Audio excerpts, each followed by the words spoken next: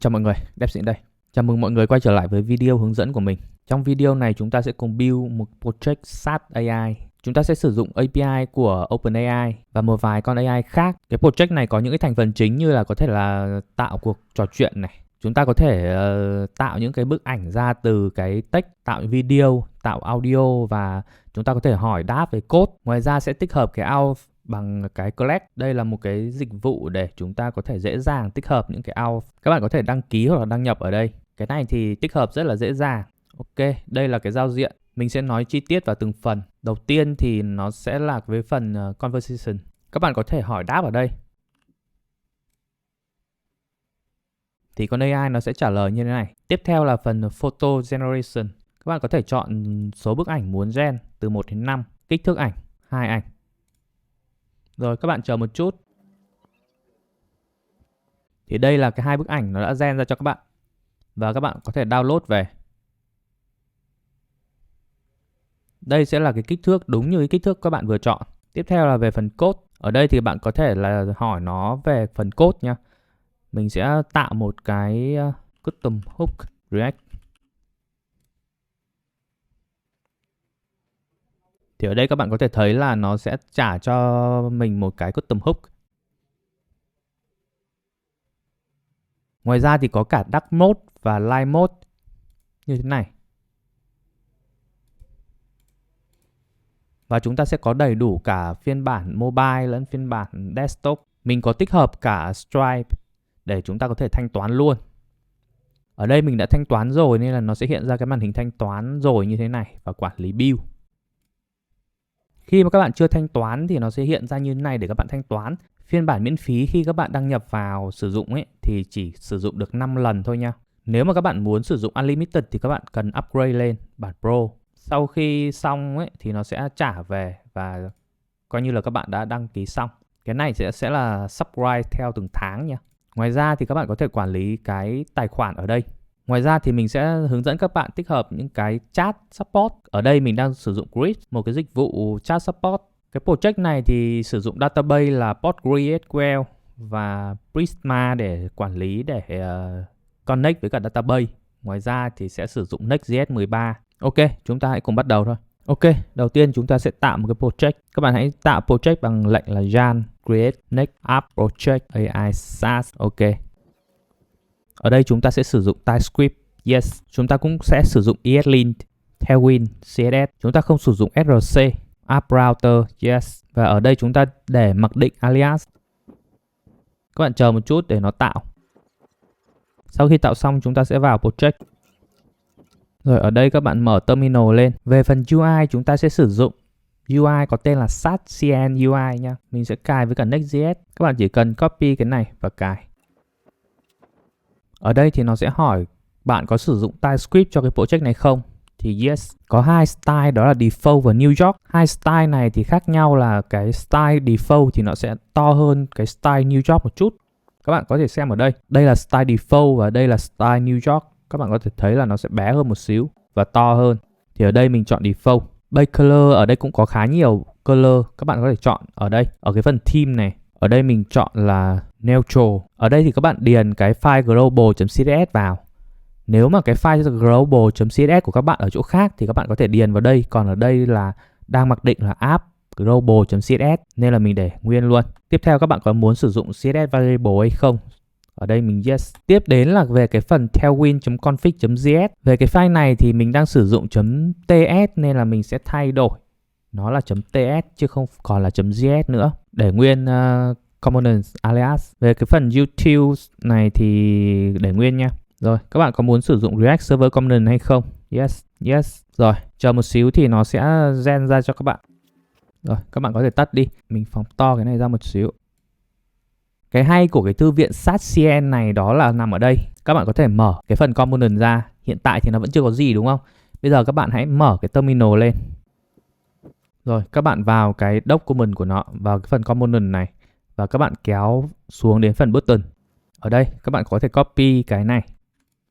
Và chạy ở đây. Chờ một chút cho nó chạy xong. Rồi, các bạn có thể tắt đi. Và các bạn mở lại cái phần component.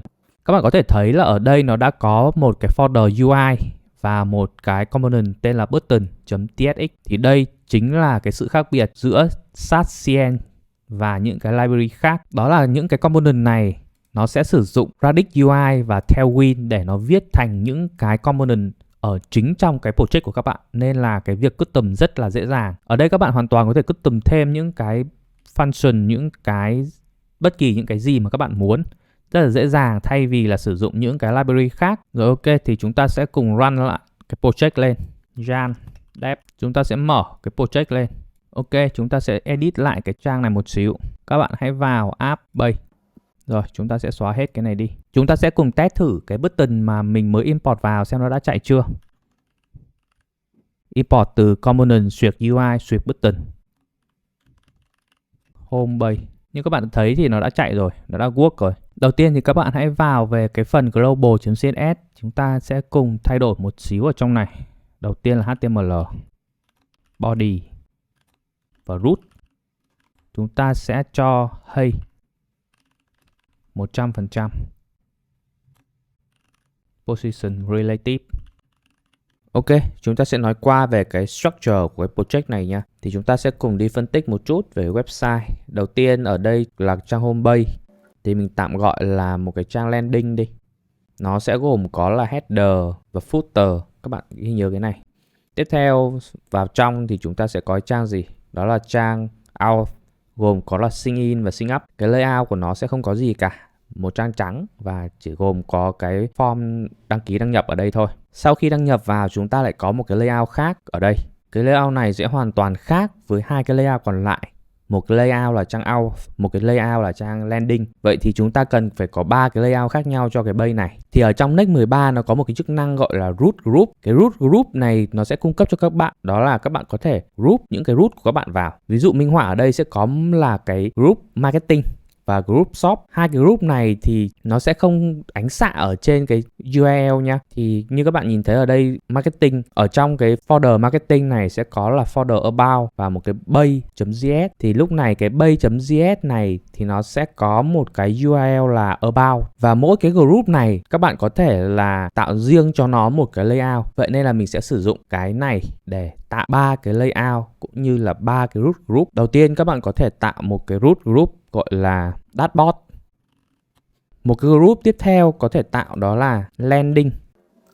Cái group landing ở đây thì đang ám chỉ đến cái homepage, cái trang landing ở ngoài. Hoặc các bạn có thể đặt tên là marketing cũng được. Cái group tiếp theo các bạn có thể đặt thì các bạn có thể đặt tên là out. Ở trong cái landing này các bạn có thể tạo thêm một cái base.tsx. Và các bạn có thể xóa cái base ở ngoài đi, bởi vì bây giờ khi mà vào cái trang web nó sẽ ăn vào cái landing này. Landing base. Rồi, tiếp theo thì các bạn có thể tạo một cái layout.tsx. Đặt tên là landing layout. Tiếp theo các bạn có thể tạo thêm một cái component nữa có tên là error.tsx. Đặt tên là landing error. Bây giờ các bạn có thể truy cập thử vào cái trang homepage xem nó có ra landing page này không. Đối với cái trang error thì các bạn bắt buộc phải sử dụng uClient, là cái trang error này nó chỉ hoạt động ở client thôi. Thì các bạn có thể thêm uClient ở trên cùng cái component này. Các bạn có thể thấy ở đây thì nó đã chạy rồi, đã work rồi đúng không? Rồi, đối với cái trang layout thì tại sao ở đây nó đang là landing layout mà nó không phải là landing page? Tại vì các bạn chưa pass cái children vào cái landing layout này thì các bạn cần phải pass cái children vào đây. Children React Node nha. Rồi, các bạn pass cái children vào đây. Như các bạn có thể thấy ở đây nó đã hiện là landing page rồi thay vì là landing layout, tại vì mình đã pass cái children vào cái layout. Đối với cái trang dashboard này thì chúng ta lại có nhiều cái rules, ví dụ là dashboard, conversation, photo, video, audio hay là code. Vậy nên là chúng ta sẽ tạo thêm một cái group nữa có tên là rules. Các bạn nhớ cái cú pháp khi mà các bạn tạo group đó là phải mở đóng hoặc tròn. Chúng ta sẽ tạo một cái base gọi là dashboard. Khi các bạn tạo một cái base thì cấu trúc của nó sẽ là tên của cái base đó và ở trong là base.tsx hoặc là .js. Thì ở đây mình sẽ tạo một cái dashboard Swift base.tsx. Mình sẽ đặt tên là dashboard bay. Tiếp tục mình sẽ tạo thêm một cái bay nữa gọi là code suite bay.tsx. Thì mình cũng làm tương tự như kia. Code bay. Ở ngoài cái group dashboard này thì mình sẽ tạo riêng cho nó một cái layout khác với cả cái layout của cái landing và khác với cả cái layout ở ngoài cùng. Thì mình sẽ tạo một cái component tên là layout.tsx. Thì mình đặt tên nó là dashboard layout. Thì tương tự như cái kia thì mình sẽ phải cho nó một cái children vào đây. Và mình pass cái children vào đây. Tiếp tục thì mình có thể tạo thêm một cái trang error để mình thông báo khi mà nó có error. Thì mình sẽ copy cái thằng này sang. Cái cấu trúc của mình như vậy là khá ổn. Mình sẽ đổi tên thằng này, không để landing error nữa mà sẽ để là dashboard error. Rồi, ok. Đây các bạn có thể xem lại cái cấu trúc của nó như thế này. Cấu trúc của nó hiện tại nó sẽ là như thế này. Ở ngoài cùng sẽ là một cái group có tên là dashboard. Vào trong sẽ là có một cái group tiếp có tên là root. Ở trong cái group root sẽ bao gồm tất cả những cái root. Có root code, root dashboard và sau này sẽ tạo thêm nhiều cái root nữa. Ở ngoài cái group dashboard thì chúng ta sẽ tạo cái layout và trang error. Cái trang layout và error này nó sẽ dùng chung cho tất cả những cái root ở trong cái group root. Rồi bây giờ chúng ta sẽ cùng mở cái URL ra thử. Đối với cái cấu trúc này thì nó đang có cái URL có tên là suite code. Như các bạn có thể thấy ở đây nó đã có một cái bay có tên là code.bay, code bay. Thì cái URL của nó đang là code. Tương tự như vậy thì cái URL dashboard, đó, đây là cái URL dashboard. Và cái điều hay của cái cấu trúc này đó là khi các bạn thay đổi cái layout ở đây thì nó sẽ không ảnh hưởng gì đến cái layout của cái thằng landing này. Và tương tự với cái thằng out thì nó cũng không thay đổi cái cấu trúc và cũng không có liên quan gì đến cái cấu trúc layout của cái thằng out. Rồi, mình sẽ tạo hết 4 cái root ở trong cái group này nha. Video suite bay.tsx, video bay, audio suite bay suite.tsx,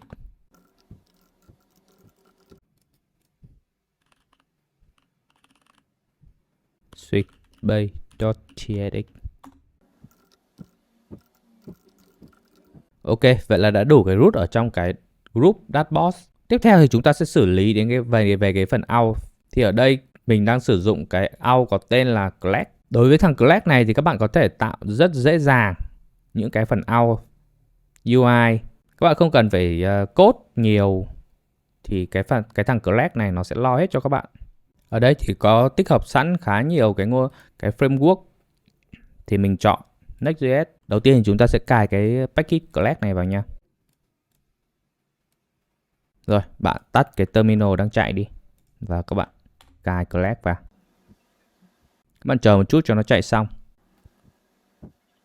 Rồi, tiếp theo thì các bạn copy và tạo một cái file env.local này. Rồi, đóng hết lại. Và các bạn tạo một cái file gọi là env.local và copy hết cái đống này vào. Rồi các bạn đăng ký và các bạn tạo một cái website nha. Sau khi đăng ký xong thì các bạn hãy tạo một cái application. Các bạn hãy điền cái tên của cái app của bạn vào đây. Tiếp theo thì các bạn hãy chọn cái phương thức đăng nhập, đăng ký. Ở đây mình chỉ chọn 2 phương thức đăng nhập đăng ký là một là Google, 2 là email. Ở đây thì có thêm 20 phương thức nữa, rất nhiều các bạn có thể tùy chọn. Sau đó thì các bạn nhấn vào Create Application. Rồi, các bạn copy cái này vào. Rồi, các bạn copy cái này vào app. Các bạn mở cái app suite layout.tsx này ra và copy cái phần này vào. Class Provider.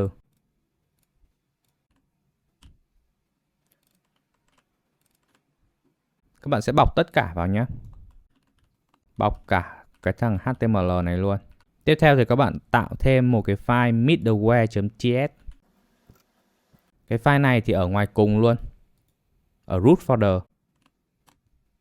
Rồi các bạn copy cái phần này vào. Rồi, như vậy là cái cơ bản thì cái app của các bạn đã tích hợp xong cái class out. Tiếp theo đó thì các bạn sẽ tạo thêm 2 cái trang gọi là một trang sync up và một trang sync in. Các bạn hãy mở cái app này lên. Out. Thì mình sẽ tạo giống cái cấu trúc ở bên cái thằng dashboard nha, mình sẽ tạo thêm một cái folder nữa, một cái group nữa. Group gọi là root. Và trong cái group này thì mình sẽ tạo theo cái cấu trúc này. Và các bạn chỉ cần copy cái này vào thôi. Tiếp theo các bạn tạo thêm một trang sign in nữa ở trong group root. Và các bạn cũng copy tương tự. Rồi, bây giờ chúng ta đã có hai cái bay như thế này. Thì ở đây các bạn cũng phải tạo thêm một cái layout nha. Layout.tsx. Ở đây mình đặt tên là out layout. Tương tự thì các bạn cũng phải cho nó cái children vào đây.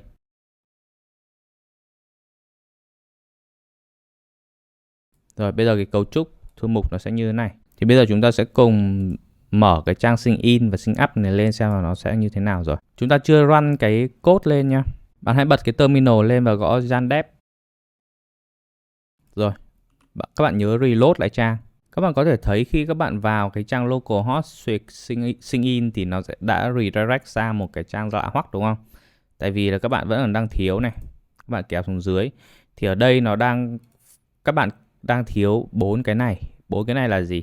Cái này chính là 4 cái URL là để xác định xem là cái URL nào là cái URL sign up, cái URL nào là URL sign in. Và sau khi sign in hoặc là sau khi sign up thì nó sẽ redirect đi đâu. Thì các bạn copy này cho vào env.local. Rồi, các bạn lưu lại và các bạn chạy lại localhost 3000 switch sign in. Như các bạn có thể thấy ở đây thì nó đã chạy rồi nha. Nhưng mà nó đang lỗi CSS một xíu. Thì xíu nữa chúng ta sẽ chỉnh lại. Nhấn vào sign up thử này. Thì đã có sign up rồi, đúng không? Ok. Và chúng ta sẽ config sau khi mà sign in hoặc là sign up xong thì chúng ta sẽ trả về cái trang gọi là dashboard chứ không trả về cái trang home nữa, trang landing nữa. Các bạn có thể sửa ở đây. Rồi. Vậy là bây giờ sau khi mà sign in hoặc sign up xong, nó sẽ đẩy về trang dashboard thay vì là trang homepage. Như vậy thì tất cả cái trang ngoài hai cái trang này nó đang được bảo vệ đúng không? Nhưng cái trang homepage chúng ta không cần bảo vệ. Vậy thì chúng ta sẽ phải quay lại cái trang middleware. Thì lúc này khi mà các bạn vào cái trang homepage ấy, thì nó sẽ không bắt các bạn login.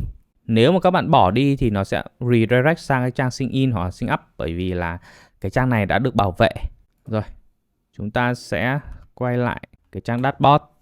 Thì các bạn có thể thấy là bây giờ nó đã bắt chúng ta phải đăng nhập hoặc là đăng ký để có thể vào cái trang dashboard này. Bởi vì nó đã được bảo vệ rồi. Ok, thì chúng ta sẽ chỉnh lại cái layout của cái này một chút nha. Bạn hãy bật cái phần app auth root sign in bay.tsx. Rồi, thay vì chúng ta sẽ để như này thì mình sẽ chỉnh lại cho nó đúng cái cấu trúc mà trước giờ chúng ta vẫn dùng, đó là như thế này. Ở đây thì mình sẽ đặt tên nó là sign in bay. Và mình sẽ copy cái này xuống. Xóa cái phần này đi. Rồi, chúng ta sẽ CSS lại cho nó một xíu. Class name,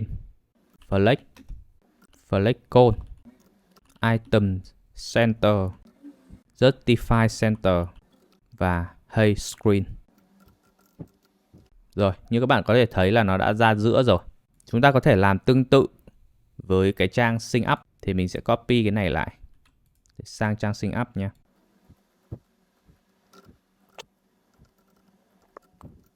Ok, vậy là chúng ta đã xử lý xong hai cái trang sign up và sign in. CSS đã đẹp. Tiếp đến chúng ta sẽ xử lý đến cái phần dashboard này. Đầu tiên chúng ta sẽ xử lý đến phần dashboard bay.tsx. Bây giờ để vào được cái trang dashboard này thì chúng ta sẽ phải cần đăng nhập hoặc là đăng ký. Ở đây mình chưa đăng ký nên là mình sẽ đăng ký. Các bạn sẽ cần xác thực cái email này nha.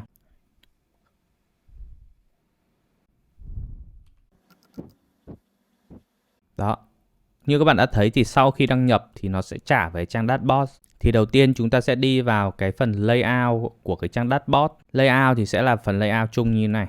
Đầu tiên chúng ta sẽ có một cái phần header. Ở trong header này thì chúng ta sẽ tạo ra một cái gọi là top 3. Bởi vì chúng ta chưa tạo cái component top 3 nên là chúng ta sẽ phải tạo một cái component top 3 ở đây.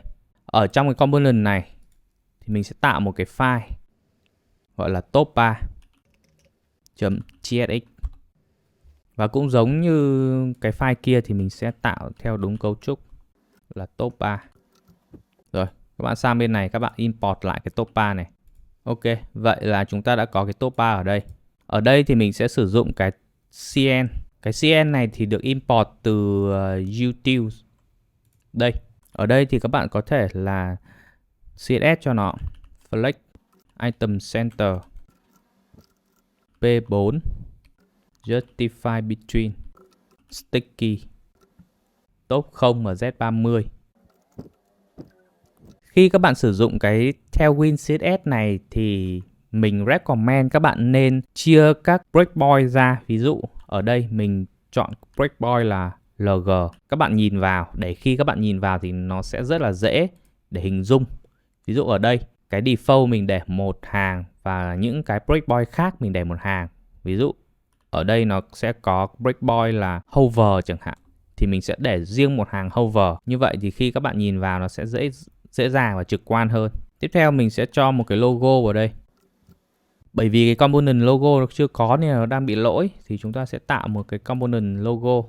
Các bạn lại ra cái component, tạo một component tên là logo.tsx. Và các bạn sang bên này, các bạn import lại cái logo này. Ở trong cái logo này thì mình sẽ tạo một cái prop interface logo props. Ở trong này thì mình sẽ nhận vào một cái gọi là class name, có kiểu dữ liệu là string. Rồi, mình bỏ nó vào đây. React.fc. Rồi, ở đây thì mình sẽ tạo cho nó một cái logo lấy từ đây đi. Rồi, tiếp theo span. Mình sẽ để cái tên thương hiệu ở đây là Brandfast. Các bạn không thấy gì đúng không? Bởi vì là các bạn có thể thấy ở đây mình đã hidden ở LG, tức là ở cái màn hình to thì các bạn sẽ không thấy. Các bạn có thể là mở lại cái màn hình nhỏ, các bạn sẽ thấy. Thì chúng ta sẽ CSS cho nó đẹp một xíu. Class name cn flex item center class name. Mình sẽ nhận vào cái class name từ prop. Tiếp theo thì cái này mình sẽ cho nó một cái color 0 EA5 E9 size 40. Rồi, ở đây cũng tương tự như vậy. Class name cn. Bởi vì ở đây mình đang muốn để cho nó một cái phông khác, không phải là cái phông mặc định nữa, mà L2 phông bold text 3XL. Và đây mình sẽ import cho nó một cái phông. Mình sẽ sử dụng cái phông Poppin. Import từ Next Google nha. Ở đây mình đã giữ cho cái global import và những cái import ở trong project riêng để dễ quản lý hơn. Weight 700. Và các bạn cần phải cho thêm cái subset. Mình để là Latin. Rồi, ở đây thì các bạn chỉ cần cho cái này vào cái phần text là xong. Chấm class name. Rồi, ok. Như các bạn có thể thấy thì nhìn nó cũng khá ok rồi. Vậy là về phần logo của mình đã xong. Chúng ta tiếp tục quay lại về cái phần top 3. Thì ở dưới logo chúng ta sẽ có một cái button. Cái button này thì được import từ cái UI button. Button này làm gì? Nó sẽ có một cái menu icon để khi các bạn gõ, các bạn click vào thì nó sẽ bật hoặc là tắt cái menu ở về cái phần mobile nha. Rồi, mình sẽ CSS lại cho cái button này một xíu. Variant, host, size, icon. On click, khi các bạn click vào thì nó sẽ làm cái gì đó. Ở đây thì mình sẽ sử dụng một cái state management có tên là Justin. Các bạn có thể search Justin và click vào đây. Rồi, chúng ta có thể là cài vào. Tiếp tục chúng ta sẽ cài cái Justin này vào nha. Các bạn bật cái terminal lên. Rồi, tắt cái đang chạy đi nha. Rồi cài cái này vào. Justin này là một cái state management khá là nhẹ. Ở root folder thì chúng ta sẽ tạo một cái folder có tên là stores. Sau đó chúng ta tạo một cái file tên là sidebarstore.ts. Ở đây thì chúng ta sẽ tạo một cái state cho store này. export interface sidebar state. Trong cái sidebar state này thì mình sẽ define một cái biến gọi là isOpen, kiểu dữ liệu là boolean. Và chúng ta sẽ có hai cái function, một cái là handle open hoặc là close. Open or close. Kiểu dữ liệu của nó là function void. Tiếp theo có một cái function nữa là handle close. Tương tự kiểu dữ liệu function void. Rồi chúng ta sẽ đi tạo một cái store cho nó. Chúng ta sẽ đặt tên cho nó là use sidebar store. Sẽ import từ Justin. Kiểu dữ liệu sidebar state.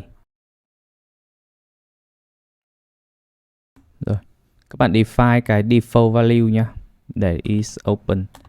Cái mặc định của cái sidebar nó sẽ là tắt nên là để isOpen bằng phone. Tiếp tục thì sẽ có hai cái function nữa, handle open close.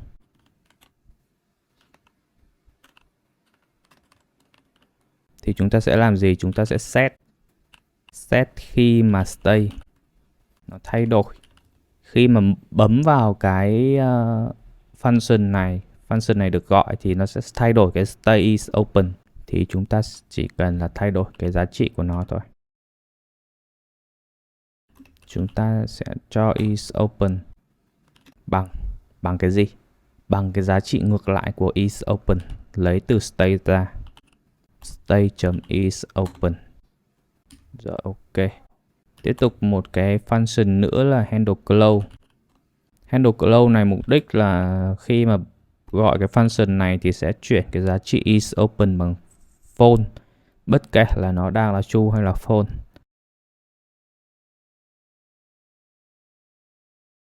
Rồi, tương tự thì mình cũng sẽ cho tất cả những cái giá trị cũ vào cái object này, rồi để isOpen bằng phone.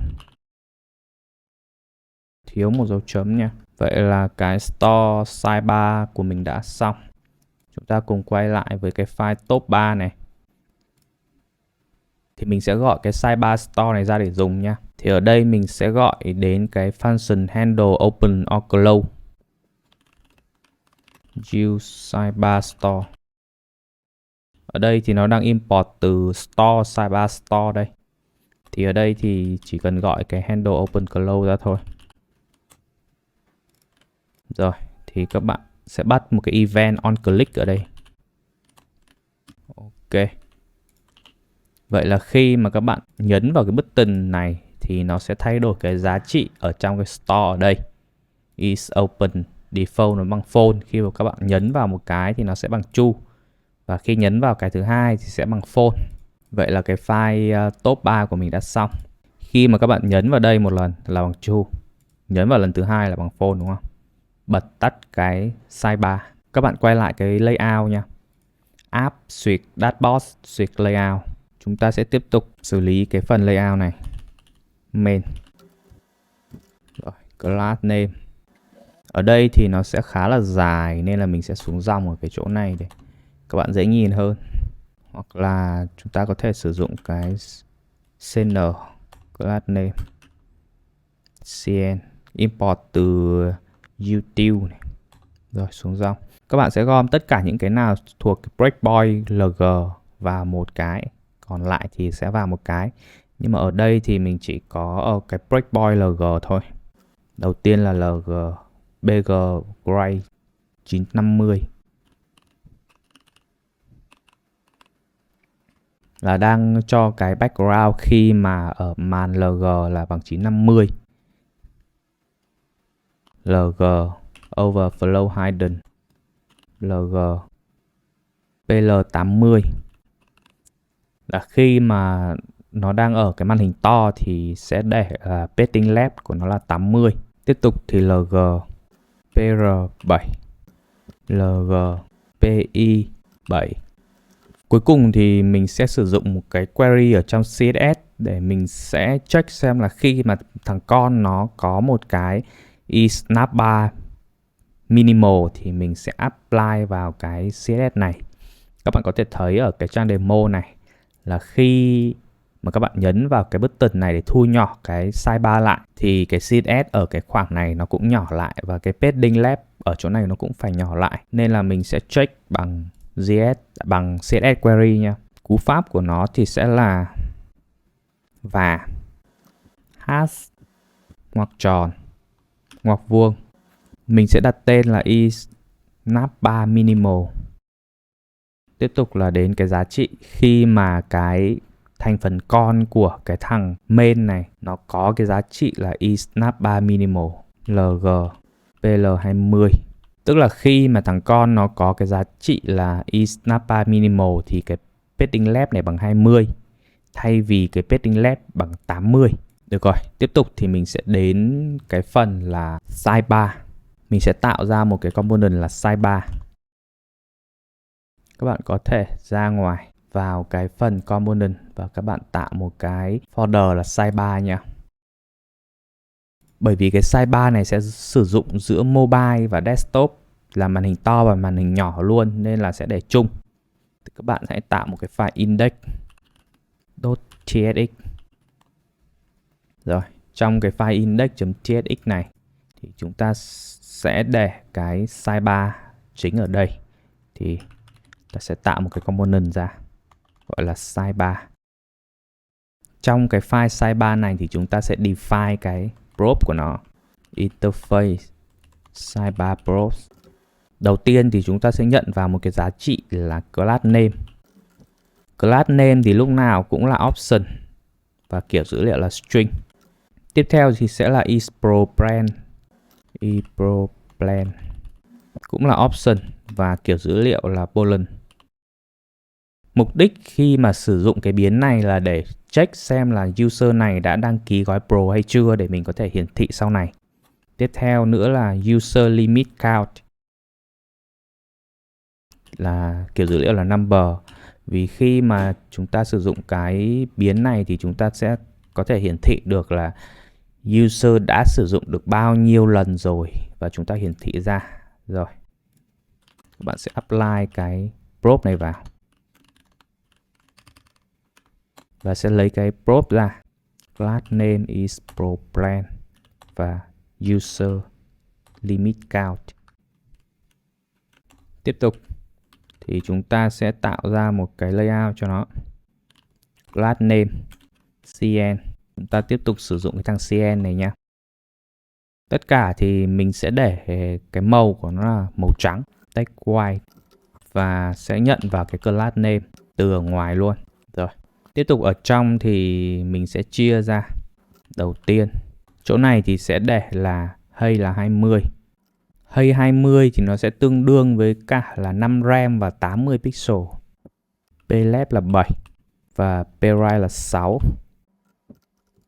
Ở dưới thì sẽ có CS là flex, item center, justify between và wk full là width full. Rồi, ở trong này thì khi mà là cái màn hình nhỏ thì chúng ta sẽ không có hiện cái logo ra. Thì chúng ta sẽ quay lại cái file sidebar store và chúng ta sẽ thêm một cái biến nữa vào đây. Để khi mà chúng ta ẩn cái này đi, chúng ta sẽ ẩn luôn cả cái logo đi. Chúng ta sẽ thêm một cái biến boolean vào nữa, is minimal, kiểu dữ liệu là boolean. Và dưới này cũng tương tự, is minimal. Giá trị mặc định của nó sẽ là false bởi vì là mặc định nó sẽ là không mở, không tắt. Thì ở đây chúng ta sẽ cần một cái function để tắt và mở, đúng không? Thì chúng ta sẽ đặt handle change sidebar. Cũng là một cái function, không trả về gì cả. Dưới này tương tự handle change sidebar. Và lúc này chúng ta sẽ change cái is minimal này bằng cái gì? Chúng ta sẽ change is minimal này bằng giá trị ngược lại của nó. State.is minimal. Rồi, vậy là đã xong. Chúng ta đã thêm được một cái biến nữa vào cái phần global. Chúng ta sẽ quay lại với cả file component sidebar index. Thì lúc này chúng ta sẽ lấy ra được cái giá trị là is minimal hay là không. Thì các bạn tiếp tục lấy ra từ u sidebar store. các bạn sẽ lấy cái giá trị ra là is minimal và các bạn check ở đây. Nếu is minimal tức là cái sidebar đang thu nhỏ lại thì các bạn sẽ không hiện cái logo lên. Rồi, các bạn có thể quay lại cái phần layout này, các bạn import lại cái phần sidebar. Các bạn xem là nó đã và nó đang ok rồi. Thì ở đây thì các bạn cần phải truyền vào 3 cái tham số user limit count. Bởi vì chúng ta chưa làm về cái phần user limit count nên là chúng ta cứ để là 0. Và các bạn có thể thấy ở đây là nó không thay đổi gì đúng không? Thì các bạn quay lại ở phần terminal và run nó lên. Run dev. Rồi, các bạn nhớ là reload lại trang nha. Rồi, tiếp tục các bạn quay lại về phần component sidebar index. Chúng ta sẽ cần thêm một cái component nữa gọi là sidebar toggle. Cái component này chịu trách nhiệm khi mà các bạn nhấn vào thì nó sẽ thay đổi cái chiều rộng của cái sidebar. Đây chính là cái component này. Rồi, các bạn có thể đặt tên là sidebar toggle. Tiếp theo thì các bạn chỉ cần tạo thôi. Ở trong cùng cái folder sidebar này luôn nha. Các bạn hãy tạo một cái file nữa có tên là sidebar toggle.tsx. Quay lại về cái phần sidebar index, các bạn import vào. Khi mà các bạn sử dụng cái phần store ấy, ở trong một cái component nào đó thì bắt buộc các bạn phải sử dụng uClient, tức là chỉ có thể là nó render ở client thôi chứ không thể nào mà render ở server được. Ở phần top 3 đúng không? Chúng ta sẽ phải bỏ vào đây uClient, reload lại nha.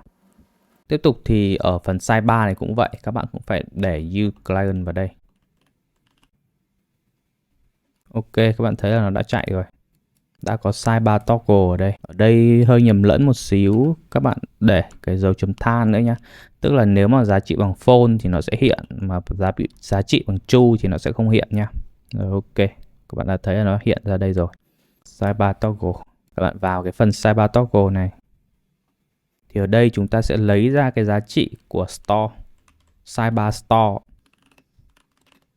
Use sidebar store. Ở đây có 3 giá trị cần lấy, đó là is minimal, handle change sidebar và handle open close. Chúng ta sẽ tạo thêm một cái thẻ div vào đây. Class name, cursor, pointer, hidden. Ở đây chúng ta sẽ có thêm một cái breakpoint là lg nên là chúng ta sẽ sử dụng cái cn này để chúng ta break ra. Mục đích thì để dễ nhìn lg block. Ok. Chúng ta sẽ gọi cái sự kiện on click.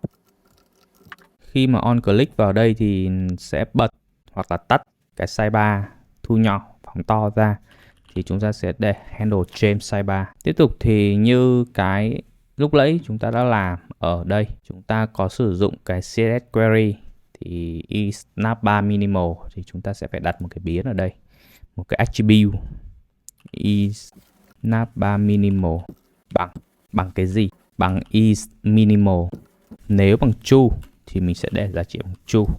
Còn nếu không mình sẽ để giá trị là undefined.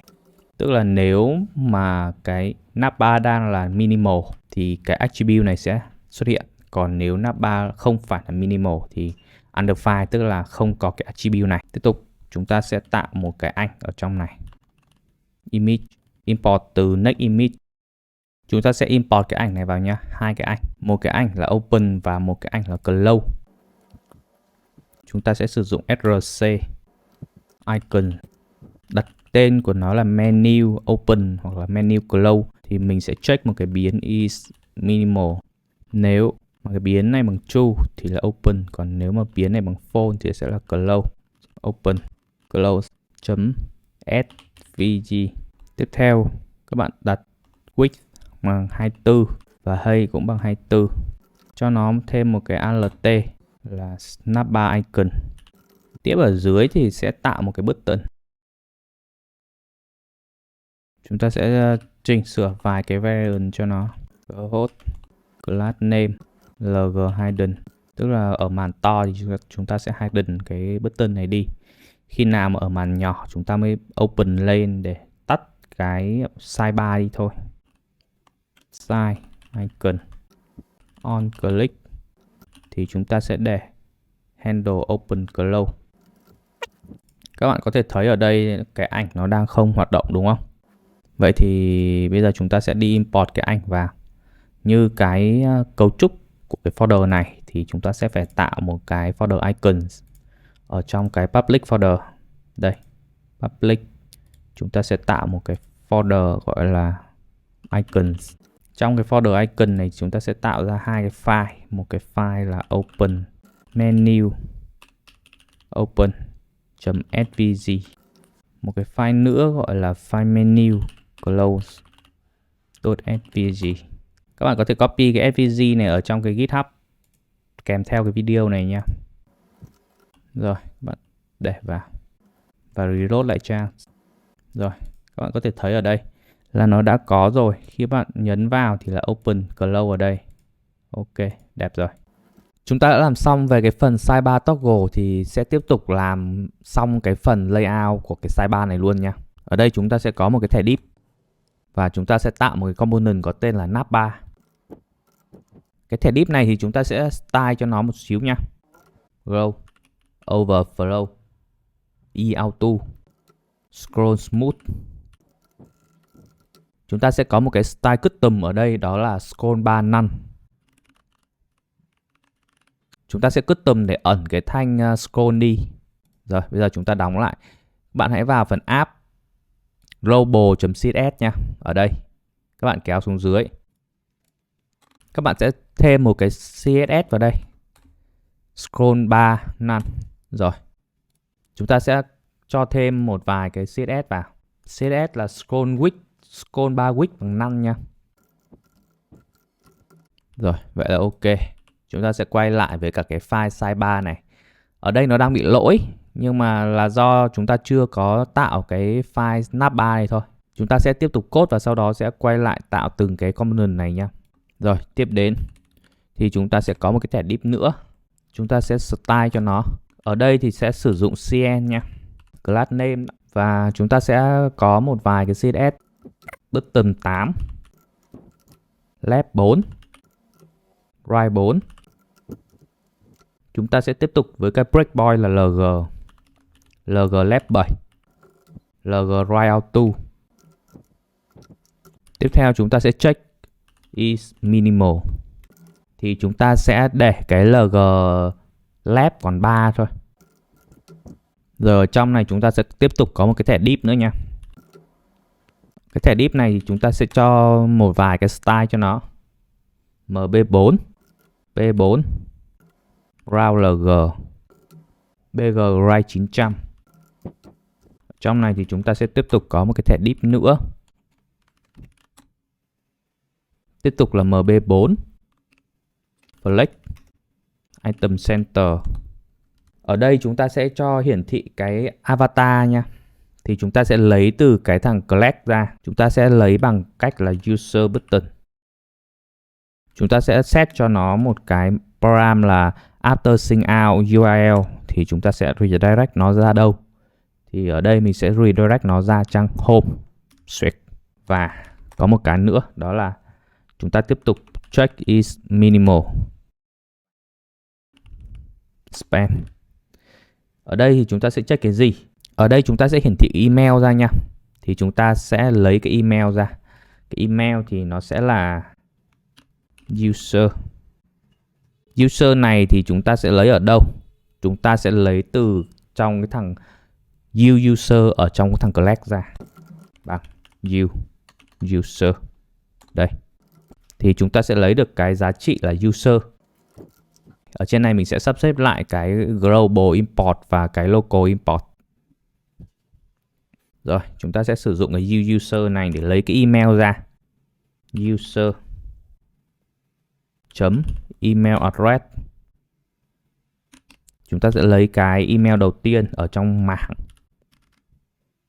và chấm đến email address. Ok. Chúng ta sẽ style cho nó một chút. Class name text sm sẽ để cái size sm thôi và ml4. Tiếp tục ở đây thì chúng ta sẽ có thêm một cái phần check nữa. Tiếp tục chúng ta sẽ check is minimal. Chúng ta sẽ có vài cái class ở đây. border top gray 950 và PT2. Và ở đây thì chúng ta sẽ phải check một cái nữa, is pro brand, class name MB4, deep, class name text center MB2, text mill foreground và phông semibold. Ok. Ở đây thì chúng ta sẽ làm gì? Ở đây chúng ta sẽ hiển thị cái số lượng còn lại. Hiển thị cái số lượng còn lại của cái tài khoản này đối với tài khoản free. Thì chúng ta sẽ hiển thị là user limit count trên cái gì? Trên max free count free generation. Thì chúng ta sẽ define cái max free count. Rồi, các bạn ra ngoài cùng, các bạn sẽ tạo một cái file gọi là constant ts. Ở đây thì các bạn có thể define cái file ra đây. Export const max free count bằng 5. Ok. Thì ở bên này thì các bạn sẽ import nó vào. Rồi. Tiếp theo thì chúng ta sẽ cho một cái progress vào đây để biết xem là hiện tại đang còn bao nhiêu hoặc là đã sử dụng bao nhiêu rồi. Thì để làm được như vậy thì chúng ta sẽ sang bên này, start cn, chúng ta sẽ import một cái progress vào. Thì các bạn hãy copy cái này, cài đặt vào thôi. Đầu tiên sẽ là tắt cái này đi, rồi cài vào. Sau khi cài xong thì các bạn sẽ có ở trong này, các bạn có thể mở ra. Đây chính là cái mà các bạn vừa cài vào, progress. Và bây giờ chúng ta có thể lấy ra sử dụng được. Progress import từ UI progress nha. Ở đây nó sẽ có là value. Value là gì? Value chính là cái phần user limit count chia cho max free count nhân với 100. Chúng ta sẽ ra cái tỷ lệ phần trăm. User limit count chia cho max free count nhân với 100. Rồi chúng ta sẽ style lại cho nó một xíu. Ở đây thì sẽ style kiểu sao? Chúng ta sẽ cho nó một cái background BG gray 950 và hay bằng 3. Tiếp tục thì chúng ta sẽ style là một cái indicator class name. Ở đây thì đang không có. Tức là mình sẽ muốn style lại cho cái này không phải là màu đen nữa mà sẽ là màu khác. Nên là mình sẽ phải vào cái phần progress này. Đây chính là một cái lợi thế khá là lớn của setcn. Các bạn hãy mở component, xuyệt UI, xuyệt progress.tsx. Như các bạn có thể thấy ở đây thì cái phần này các bạn không thể nào mà custom được. Có hai phương án. Một là các bạn sẽ custom trực tiếp vào cái CSS ở đây. Hai nữa là các bạn có thể là tạo một cái gì? Các bạn có thể tạo một cái prop và các bạn vứt nó vào. Thì ở đây mình sẽ chọn cái phương án là tạo một cái prop. Mình sẽ copy cái này. Mình sẽ tạo một cái gọi là interface progress prop. Và sau đó mình sẽ extend cái này. Rồi. Bạn có thể vứt vào đây. Vậy là các bạn đã tạo được một cái prop rồi nha. Ở đây thì mình sẽ tạo thêm một cái class là indicator class name. Option kiểu dữ liệu là string. Rồi, ở đây thì các bạn có thể lấy cái giá trị này ra và cho vào đây. Thì các bạn lại tiếp tục sử dụng cn indicator class name. Rồi. Và ở bên này thì các bạn đã có một cái gọi là indicator class name. Thì các bạn có thể pass những cái CSS, những cái class vào đây. Thì mình sẽ tạo một cái class gọi là gradient buttoner. Cái class này thì sẽ chịu trách nhiệm là sẽ sử dụng, thì chúng ta sẽ có cái style như thế này. Gradient từ màu này sang màu này. Ok. Thì các bạn sẽ mở cái file global.css ra. Ở trong app global.css. Ở phần này thì các bạn sẽ tạo một cái class gradient buttoner. Khi các bạn sử dụng ở trong cái thằng layer base này thì các bạn hoàn toàn có thể là sử dụng cái phần apply này nhá. Các bạn có thể là apply để các bạn sử dụng theo win bg gradient to right from indigo 500 via purple 500 to pink 500 luôn.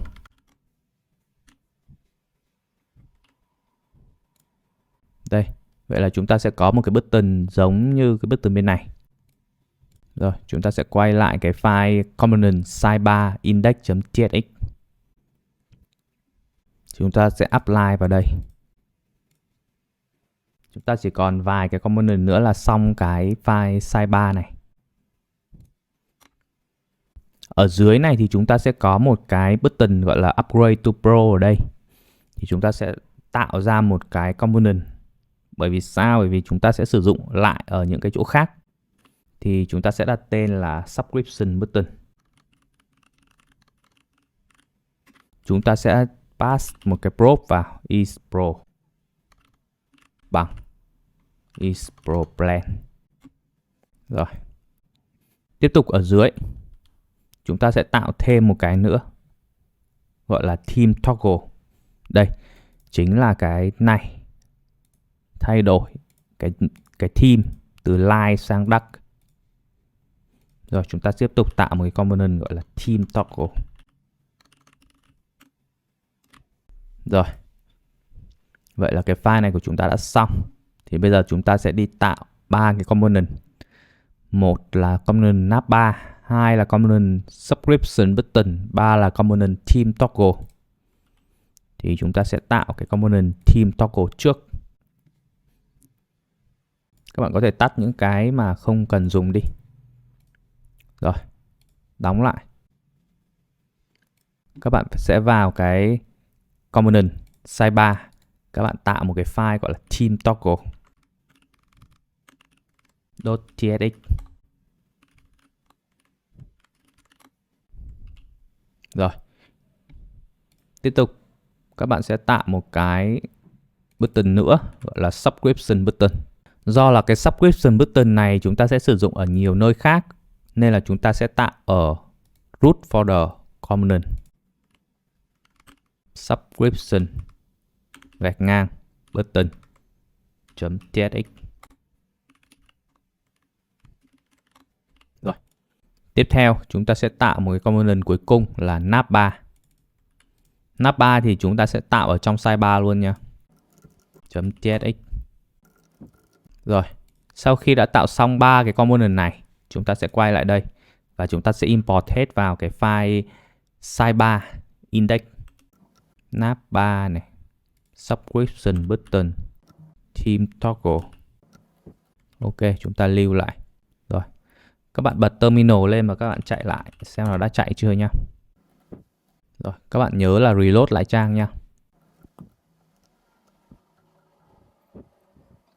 Rồi, như các bạn thấy thì nó đã có rồi này.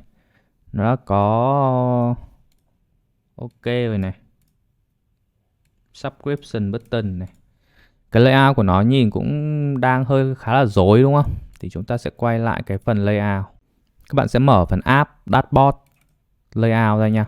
Bởi vì chúng ta chưa làm xong nên là nó đang khá là rối. Chúng ta sẽ làm nốt cái phần layout này. Chúng ta sẽ làm xong cái phần layout này để nhìn cho nó ra hình luôn. Tiếp tục cái phần sidebar này nha. Sidebar này thì chúng ta sẽ CSS lại cho nó một xíu. User limit count. Thì chúng ta cần phải lấy một cái nữa gọi là isProPlan. isProPlan bằng isProPlan. Tại vì ở đây chúng ta chưa có nên là chúng ta cứ để là true đi. Phone đi. Và là gì? Và chúng ta sẽ cho nó một cái class name. cn fix left 0 z20 width 80 hidden. Và chúng ta sẽ tiếp tục sử dụng cái query ở đây, CSS query ở đây. Và ngoặc nhọn và 2.hash. Hash cái gì? Hash is navbar minimal width fit. Thay vì chúng ta sử dụng width 80 thì khi mà is navbar minimal thì chúng ta sẽ sử dụng width fit. Rồi. Đối với breakpoint lg thì chúng ta sẽ có block. Tiếp theo ở dưới thì chúng ta sẽ có một cái mobile sidebar. Khi mà ở màn hình nhỏ thì chúng ta sẽ phải sử dụng cái mobile sidebar để trượt ra trượt vào, đúng không? Mobile sidebar. Chúng ta cũng sẽ nhận vào hai tham số là isProPlan và user limit count. Do là cũng chưa có nên là chúng ta sẽ tiếp tục để là dummy data ở đây. Phone. Không. Ở dưới thì chúng ta sẽ có một cái component nữa gọi là upgrade pro model.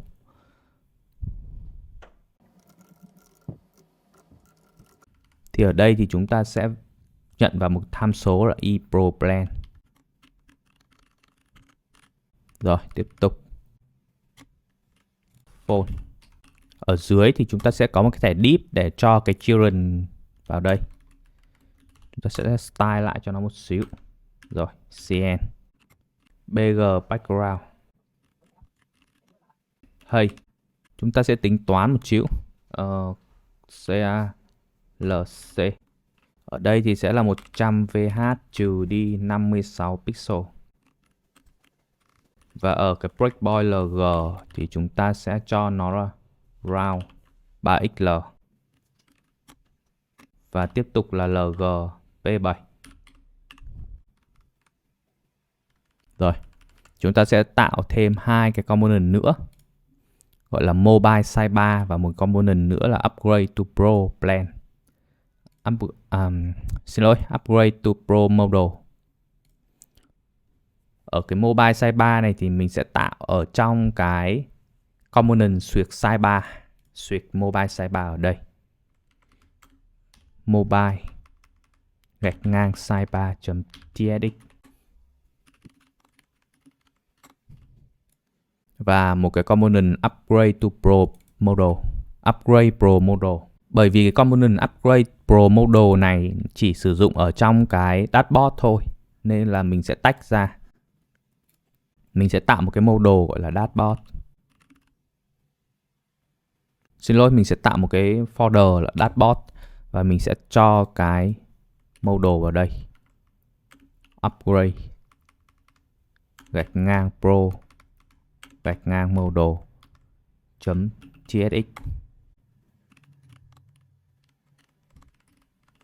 Sau khi tạo xong thì các bạn có thể là import nó vào. Ở đây thì mình sẽ tạo hai cái biến dummy data ra đây, hai cái biến tạm ra đây, gọi là isProPlan bằng phone. Và một cái biến nữa gọi là biến user limit cao bằng 0. Để sau này chúng ta sẽ chỉ cần thay hai cái này thôi, thay vì là chúng ta sẽ phải thay khá là nhiều. Rồi, ok. Như các bạn có thể thấy là nó đã work rồi. Bây giờ nó đã đúng như design rồi đúng không? Ok. Chúng ta sẽ tạo tiếp những cái CSS cho nó. Đầu tiên là sidebar nha. Chúng ta sẽ tiếp tục làm việc với cả cái thằng sidebar này. Các bạn mở sidebar ra. Sidebar thì các bạn sẽ vào component, xuyệt sidebar, xuyệt index. Tại vì lúc nãy mình vẫn chưa làm xong về cái phần này. Ở trong này thì cái phần chưa xong đó là phần subscription button. Thì các bạn hãy mở cái subscription button này ra. Ở trong cái subscription button này thì các bạn hãy cho nó một cái prop. Ở trong cái prop này thì nó sẽ nhận vào là cái gì? Là cái class name. Kiểu dữ liệu là string. Rồi các bạn apply nó vào đây. Class name. Cái thứ hai là isPro. Kiểu dữ liệu là boolean. Cho luôn vào đây. Rồi.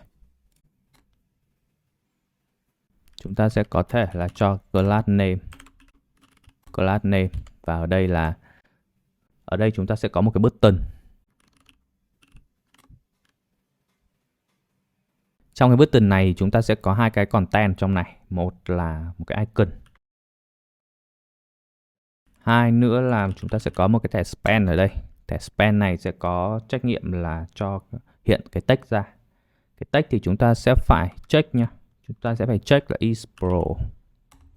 Khi mà là pro thì sẽ hiển thị cái gì, mà khi là free sẽ hiển thị cái gì. Khi mà các bạn đăng ký pro rồi thì các bạn sẽ hiển thị là manage subscription.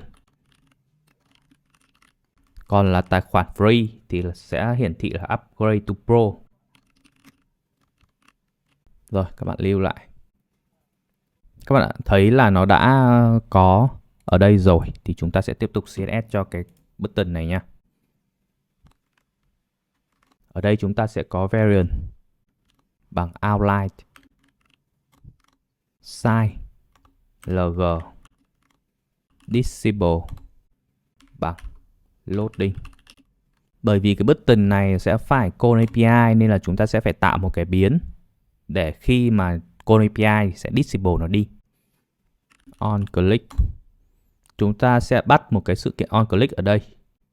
Thì chúng ta sẽ đặt tên cho nó là handle subscribe around function. Ok, chúng ta sẽ cho nó vào đây. Khi mà call API này thì chúng ta sẽ to do something. Rồi. Tiếp tục cái loading. Loading thì chúng ta sẽ tạo một cái biến, một cái state cho nó. Loading và set loading bằng use state.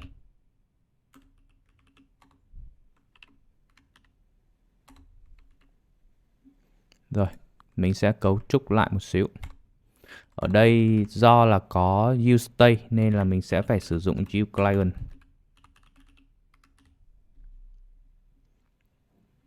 Rồi, với cả cái button này thì chúng ta sẽ phải CS lại cho nó. Class name text right vk full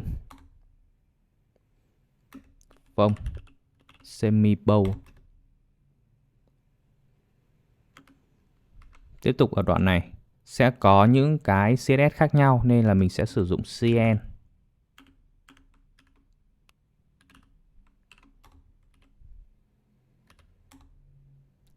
Mình sẽ sử dụng là hover text right.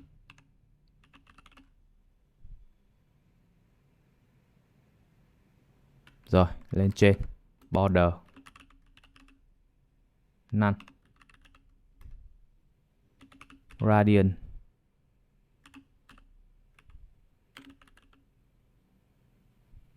button n. Ok. Các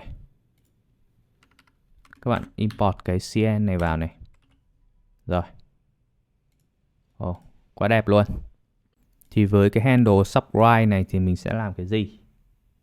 Thì mình sẽ phải call API để lấy cái URL để trả nó sang Stripe. Nhưng mà sau này mình sẽ làm. Bây giờ chúng ta chỉ đi dựng UI trước. Ở đây thì chúng ta sẽ bắt try catch ở đây.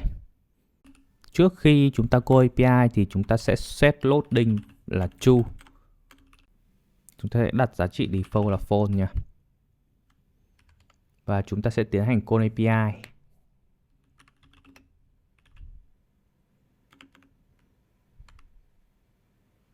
Các bạn đặt ở đây là ở sync để chúng ta có thể xử lý cái bất đồng bộ chỗ này nha. Mình sử dụng ACOS để call API nên là sẽ phải cài vào. Các bạn tắt đi và các bạn yan add ACOS.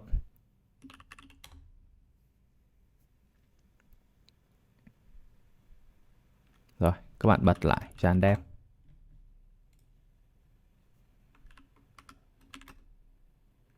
Await ACOS.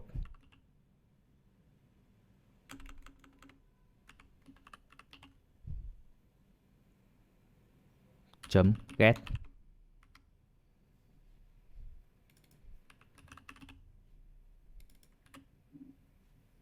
Thì ở đây các bạn phải import ACOS from ACOS.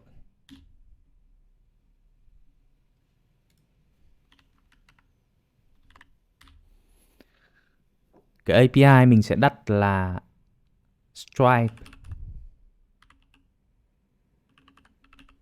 Rồi, sau này khi mà mình viết API thì mình sẽ nhớ đặt cái tên là Stripe. Data.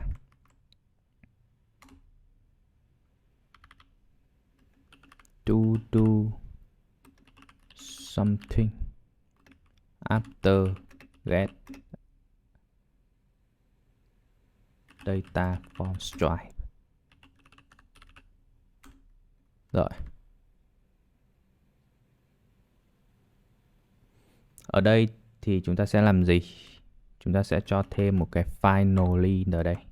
Và chúng ta sẽ cho set loading bằng phone. Tại sao các bạn nên sử dụng finally ở đây? Bởi vì là nếu các bạn không sử dụng finally ở đây, nó mà lỗi thì các bạn sẽ phải bắt set loading cả ở cat và ở try. Thì ở đây thì chúng ta sẽ sử dụng cái gì? Chúng ta sẽ sử dụng là cái toast. Thì chúng ta sẽ cần phải import vào. Từ cái chúng ta sẽ sử dụng cái satscn. Rồi. Chúng ta lại import vào thôi. Đây các bạn thấy. Thì chúng ta lại mở lên. Add vào.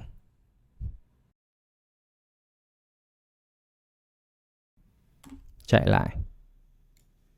Ok. Thì như hướng dẫn các bạn lại mở cái phần app duyệt layout ra. Là cái root layout đó. Rồi mình đóng lại đi. App duyệt layout. Import. Và các bạn để toaster vào.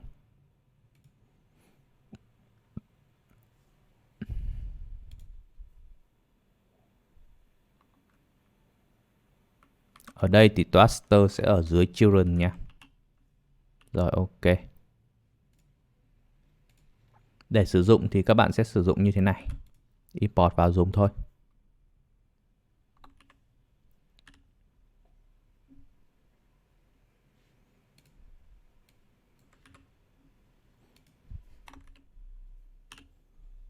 Rồi, ở đây thì các bạn sẽ show một cái message ra.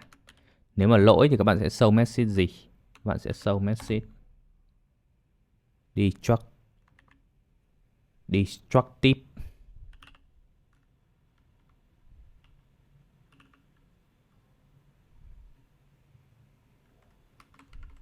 Variant.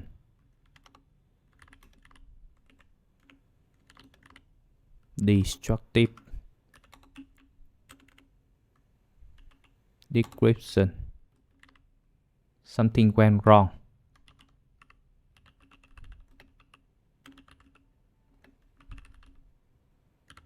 Please try again.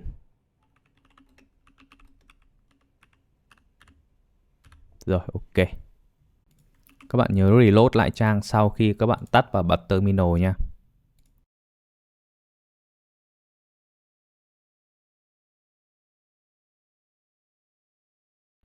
Rồi, cái subscription đã xong. Chúng ta lại quay lại.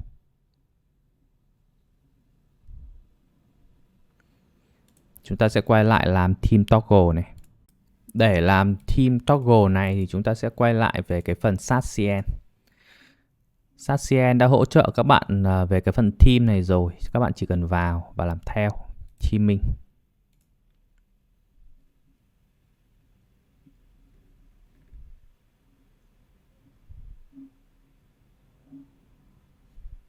Đây, nó có cái phần dark mode này. Và các bạn sẽ chọn Next.js và các bạn install là Next theme vào. Rồi, tiếp tục là chúng ta sẽ mở lên, cài vào, Jan add Next theme, Jan dev. Các bạn tạo một cái theme provider.tsx.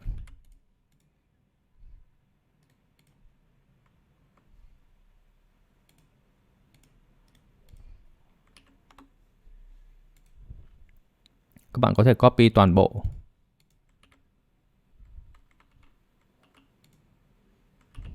Sau đó thì các bạn ra layout, root layout nha. Các bạn copy cái này.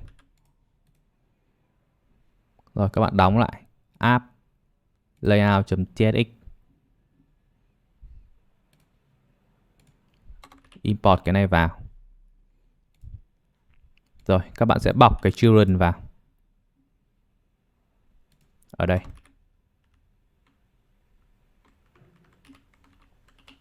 Như này nhá. Ok, vậy là chúng ta đã hoàn thành cái theme. Chúng ta sẽ tiếp tục làm cái theme toggle này.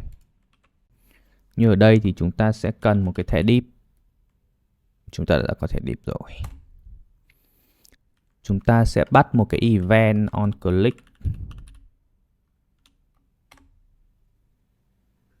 On click ở đây thì chúng ta sẽ set cái theme.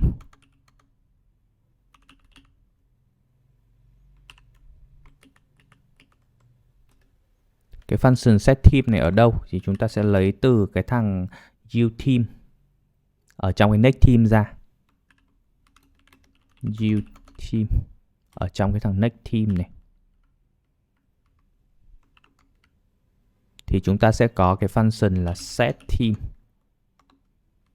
Thì ở đây chúng ta sẽ set theme cho nó. Set theme. Chúng ta có thể lấy cái theme này ra. Là các bạn có thể check theme bằng light. Thì các bạn có thể đổi thành dark. Ngược lại thì chúng ta sẽ set thành light. Bởi vì khi các bạn set như thế này, các bạn lại phải set một cái style cho cái thằng theme này. Nên là mình sẽ lấy trực tiếp cái theme từ cái thằng uTheme này luôn.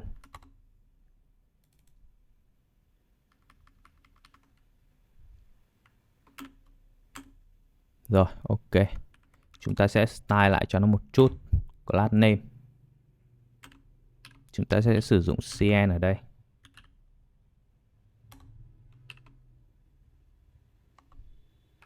Trên này thì mình sẽ cấu trúc lại, sắp xếp lại một chút cho nó đúng cái thứ tự. Import global và import local. Ở đây là P2 ground log flex item center bg gray 900 pk full cursor pointer.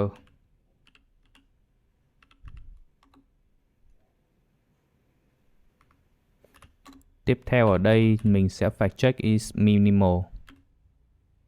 Is minimal mình sẽ lấy từ cái thằng đâu? Lấy từ đâu ra? Lấy từ use sidebar store.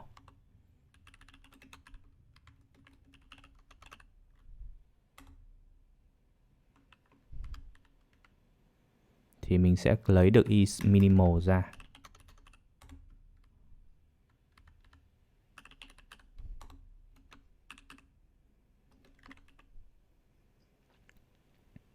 Mình sẽ set cho nó là width 14, hay 14,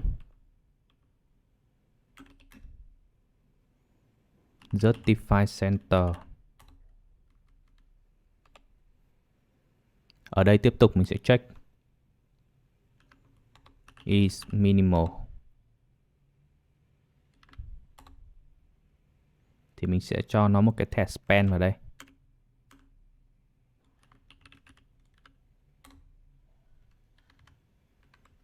Nếu không phải thì gì? Nếu không phải thì mình sẽ lấy cái theme mode ra. Thì ở đây mình sẽ phải define một cái list theme mode. Mình đặt tên cho nó là theme mode.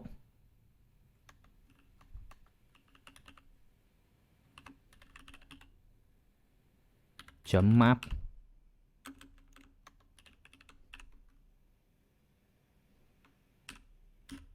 Label. Value.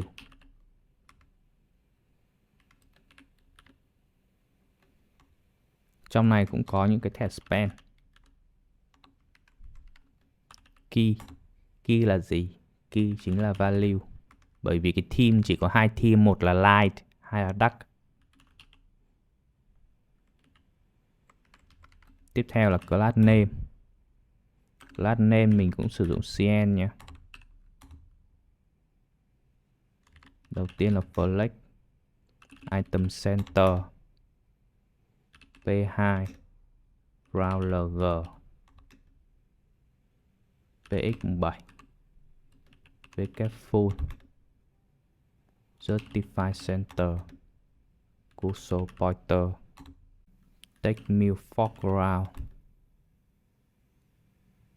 và phông medium. Ở dưới thì mình sẽ check theme bằng value thì mình active nó lên. BG Gray 950, Shadow và Take Right. Ở đây mình tiếp tục check value bằng dark.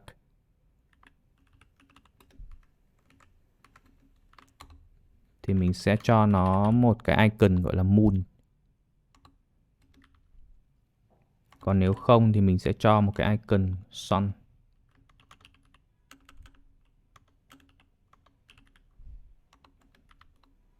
Tất cả là import từ Lucy icon hết nhé. Ở trên thì mình sẽ check theme bằng dark. Thì mình tiếp tục check tương tự như ở dưới. Moon và sun.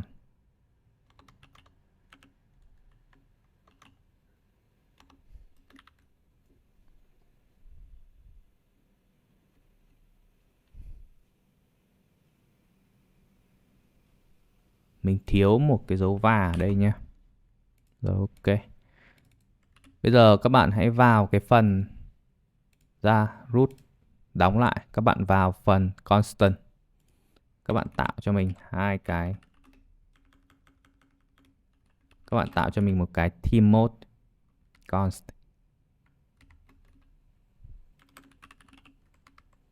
bằng một cái array nhé. Value và label. Value là light, label là light. Rồi, tiếp tục một cái nữa. Dark.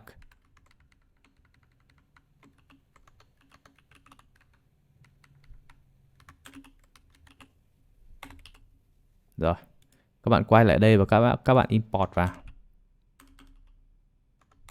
từ constant. Ok. Các bạn reload lại trang. Ở đây như các bạn đã thấy thì cái biến label này đang chưa được sử dụng đúng không? Thì mình sẽ hiển thị nó ra. Mình sẽ hiển thị nó ra ở đây. Mình sẽ để một cái span label và css lại cho nó một xíu. ml2. Ok.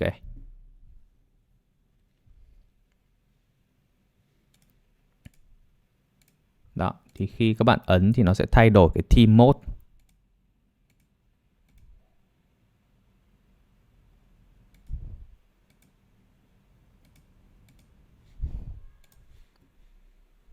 Rồi, tiếp tục. Về cái phần theme toggle đã xong. Chúng ta sẽ tiếp tục đến với làm nốt cái phần navbar này. Như trước thì chúng ta đã tạo một cái navbar ở đây rồi, thì chúng ta sẽ chỉ có code vào cái component navbar này. Rồi, chúng ta sẽ tạo cho nó một cái uClient. Rồi, navbar. Ở đây mình sẽ cho nó một cái class name là px4. Tiếp tục thì mình sẽ cho nó một cái navigation. Cái navigation này thì chúng ta cần phải tạo ở trong constant. Chúng ta lại quay lại constant. Export const navigations bằng một cái array. Trong array nó sẽ có cái gì? Trong array nó sẽ có một cái title gọi là dashboard, icon, switch icons, switch dashboard .svg. Thì chúng ta sẽ tạo cái icon hoặc là copy cái icon vào cái folder icon ở cái public icon. Tiếp theo là URL. URL sẽ là switch dashboard. Cuối cùng là slug dashboard. Chúng ta sẽ tạm thời tạo một cái navigation trước. Rồi các bạn quay lại cái file navbar. Chúng ta sẽ gọi cái navigation sys ra.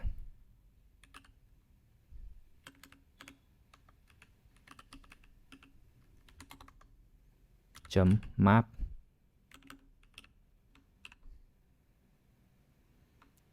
Rồi chúng ta sẽ lấy ra title này, URL, icon,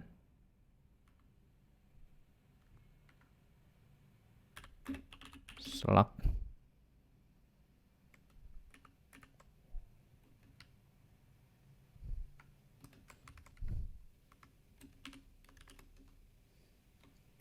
Chúng ta sẽ cho vào đây một cái thẻ div. Thì nó sẽ cần một cái key đúng không? Key thì chúng ta sẽ lấy cái URL làm key. Đó, cho nó một cái class mp2. Tiếp tục thì sẽ cho nó một cái link. Cái link này chúng ta sẽ import từ Nextlink. Hot grab lấy từ URL. Ở đây khi mà chúng ta nhấn vào ở mobile thì chúng ta cần phải đóng cái modal đi, chúng ta phải đóng cái navbar đi. Nên là ở đây chúng ta sẽ xử lý cả on click luôn. Chúng ta sẽ lấy ra từ đâu? Use sidebar store. Chúng ta sẽ lấy ra cái gì? Chúng ta sẽ lấy ra cái is minimal này. Chúng ta sẽ lấy ra cái handle close. Ở đây thì chúng ta sẽ close nó đi. Rồi. Tiếp theo ở trong này chúng ta sẽ có một cái thẻ div ở đây.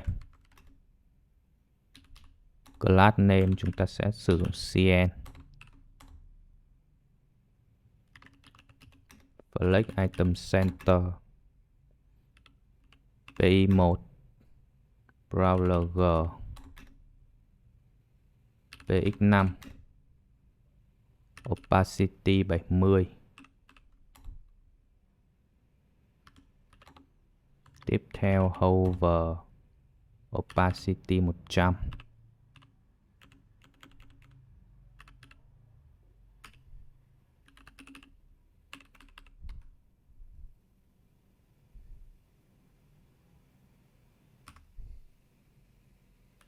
Tiếp theo is minimal px1 Và tiếp theo nữa, chúng ta cần phải lấy cái path name ra. Path name thì chúng ta sẽ cái path name này thì chúng ta sẽ import từ cái thằng GeoPath name của Next nha.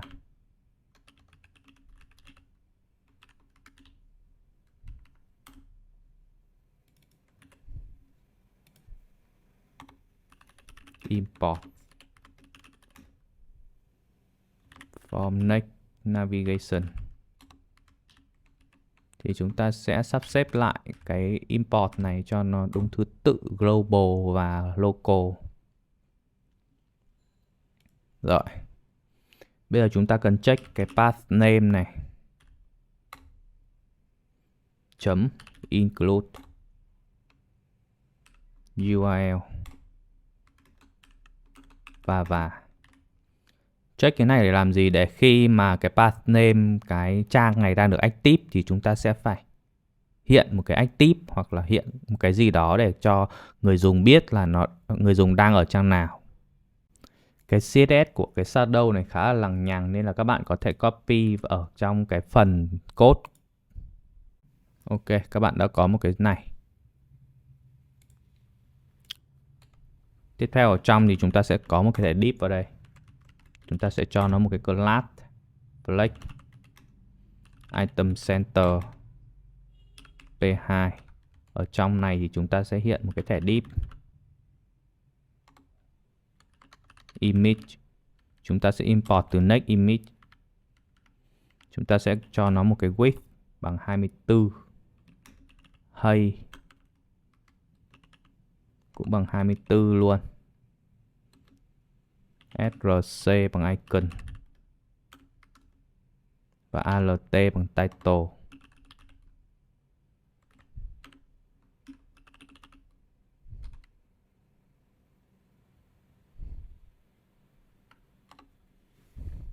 Chúng ta sẽ xuống dòng cái đống này cho nó đẹp. Rồi, ok. Tiếp theo ở đây thì chúng ta sẽ check khi mà thu nhỏ thì chúng ta sẽ ẩn cái title đi. Is minimal. Span. Chúng ta sẽ hiện cái title ở đây. Cho thêm class ml4 text sm. Ok. Đây chúng ta đã có một cái dashboard ở đây. Nhưng mà cái ảnh thì đang lỗi thì các bạn có thể lên Git, các bạn copy hết cả đống ảnh vào nha. Rồi sau khi copy thì chúng ta sẽ reload lại. Đó, ở đây thì đã có ảnh rồi. Chúng ta sẽ tạo nốt mấy cái item navigation. Các bạn trở lại cái file constant. Chúng ta sẽ phân tích ở đây một chút.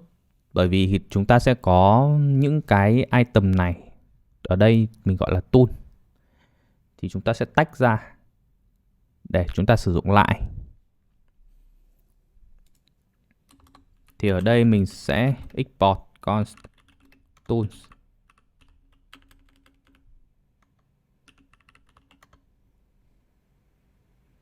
bằng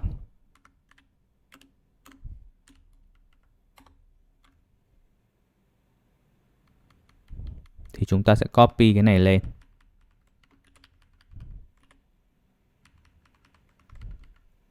Ở đây là gì? Conversation.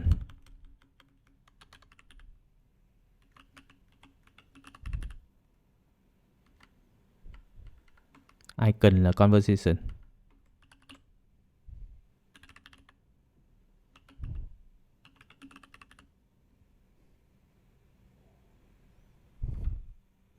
Và cái tool này chúng ta sẽ có thêm một thành phần nữa. Đó là color. Color BG Blue 500. Và chúng ta sẽ import vào đây.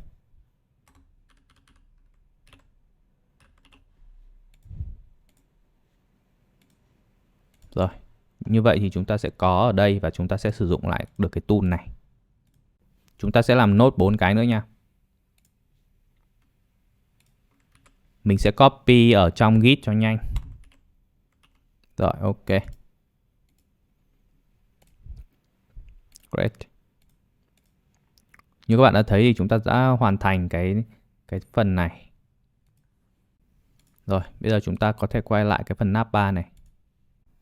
Như các bạn có thể thấy ở đây thì chúng ta còn thiếu một cái, đó là khi mà chúng ta đóng vào thì nó sẽ phải thu gọn lại.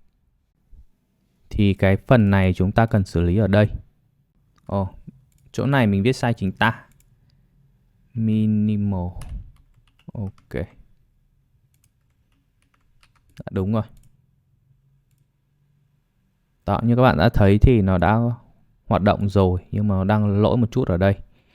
Thì mình sẽ xem lại về cái phần item này. Item này các bạn có thể vào cái phần navbar này. Sau một hồi tìm hiểu tại sao nó lại bị lòi ra như thế này thì mình đã tìm ra rồi. Cái lý do đó là ở đây, ở cái file app dashboard layout.tsx ở đây. Ở cái phần này mình đã viết sai cái CSS query, bị thiếu một cái ngoặc vuông ở đây. Rồi. Bây giờ thì nó đã ngon lành cành đào rồi ha, nhìn cũng khá đẹp rồi. Tiếp tục chúng ta sẽ làm đến cái phần component mobile sidebar này nha. Cái component mobile sidebar này thì để làm gì? Thì nó để là khi ở màn hình mobile này, khi mà ở màn mobile thì chúng ta sẽ có thể là nhấn cái nút menu này thì nó sẽ mở ra. Ok. Các bạn hãy mở cái phần mobile sidebar này ra nha. Mobile sidebar thì các bạn mở cái phần là component sidebar và mobile sidebar này. Đây. Tạm thời đóng lại. Component này, sidebar này, mobile sidebar này ở đây. Như các bạn có thể thấy là cái mobile sidebar này thì nó đang ở đây rồi. Các bạn hãy vào SAT.cn UI và các bạn cài cái sheet này vào. Copy này. Các bạn mở cái terminal lên. Tắt cái cũ đi và cài vào. Chạy lại nha. Các bạn copy cái này này. Cho lên. Và copy cái này. Rồi, cho vào đây.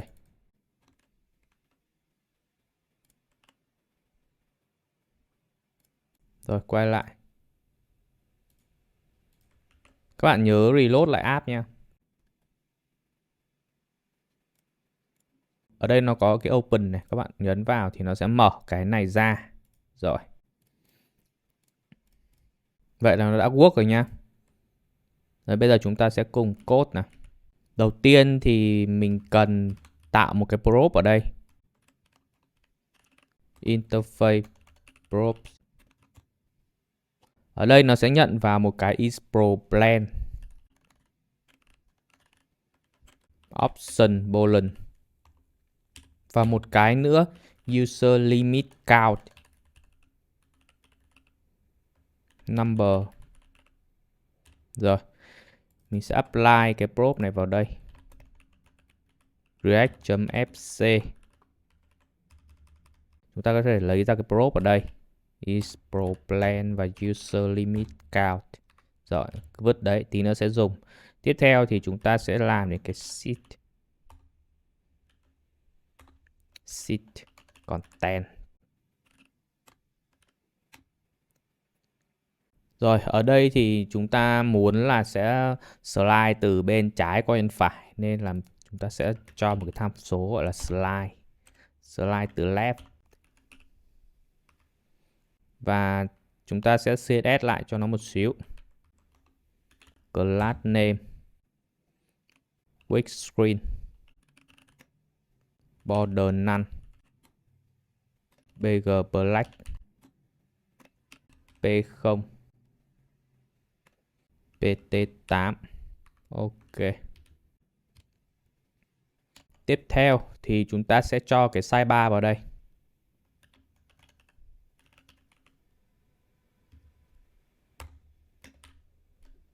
Sidebar này thì sẽ import từ cái thằng sidebar index đây nha. Component sidebar index.tsx. Thì cái sidebar này nó có vài cái prop truyền vào, đó là user limit count và is pro plan thì chúng ta sẽ truyền hai tham số này vào. User limit count bằng user limit count. Is pro plan bằng is pro plan. Ok, chúng ta sẽ xuống dòng cho dễ nhìn này.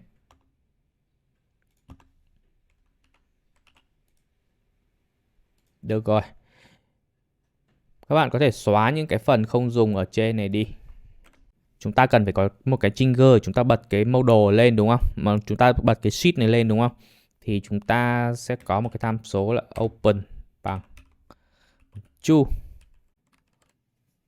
Thì nó sẽ là mặc định nó bật lên. Chúng ta sẽ lấy cái biến is open từ cái thằng store ra. Thì chúng ta sẽ lấy từ cái thằng chúng ta sẽ lấy từ cái thằng sidebar store ra. Use sidebar store.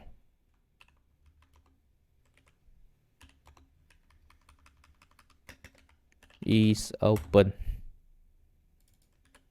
Chúng ta truyền vào đây. Rồi.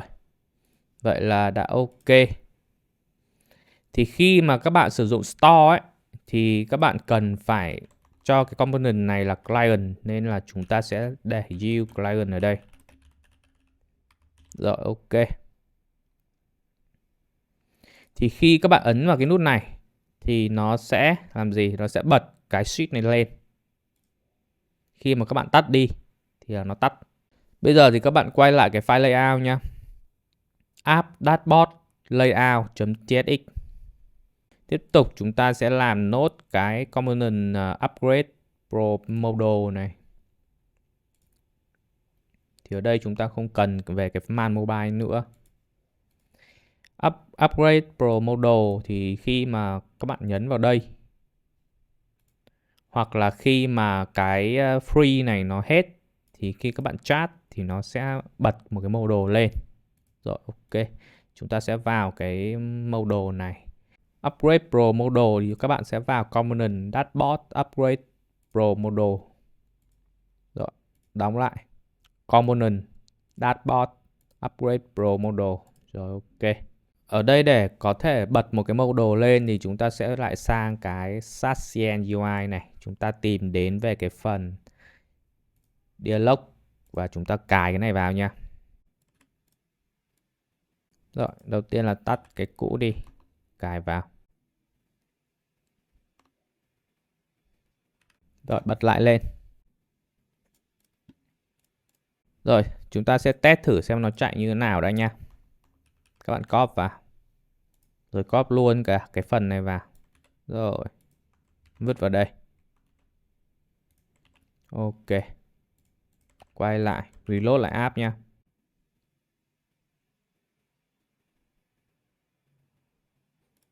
Bây giờ chúng ta để open bằng true.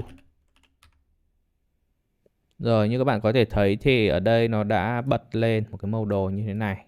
Ở đây thì mình sẽ muốn custom lại một cái model lại một chút. Nên là mình sẽ mình custom. Các bạn vào components UI dialog.tsx. Rồi. Các bạn có thể tìm đến cái phần content, dialog content này. Chúng ta sẽ tạo cho nó một cái prop để chúng ta có thể truyền những cái prop vào. Interface props ở dialog content prop. Thì chúng ta sẽ extend từ cái thằng của nó. Rồi ok. Thì ở đây chúng ta sẽ cho vào đây. Ngon luôn. Thì ở đây mình sẽ cho vào 3 tham số. Một là show glow icon, tức là mình muốn show cái icon này không. Thứ hai nữa là cái show overlay cái ở dưới không. Thứ ba nữa là on close, tức là để mình control được cái dialog này, một cái model này. Mình không cần phụ thuộc vào cái trigger của nó. Show close icon.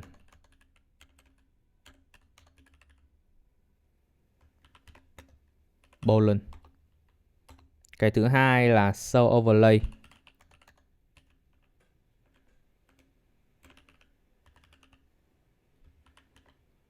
Kiểu dữ liệu cũng là Boolean nha. Thứ ba là on close. Nó là một cái function không trả về gì cả. Rồi, mình sẽ lấy 3 cái tham số này ra. Show overlay và on close.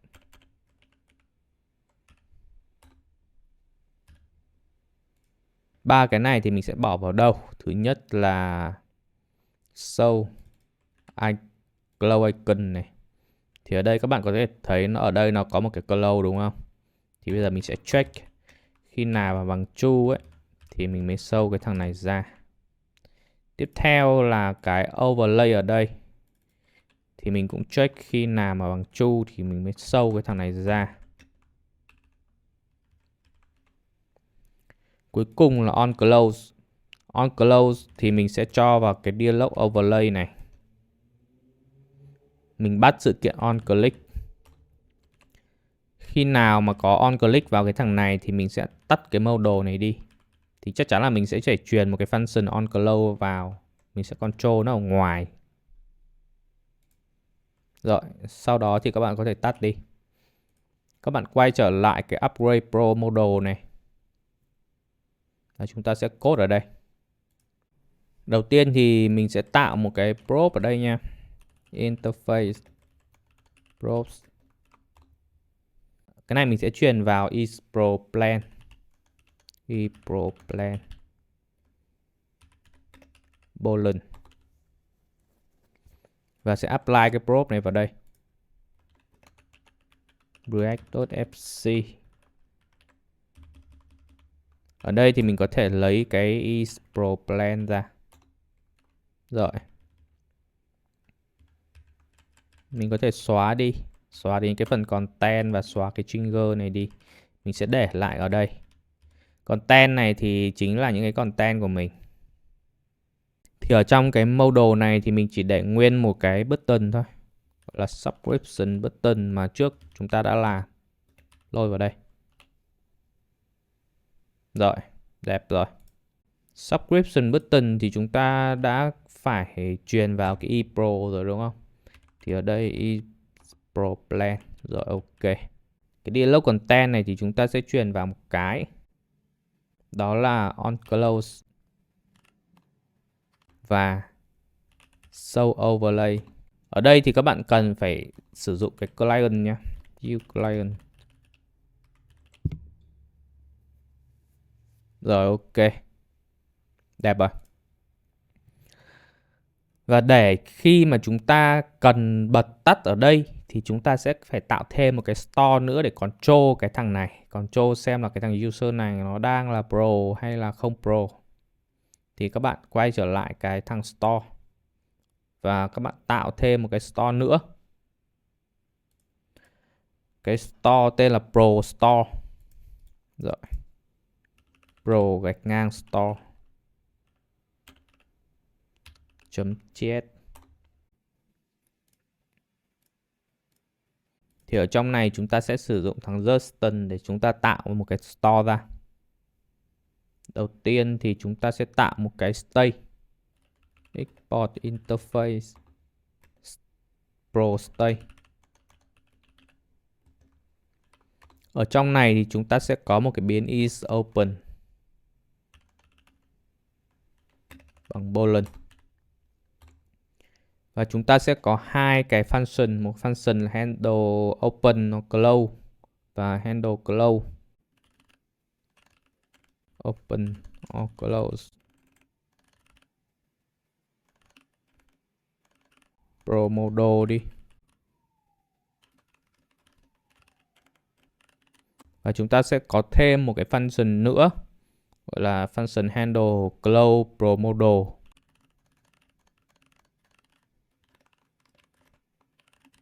Rồi. Thì chúng ta sẽ tạo một cái store cho nó. Export const u pro store bằng create. Chúng ta sẽ import từ thằng Justin. Ok. Thì chúng ta sẽ cho nó một cái style. Cái style chính là thằng pro state. Set. Chúng ta sẽ cho nó một cái giá trị mặc định is open bằng false, tức là không bật. Mặc định thì sẽ là không bật. Tiếp theo là handle open or close model. Thì chúng ta sẽ set cái thằng state này cho nó có cái giá trị là ngược lại. Is open nó sẽ bằng cái giá trị ngược lại của thằng state.is open. Tiếp theo cái thứ hai là handle close model. Thì cũng tương tự như cái trên. Chúng ta sẽ set state.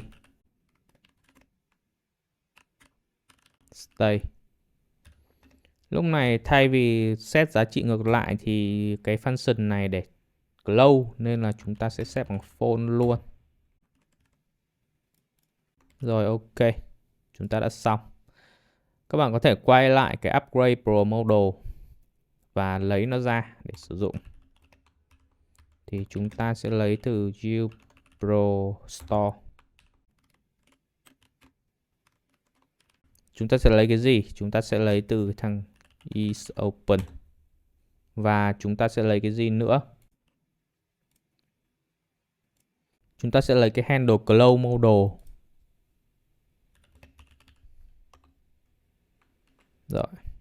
Handle close model thì chúng ta sẽ cho vào đây. On close. Is open thì sẽ cho vào open. Rồi, ok, đã xong. Bởi vì khi mà các bạn nhấn vào upgrade to pro ở đây thì nó đã là code API rồi. Nên là để thử cái model này thì các bạn phải chờ đến khi nào mà chúng ta có thể kích hoạt được cái free này quá 5. Rồi, tạm thời các bạn tắt hết đi. Như vậy là chúng ta đã làm xong về cái phần layout này rồi. Tiếp theo thì chúng ta sẽ làm đến cái phần chính. Về phần content ở bên này. Ok, chúng ta sẽ cùng làm cái trang dashboard bay này nhá. Các bạn hãy mở cái phần app dashboard root dashboard bay.tsx. Ở cái dashboard bay này thì mình chỉ hiện ra 1, 2, 3, 4, 5 cái tool ở đây. Khi mà khách ấn vào thì sẽ dẫn đến cái conversation, photo, video, audio hoặc là code. Thì ở đây mình sẽ tạo một cái. Ở đây mình sẽ tạo một cái component gọi là tools navigation. Và các bạn mở ra. Các bạn vào phần component dashboard. Các bạn tạo một cái tool navigation ở đây. Tool gạch ngang navigation.tsx. Rồi. Các bạn tạo một component thôi.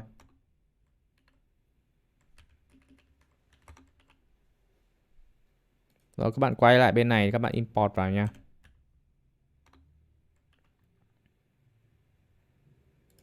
Như các bạn có thể thấy thì nó đã hiện cái dashboard error này.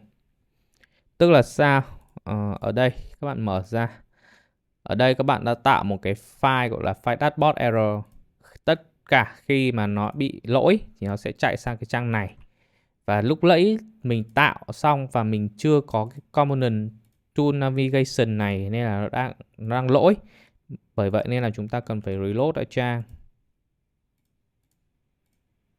Đó, như các bạn có thể thấy nó đã ra cái phần tool navigation này rồi. Thì chúng ta cùng vào cái component này code nha. Rồi. Ở đây thì mình sẽ style lại cho nó một xíu. Flex cone w full item center row px10 pi20 overflow ion auto scroll smooth scroll bar none. Ok. Ở đây chúng ta cần phải sử dụng đến cn. để chúng ta có thể tách những cái breakpoint ra. Breakpoint đầu tiên là LG. LG PI bằng 12. Không cách nha. LG PX bằng 4. LG PT bằng 0. Cuối cùng là LG PP bằng 6. Chúng ta sẽ có một cái breakpoint nữa. Đó là breakpoint 2XL. 2XL PI 12. Và ở cái LG này thì không có PI 12 nha, mình bị nhầm. Rồi ở đây thì chúng ta sẽ có thêm một cái thẻ deep nữa. Và chúng ta sẽ cho nó một cái class text center. Và MB bằng 14. Tiếp theo thì nó sẽ có một cái thẻ H3. Và sẽ có text unlock the power of AI. The power of AI. Ở dưới thì chúng ta sẽ có một cái thẻ P. Rồi, mình sẽ copy cái text này. Và sẽ cho nó một cái class text mode foreground. Text XL LG đi. Và MT bằng 2. Rồi, lưu lại. Nhìn cũng khá là ok rồi. Rồi, chúng ta sẽ có một thẻ deep. Cho nó một chút class name với kép bằng full. Max width bằng 1. Bằng bao nhiêu? Max width nó sẽ bằng 30.75 RAM. Và MX bằng auto. Ở đây chúng ta sẽ cho cái gì ra? Ở đây chúng ta sẽ lấy cái thằng tools ở trong thằng constant .map. Chúng ta sẽ lấy cái tools và index deep. Rồi chúng ta sẽ cho cái key bằng index nha. Ở đây thay vì chúng ta cho trực tiếp ở đây thì chúng ta sẽ tạo thêm một cái gọi là tool item. Các bạn quay lại cái trang dashboard này, các bạn tạo một cái file gọi là file tool item .txt.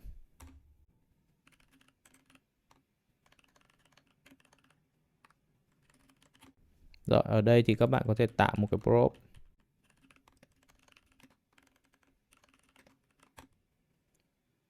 Trong cái prop này thì chúng ta sẽ export nó ra. Trong cái prop này thì chúng ta sẽ có những cái như là icon string, title string, URL string luôn.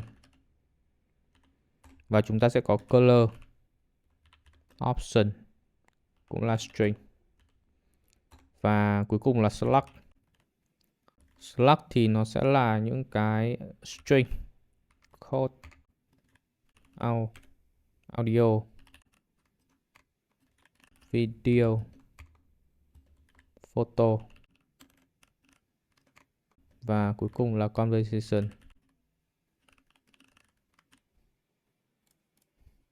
Rồi. Tiếp theo là apply vào đây.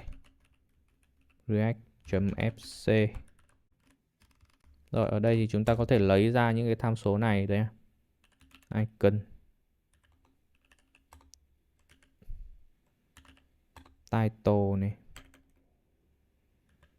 URL, color, slug. Rồi. Các bạn có thể quay lại về cái phần tool navigation này và các bạn vứt cái thằng này vào đây.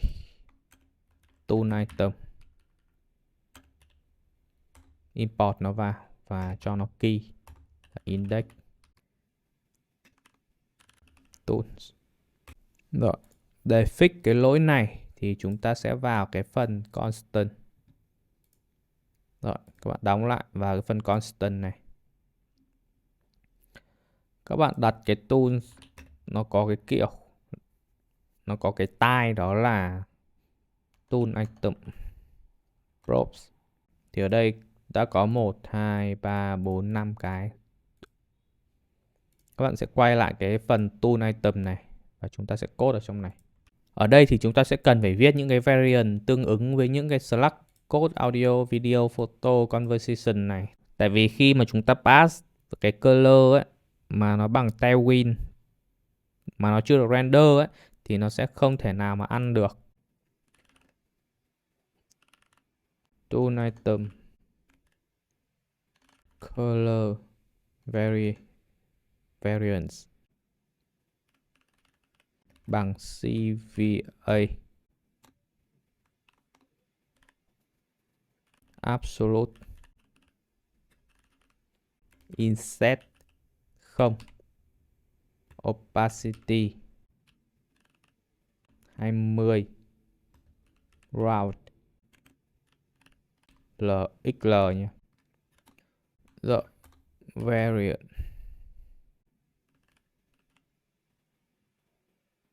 chúng ta sẽ có một cái variant gọi là color code bg green 500 audio orange 500 video bg amber 500 photo bg violet 500 conversation là bg blue 500. Rồi. Ở đây thì chúng ta sẽ cho nó một cái default value. Color default là code.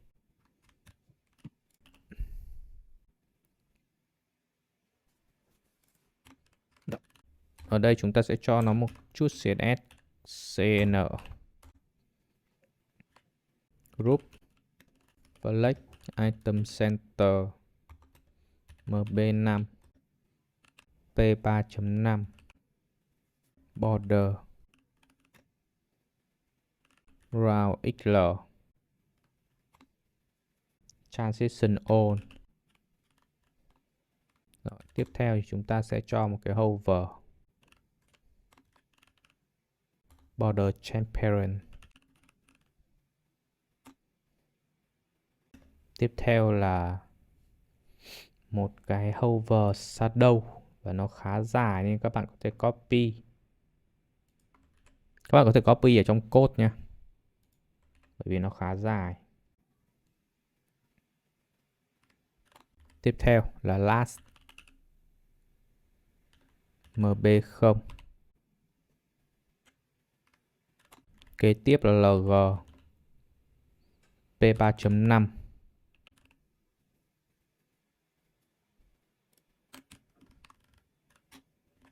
2XL P2.5. Rồi, ok. Rồi, nó ra hình rồi. Tiếp theo khi mà nhấn vào thì nó sẽ chuyển sang đây nên là chúng ta sẽ sử dụng cái link của Next.js. Href bằng URL. Class name bằng wk full. Deep. Class name bằng flex. Item center. Justify between. Chúng ta có thể thêm một cái div nữa. Tiếp tục là flex. Item center. Chúng ta lại có thêm một cái div nữa. Class name là mr6 round lg p1 và wk16 h16 relative flex và justify center. Ở đây thì chúng ta sẽ có thêm một cái div ở trong nữa. Cái div này thì chúng ta sẽ hiển thị những cái màu của nó, nên là chúng ta sẽ sử dụng cái tool item color variant. Thì chúng ta sẽ là class name. Ở đây chúng ta chỉ hiện màu thôi chứ chúng ta không cho cái gì vào đây, là có thể là sử dụng như này nha. Div class name cn. Tiếp theo là tool item color variant, và chúng ta có thể truyền tham số vào. Color chính là select. Rồi, ok. Ở dưới thì chúng ta sẽ hiển thị ảnh. Image chúng ta lấy từ next image. src. src ở đây thì chúng ta sẽ lấy từ cái icon này ra. alt. alt ở đây thì sẽ là title. Width bằng 24. Height cũng bằng 24. Rồi, ok. Chúng ta sẽ hiển thị thêm cái text ở đây. Chúng ta sẽ cho một cái text span vào đây. Hiện cái title ra. From medium.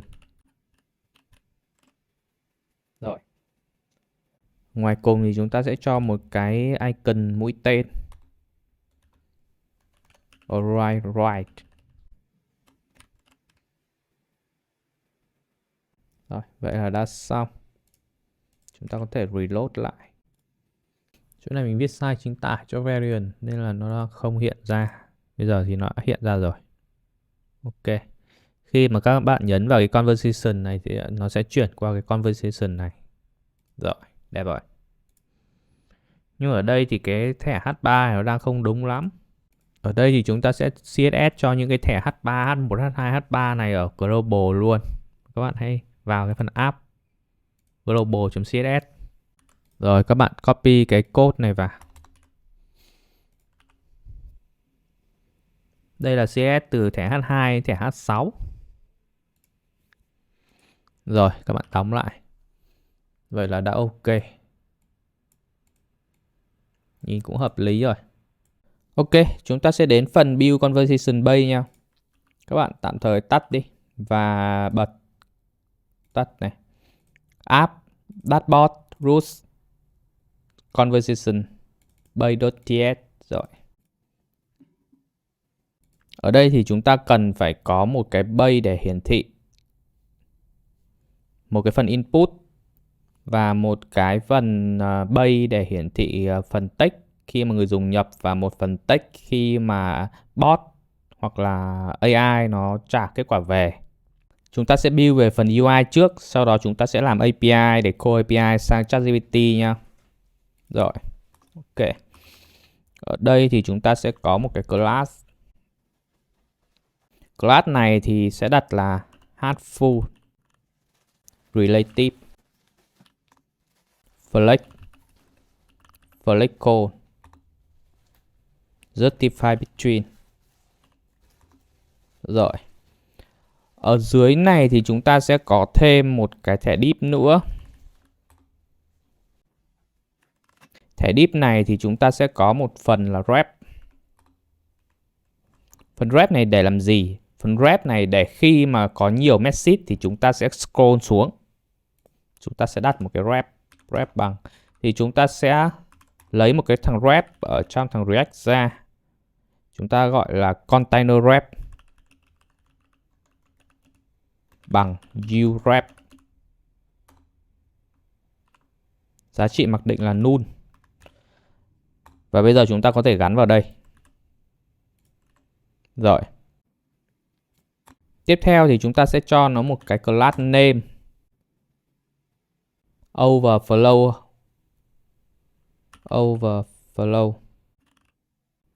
e auto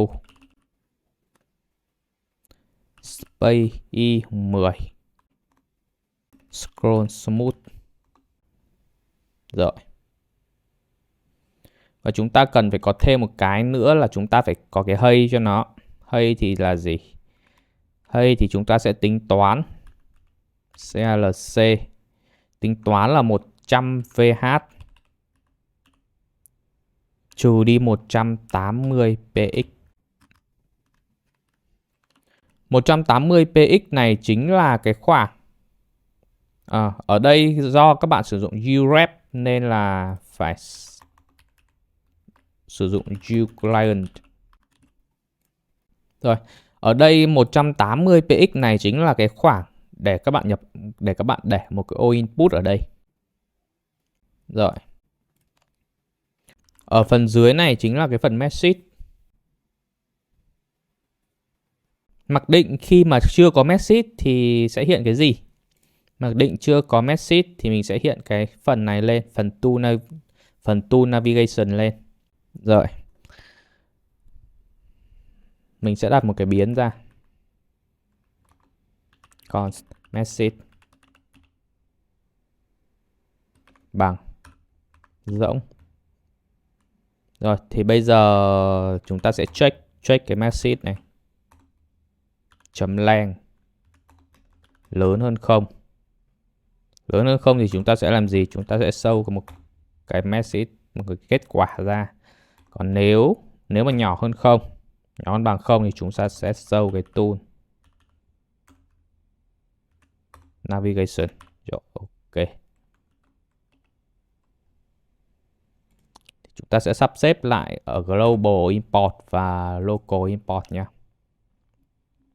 Rồi, nhưng mà ở đây để mà chúng ta biết được khi nào đang ở cái base nào, tức là thay vì chúng ta sẽ để unlock the power of AI giống như cái trang dashboard đúng không? Thì chúng ta sẽ truyền vào gọi là trang conversation ở đây.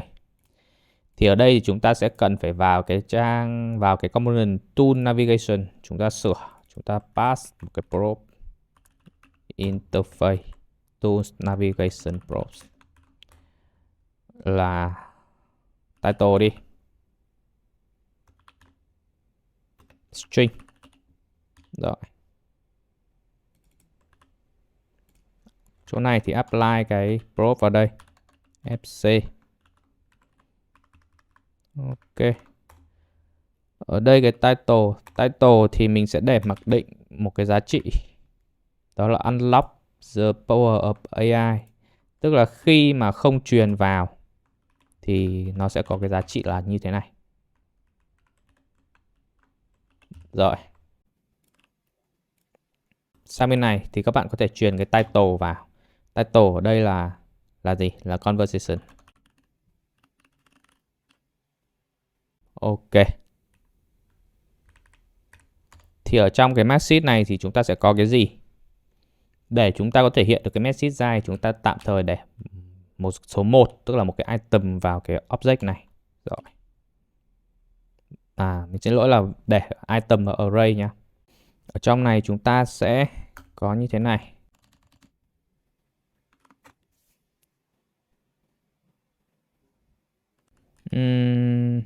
Ok, mình nghĩ là bây giờ chúng ta nên làm về cái phần AI trước thì sẽ dễ hơn cho cái phần hiển thị message này. Thì mình sẽ build đến cái phần API. Về cái phần API thì mình sẽ sử dụng ChatGPT kết hợp với cả Vercel AI SDK. Các bạn có thể search này ở trên Google nha. Search cái này ở trên Google. Đây, kết quả đầu tiên, document Vercel AI SDK. Rồi, ok chưa? Cái Vercel SDK này thì nó cũng có tích hợp khá nhiều cái con AI vào, giống như là OpenAI này, Replicate này. Thì ở đây thì mình sử dụng OpenAI.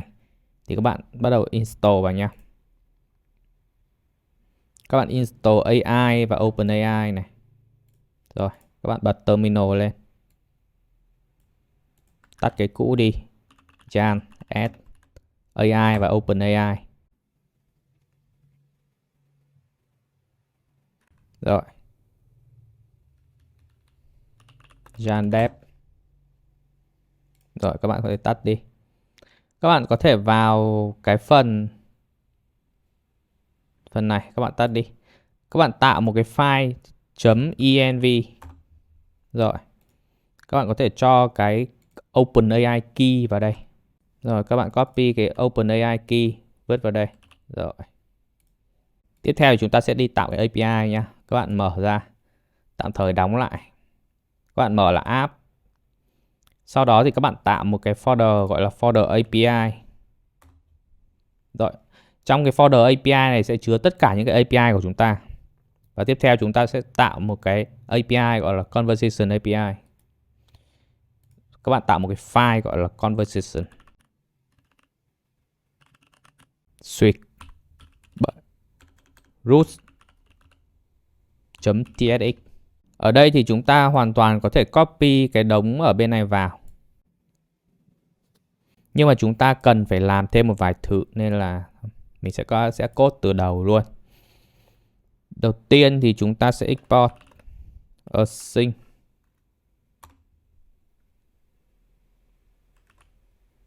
export async function. Function là function gì? Chúng ta sẽ sử dụng method là post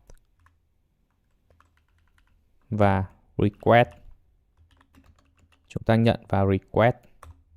Rồi. Ở đây thì bạn có thể là sử dụng try catch để bắt nhé. If error instead of instance of OpenAI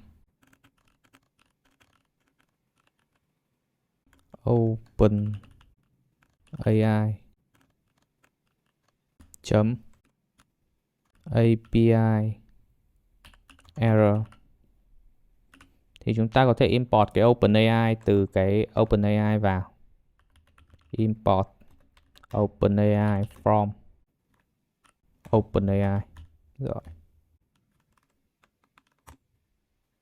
Const. Chúng ta sẽ lấy cái error ra. Error. Return. Return về thì chúng ta sẽ return về thằng next response. Import từ next server .json. Tham số đầu tiên là body và tham số thứ hai là status là option. Status chúng ta có thể trả về chính là cái status luôn. Còn nếu không thì chúng ta có thể true error thôi. Rồi. Ở trong cái object này thì chúng ta sẽ lấy ra là cái name, status, headers và message. Tương tự ở dưới này thì chúng ta sẽ pass hết những cái param này vào. Rồi, ok. Ở đây thì chúng ta sẽ call API ở đây và trả về với cái phương thức là stream. Chúng ta sẽ lấy ra cái user ID từ cái phần auth flag bằng auth user ID này. Và chúng ta lấy message từ cái phần body của cái API. Bằng wait request.json. Pass những cái request này thành JSON message. Rồi. Bây giờ chúng ta có thể check. Nếu mà không có user ID tức là user này chưa đăng nhập đúng không? Thì sẽ return về new next response chấm khỏi chấm. Rồi, cái tham số đầu tiên chính là message unauto dài. Tham số thứ hai là status. Status trả về 401. Rồi. Tiếp theo thì chúng ta cần config cái key cho OpenAI. Rồi, chúng ta lên đây. Chúng ta đặt một cái tham số là configuration bằng API key. Chúng ta sẽ lấy từ cái thằng env ra OpenAI API key. Và ở đây chúng ta sẽ gọi cái thằng OpenAI ra để config OpenAI bằng new OpenAI và pass cái file config vào. Rồi.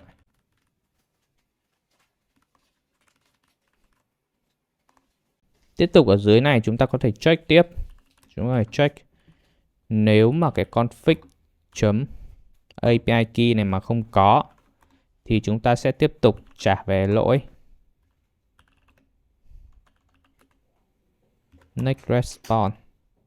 Lỗi là gì? Miss OpenAI key.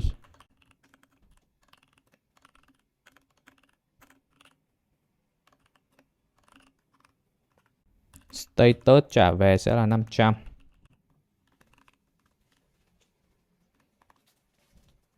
Cái check tiếp theo là chúng ta sẽ check cái message. Khi mà không có message thì chúng ta cũng sẽ trả về lỗi next response.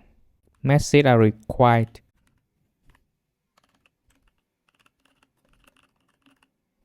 Rồi, ở đây thì cái status của nó trả về là 400. Ok. Rồi, ở đây thì chúng ta có thể call API sử dụng OpenAI library kia để chúng ta để call API nha. Response. Hoặc là chúng ta có thể copy ở đây. Rồi. OpenAI stream. Chúng ta import từ cái library AI. Rồi. Ok. Vậy là chúng ta đã viết xong cái API conversation. Thì ở đây khi mà các bạn check thì các bạn có thể check thêm về cái phần check user limit và check nếu mà user đấy có subscription hay chưa. Ở đây thì mình sẽ làm về cái phần chat này. Ở đây mình sẽ sử dụng cái thằng uChat của thằng Vercel SDK nha. Rồi. uChat bằng uChat. uChat có thể import từ cái thằng uChat from AI. Mình nhầm chỗ const import nhá. Rồi. Switch React. Rồi ok. Chỗ này thì chúng ta cần phải truyền cái tham số là API vào. API ở đây sẽ là gì? API ở đây sẽ là switch API, switch conversation. Rồi. Cái tham số đầu vào là API, còn tham số đầu ra thì chúng ta sẽ có là message input handle input change, handle submit is loading, stop, error, set message. Rồi, ok. Như ở dưới thì mình đã xóa cái message đi rồi. Mình sử dụng cái thằng message này luôn. Rồi, mình sẽ làm về cái phần này. Khi mà có message trả về thì chúng ta sẽ render ra nha. Ok, ở đây chúng ta sẽ render ra những cái message mà được trả về nha. Message.map deep key này m.id Ok. Class name white space white pre-wrap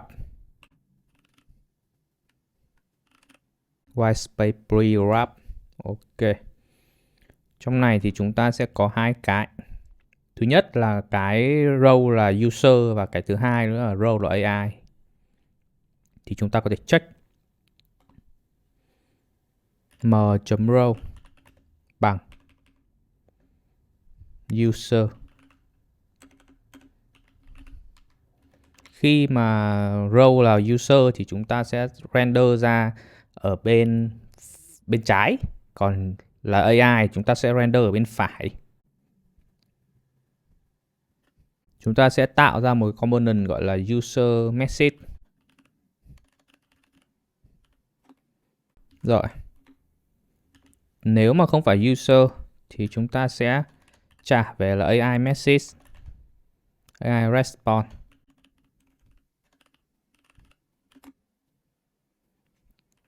Ở đây, ở trong cái children thì chúng ta sẽ trả về cái gì? Ở trong cái children thì chúng ta sẽ trả về một cái markdown response. Và chúng ta sẽ truyền vào một cái content bằng m.content. Tương tự ở dưới cũng vậy. Rồi, bây giờ chúng ta cần phải có 3 cái component đúng không? Một là user message, hai là AI response, thứ ba nữa là markdown response. Rồi. Chúng ta sẽ cùng đi tạo 3 cái component này. Các bạn hãy vào cái phần, rồi các bạn đóng lại. Các bạn vào phần component dashboard. Các bạn hãy tạo một cái component có tên là user message .tsx. User message. Rồi. Ở trong cái component user message này thì mình sẽ nhận vào một cái children. Vậy nên là sẽ tạo một cái prop ở đây. Interface props.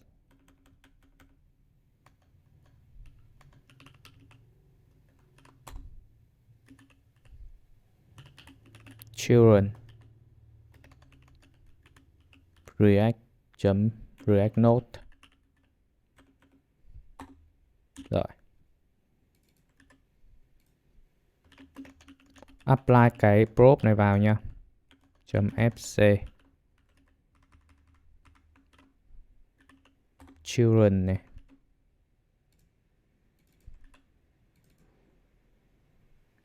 Ở đây thì sẽ nhận vào children. Rồi. Chúng ta sẽ cho nó một cái class name. Border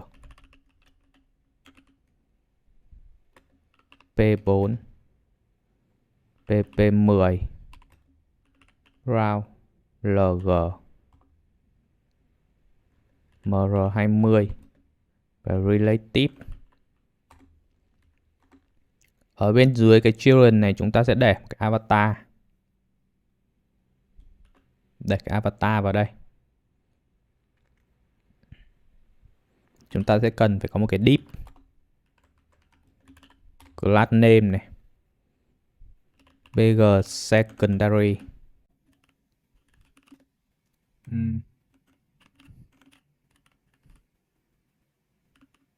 W14 H14 browser flex search content center và item center absolute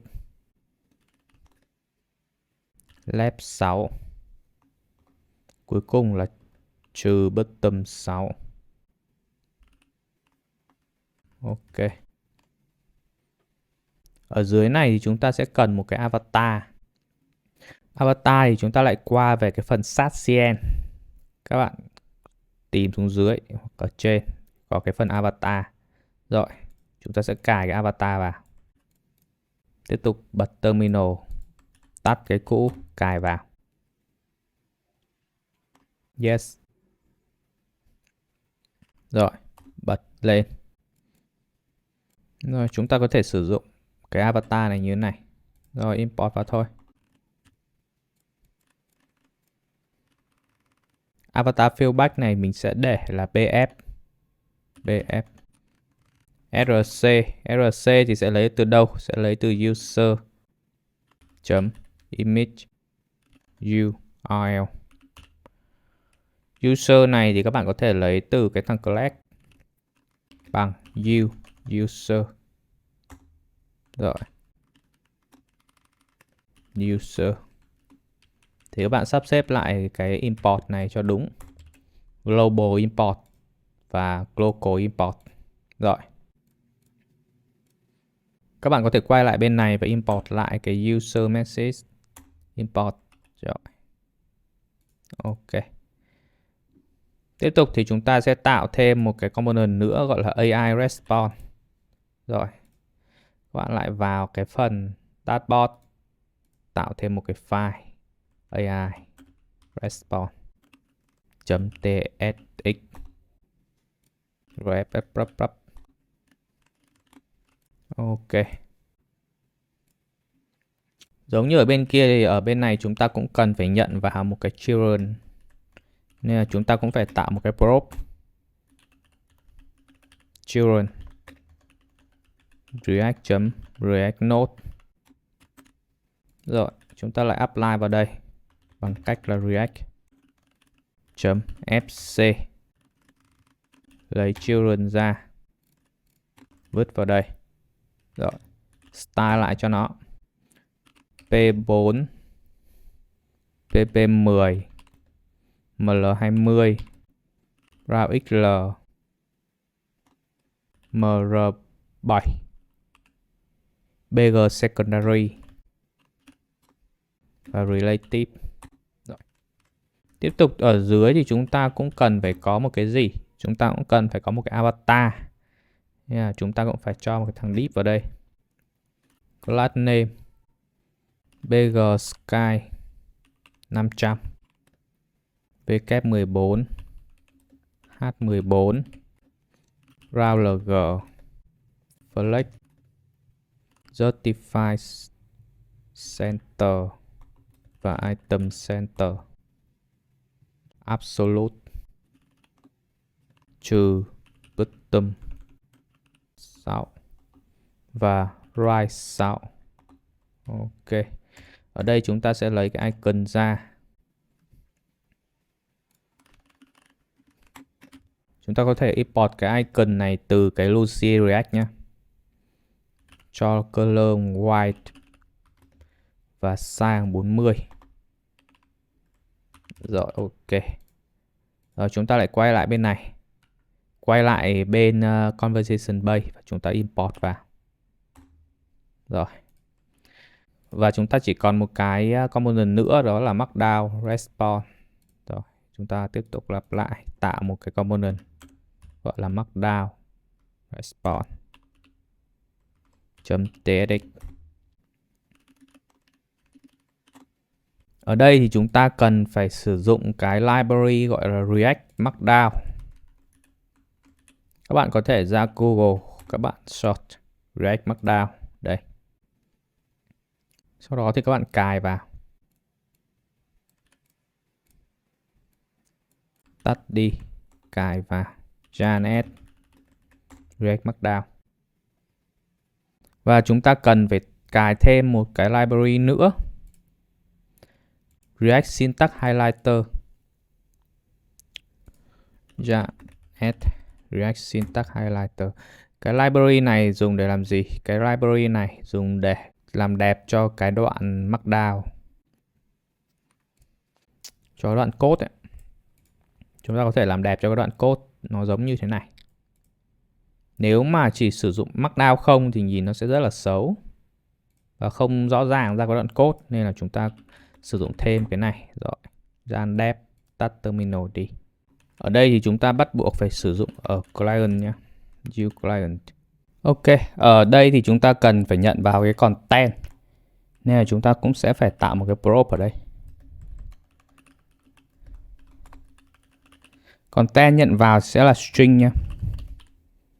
Rồi, apply vào đây.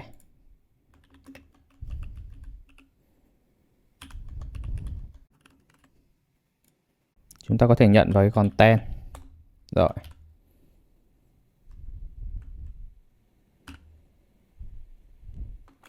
Chỗ này thì chúng ta sẽ import cái React Markdown.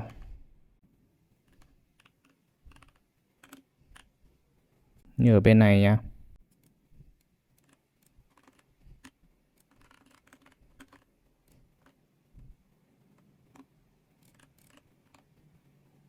Trong này thì chúng ta có thể cho vào content vào. Rồi, ok. Chúng ta cần chỉnh sửa một vài cái param truyền vào cái React Markdown này. Đầu tiên là chúng ta sẽ có một cái class TextSM overflow hidden leading 7. Ok. Tiếp theo ở chỗ này thì chúng ta sẽ custom cái component. Rồi. Đầu tiên là code. Code này thì sẽ có cái gì? Code này chúng ta sẽ lấy ra cái node inline class name children và những thứ còn lại. Ở đây thì chúng ta sẽ return về cái gì? Chúng ta return về nếu không phải inline. Và chỗ này thì chúng ta sẽ phải match. Chúng ta lấy ra cái language là cái gì? Sẽ viết một cái gì? Chúng ta sẽ viết một cái regix ở đây. Language.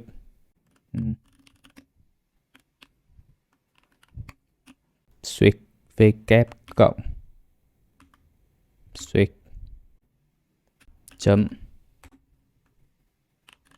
class name hoặc rỗng. Rồi. Và match.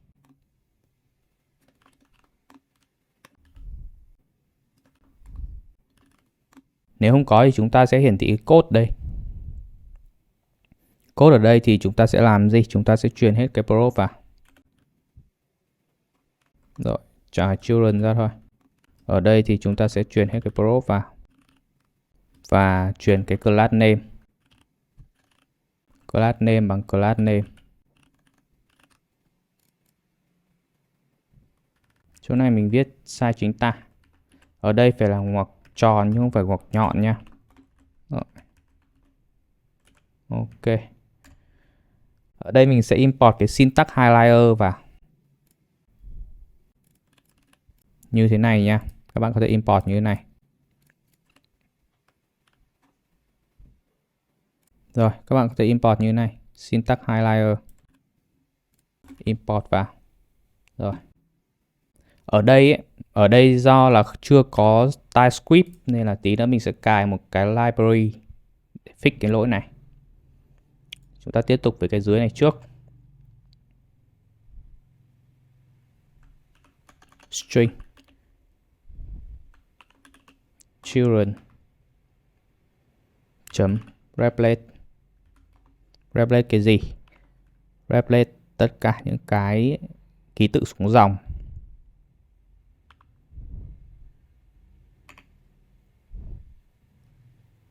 N $, switch. Rồi. Ở đây thì chúng ta cũng có pass một vài cái prop vào. Đầu tiên là chúng ta sẽ cho hết những cái prop vào. 3 chấm nha.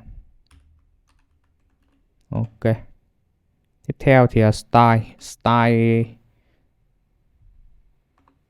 Style thì là gì? Style atom duck. Ok. Wrap long like.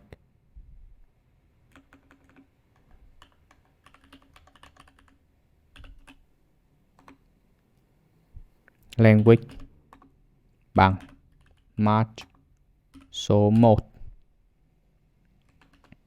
Tiếp theo là pre-tag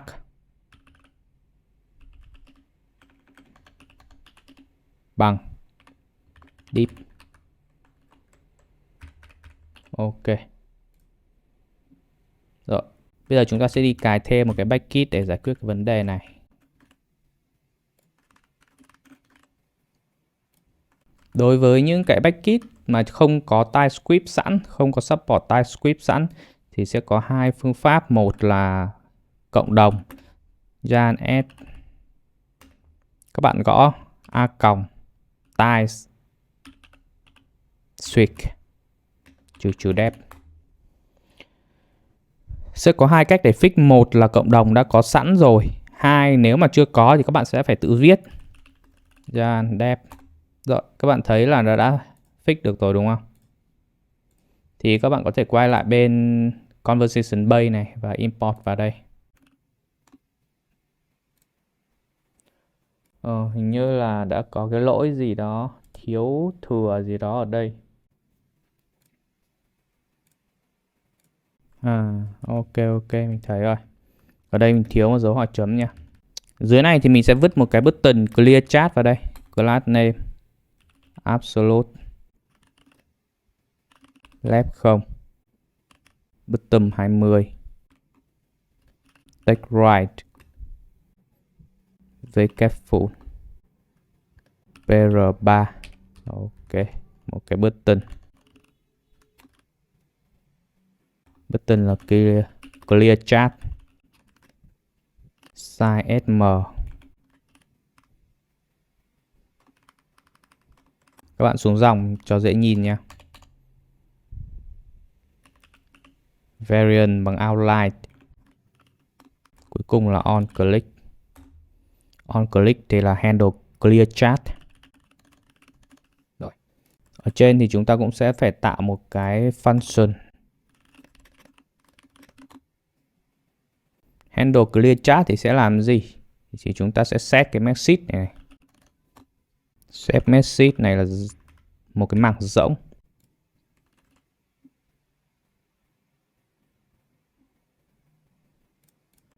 Chúng ta có thể reload lại trang nha. Rồi, tiếp theo ở dưới này thì chúng ta sẽ tạo một cái input để khi mà chúng ta chat ấy, thì nó sẽ đẩy lên API, call API về div class name bằng mb 13px. Tiếp theo chúng ta sẽ sử dụng một cái form. Form thì sẽ có on submit is loading. Ở đây sẽ có một chức năng là stop khi mà nó đang load ấy, mà chúng ta không muốn lấy kết quả về nữa thì chúng ta sẽ stop lại. Class name flex item center vkfull và relative. Rồi. Ở dưới này thì sẽ có một cái text area và một cái button.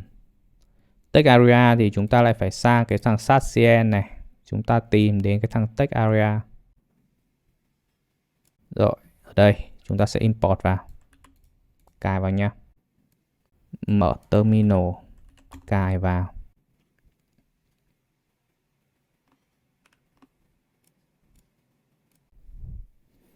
Ở đây chúng ta sẽ sử dụng thằng text area.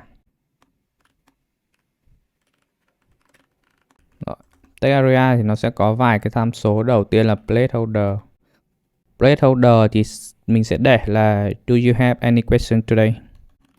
Do you have any question today? Value thì chính là cái thằng input. Class name min hay 1 resize zone resize bằng 5 nhé. Và có một cái nữa gọi là cái on chain. On chain thì chúng ta sẽ để một cái là handle input chain. Rồi. Ở dưới này thì chúng ta sẽ có một cái button.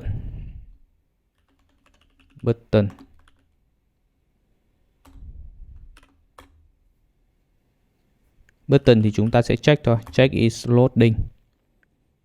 Nếu mà is loading bằng true thì chúng ta sẽ để cái gì, và false thì chúng ta sẽ để cái gì.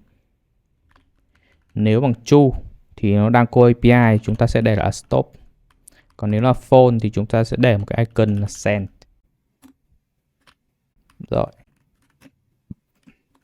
Button này chúng ta sẽ cũng là để cái tag là submit. Disable bằng nếu mà không có input. Rồi. Class name. Class name ở đây thì sẽ là absolute. Right bằng 2.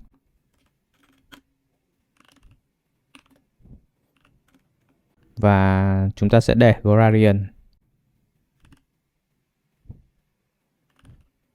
Button N. Ok.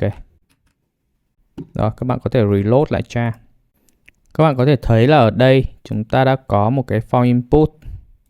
Ở đây là nó đang bị cái lỗi là React Hydration Error. Tức là cái UI ở server và UI của client nó đang không match. Chút nữa mình sẽ fix cái lỗi này. Ok. Thì ở đây chúng ta sẽ cùng test xem là 2.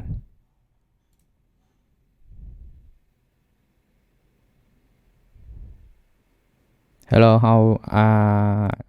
how can I assist to you today? Ok. Vậy là nó đã work rồi. Như các bạn có thể thấy là cái input này nó đang hơi bị to đúng không?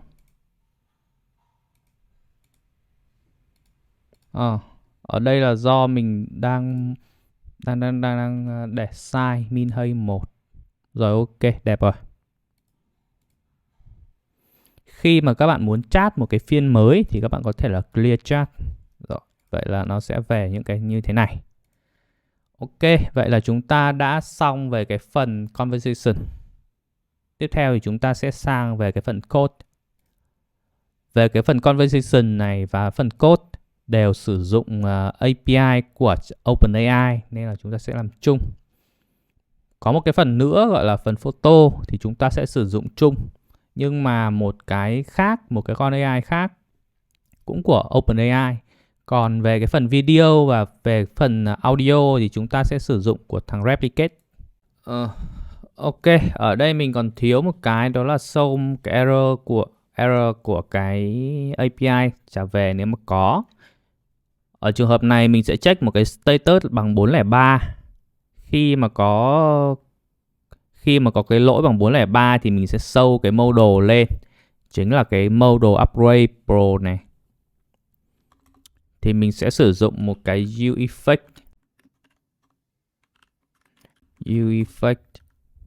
Thì mình sẽ check hai cái tham số. Một tham số là error. Và một tham số nữa là handle open close. Pro model.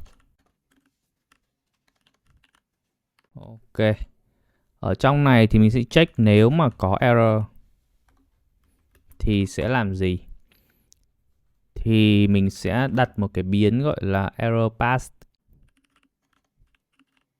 bằng mình sẽ pass cái JSON này ra. Error.message. Rồi. Sau đó thì mình sẽ check nếu mà cái error pass .status bằng 403 thì mình sẽ show cái model này lên. Các bạn có thể lấy cái function này từ cái thằng Pro Store ra nha. Bằng u Pro Store. Rồi. Bây giờ khi mà cái API này trả về status code là 403 thì sẽ bật một cái model lên. Bởi vì là user đã hết cái free generation rồi. Thì bây giờ mình sẽ viết cái check ở đây và trả về 403. Các bạn hãy mở cái phần này ra. Đầu tiên là đóng lại. Ở đây thì mình sẽ sử dụng hai cái.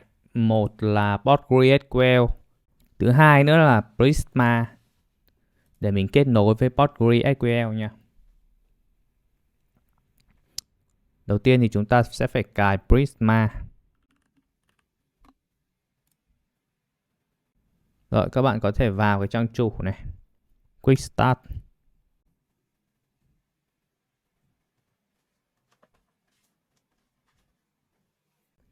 Rồi, chúng ta sẽ cài cái Prisma này. Các bạn mở cái terminal lên. Tắt đi. Jan S -dep.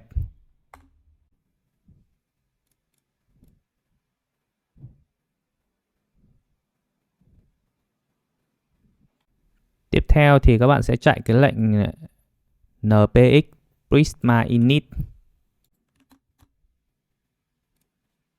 Rồi, lúc này thì các bạn có thể thấy là nó sẽ sinh ra một cái folder gọi là Prisma ở đây. Và sẽ có một cái file schema. Đây là cái file các bạn sẽ define những cái model ở đây.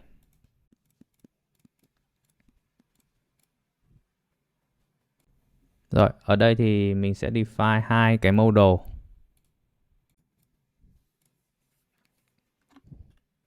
Model thứ nhất đó là user limit.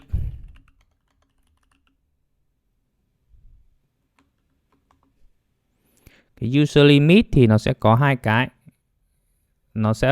Cái user limit này thì nó sẽ có các field như là ID này, user ID này,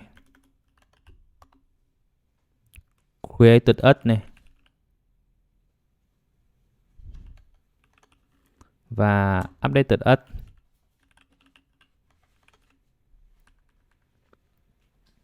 Kiểu dữ liệu của cái thằng ID này thì đó là string a.id. Các bạn có thể set một cái default. Default là cu ID. Rồi. User ID này thì là string và unique. Mình còn thiếu một cái đó là count. Tức là mình sẽ đếm xem là cái thằng user này đã sử dụng được bao nhiêu lần chat rồi. Kiểu dữ liệu là in và default là 0. Created us thì cái kiểu dữ liệu sẽ là datetime và default là now. Updated us cũng tương tự, kiểu dữ liệu là datetime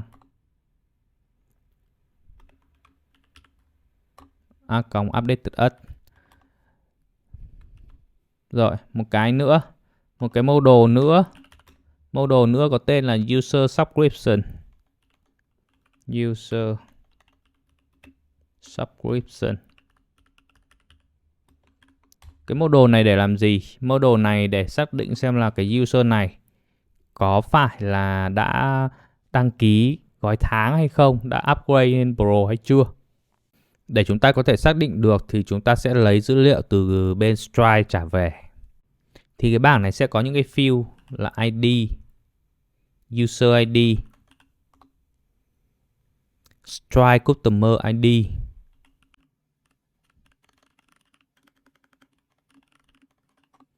Stripe subscription ID.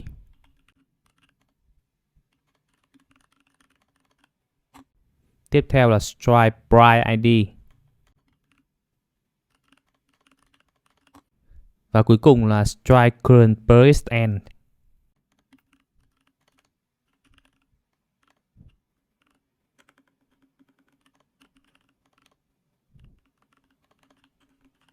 Rồi.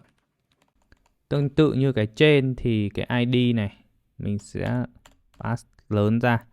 Tương tự như cái trên thì ID sẽ là string a.id default. Default sẽ là cu ID. User ID thì sẽ là string và unique.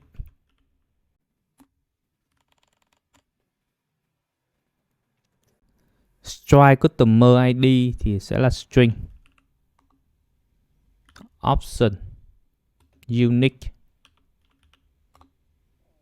Ở đây thì chúng ta sẽ map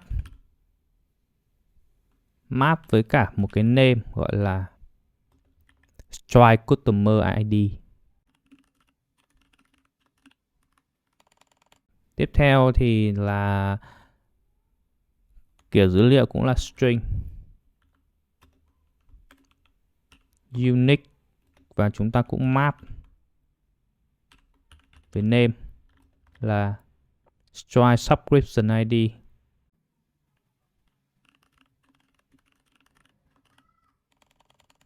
Ở dưới cũng tương tự string, unique, map, name,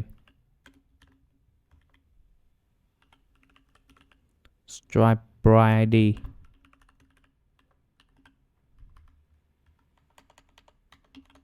String. Mình xin lỗi, cái chỗ này thì sẽ là date time nha.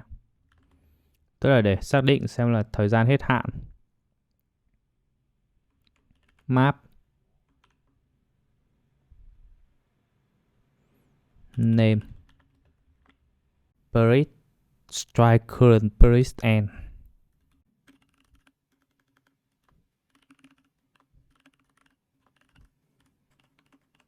Rồi, ok. Vậy là mình sẽ đã define xong hai cái model.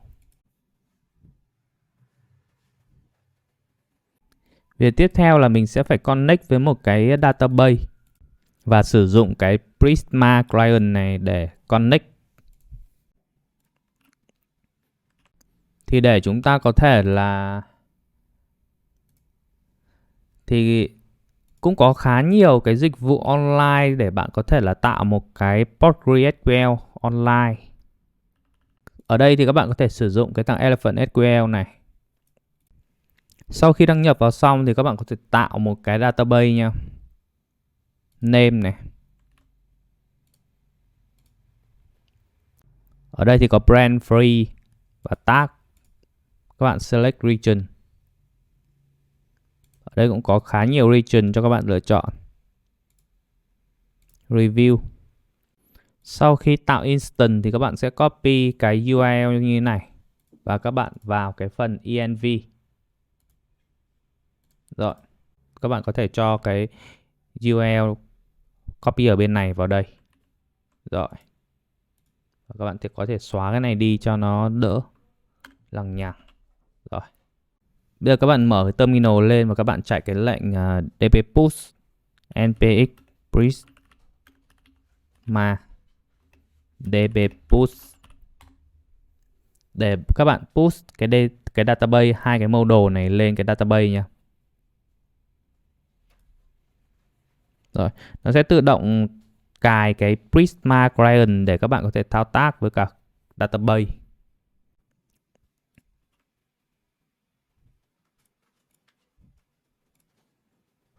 Vậy là đã xong về cái phần Prisma. Các bạn tạm thời đóng lại. Bạn sẽ mở vào cái phần library, các bạn tạo một cái gọi là PrismaDB. PrismaDB.ts. Các bạn sẽ sử dụng Prisma client để connect với các server.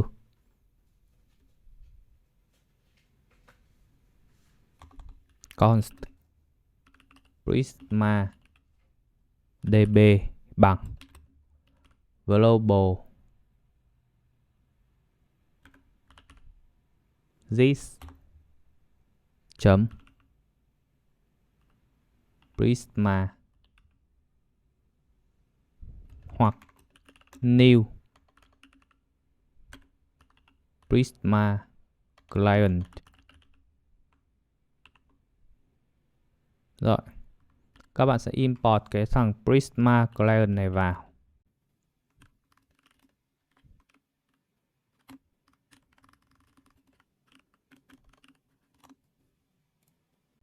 Ở đây thì các bạn check nếu process.env .node.env khác production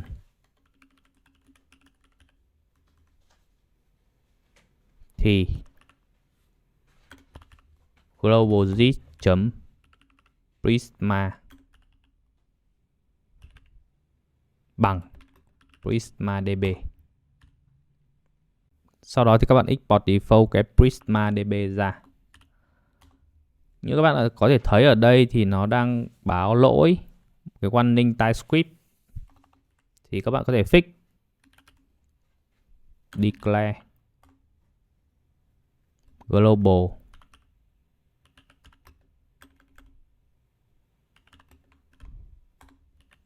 và Prisma kiểu dữ liệu sẽ là Prisma client hoặc under file. Ok. Rồi, tiếp theo thì chúng ta sẽ tạo một cái file nữa gọi là file user limit, cũng ở trong cái folder lib này luôn. User limit.ts. Trong cái file user limit này thì chúng ta sẽ có những cái function ví dụ như là get user limit, get user limit bằng async. Get user limit này chính là sẽ get cái bảng user limit ở trong database ra. Bằng auth. Cái auth này thì các bạn sẽ import từ thằng client Next.js. Các bạn sẽ lấy được cái thằng user ID. Rồi, sau đó thì return await Prisma DB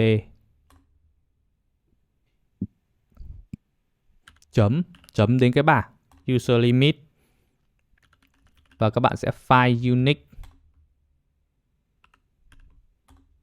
where user ID. Ở đây thì nó đang báo là string null thì sẽ không có assign được cho string under file. Vậy nên ở chỗ này mình sẽ check một cái. Check nếu không có user ID thì return về null luôn. Rồi. Sẽ sắp xếp lại cái import này cho đúng. Đó. Rồi. Tiếp theo thì sẽ có một cái component nữa gọi là component get user limit count.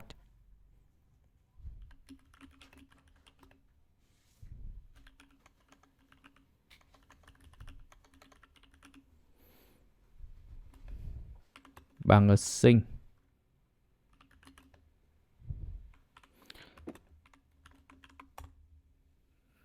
Cái function get user limit count này thì nó sẽ có tác dụng là nó sẽ get cái field count ở trong cái bảng user limit ra. Vậy nên là chúng ta sẽ sử dụng cái user limit bằng wait get user limit. Và chúng ta sẽ check nếu mà không có user limit thì sẽ return về không. Rồi. Nếu có thì sẽ sử dụng user limit.count. Tiếp theo chúng ta sẽ có một cái function nữa gọi là check user limit. Cái function check user limit này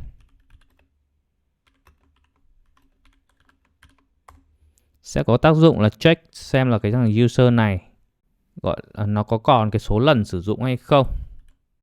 Thì ở đây chúng ta cũng tương tự, chúng ta lấy cái thằng user limit ra. Await get user limit.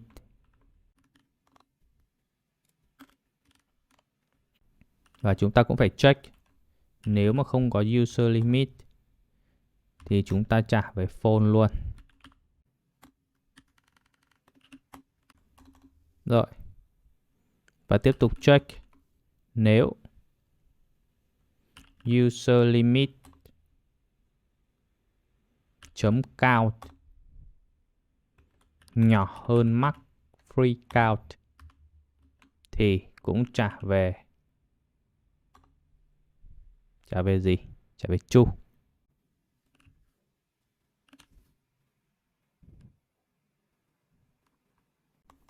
Và cuối cùng là sẽ trả về phone.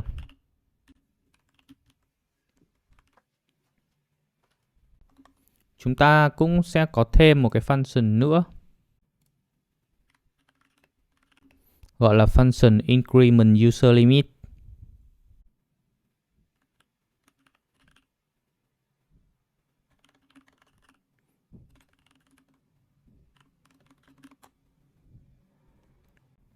Cái function này sẽ có tác dụng là mỗi khi các bạn call API hoặc là mỗi khi các bạn chat thì sẽ cộng thêm một vào database. Thì ở đây chúng ta cần phải lấy ra cái thằng user ID.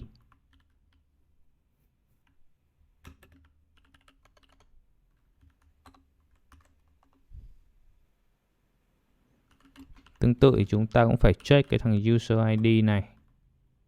Nếu không có thì return về null. Và chúng ta sẽ phải lấy cái user limit ra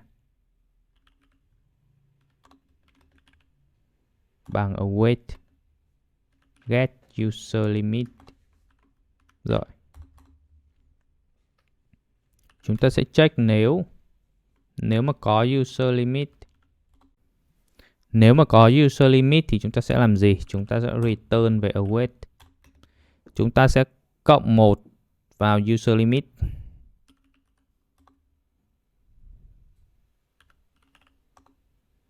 prismadb.userlimit.update.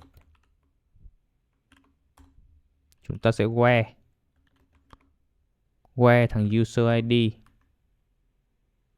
và chúng ta sẽ update data cho nó. Count bằng user limit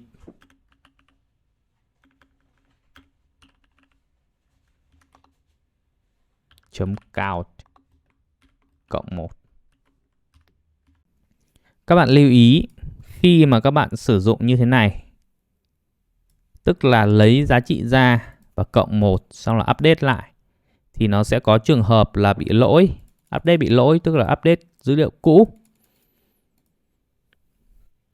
Vậy nên là cái trường hợp này để tối ưu thì mình sẽ sử dụng cái chức năng cộng trực tiếp ở trong database, chứ chúng ta không sử dụng lấy ra rồi cộng như thế này. Thì nó sẽ có increment 1. Rồi.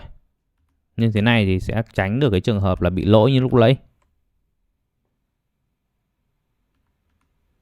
Rồi. Cái trường hợp thứ hai là nếu không có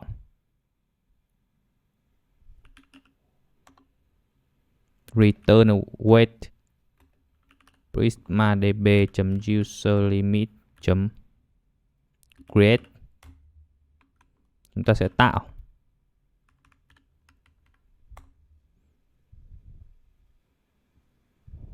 thì chúng ta sẽ cho một cái data vào.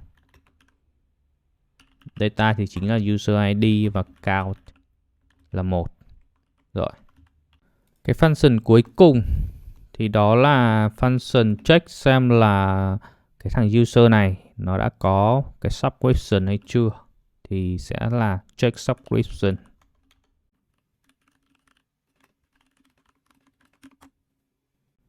Rồi, chỗ này chúng ta cũng sẽ phải lấy ra cái thằng user ID.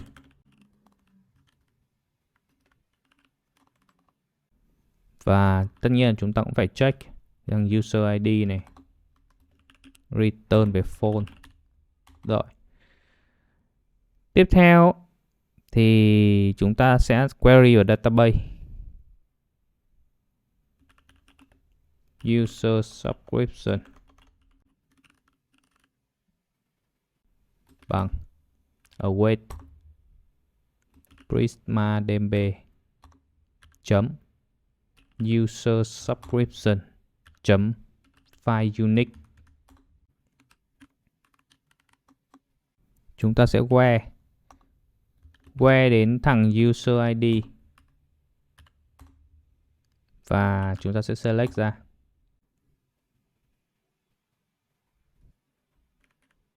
Hoặc là có thể không select cũng được. Thì sẽ check nếu mà không có user subscription thì return về phone. Còn nếu có thì is valid bằng user subscription chấm stripe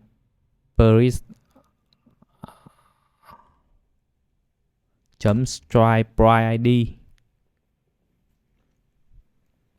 và user subscription chấm stripe and chấm get time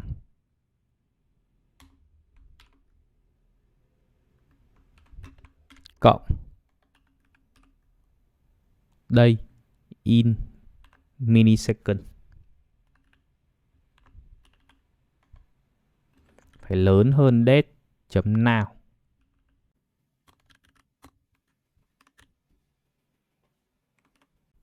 Thì chỗ này sẽ return về cái thằng is valid. Rồi. Ở đây thì mình đang miss cái này, cái day in minisecond. Mình đang còn thiếu cái day in ms thì các bạn hãy mở cái phần constant ra. Rồi. Các bạn define thêm một cái biến day in ms.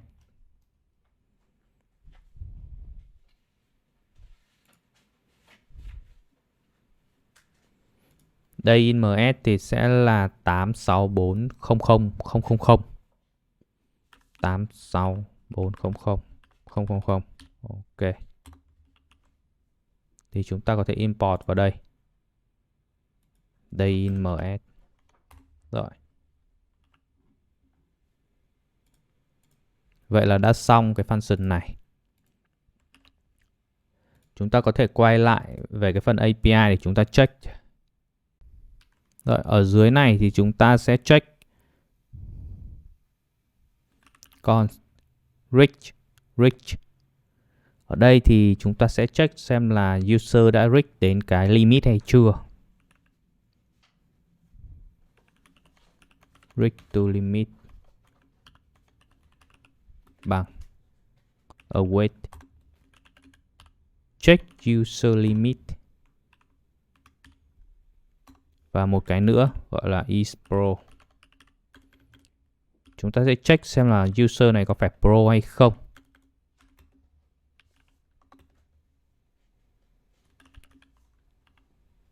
Check subscription. Rồi.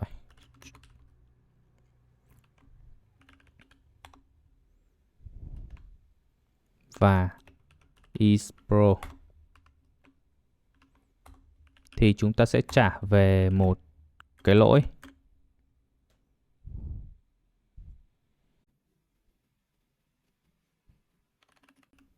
Next response.json.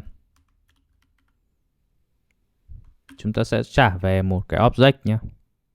Message your reach to limit.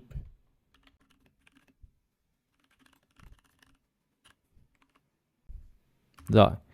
Chúng ta sẽ trả ở đây về đây một cái status 403. Và param tiếp theo cũng trả về một cái status 403. Ok.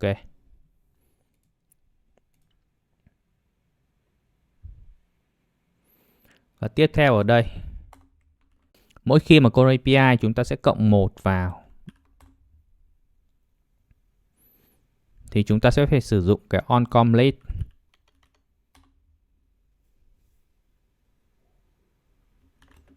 Async.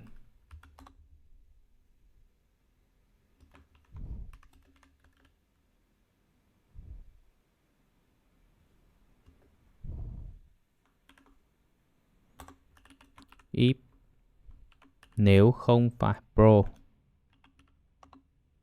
thì chúng ta sẽ call một cái API gọi là increment user limit.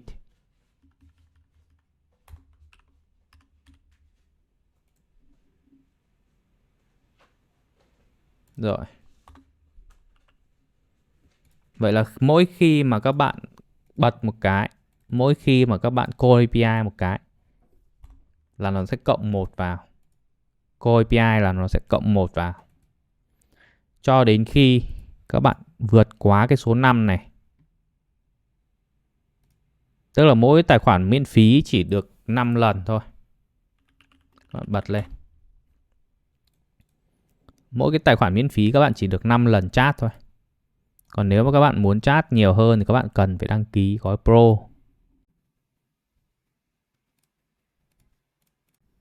Đây, 0/5. Bây giờ mình chat một cái xem nó có thành 1 không. 2.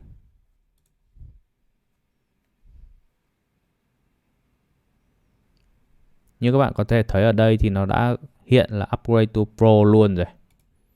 Thì chỗ này cần phải check lại.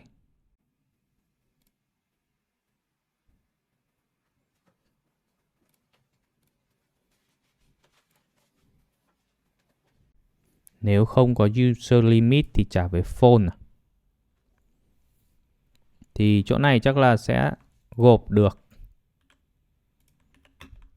Và thì các bạn có thể xóa chỗ này đi.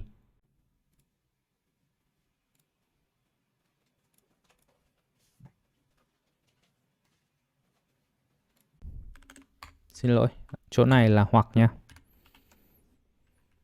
Tức là nếu không có user limit hoặc user limit chấm cao nhỏ hơn max free count thì có thể return về true. Rồi, chúng ta cùng thử lại, reload lại trang nha.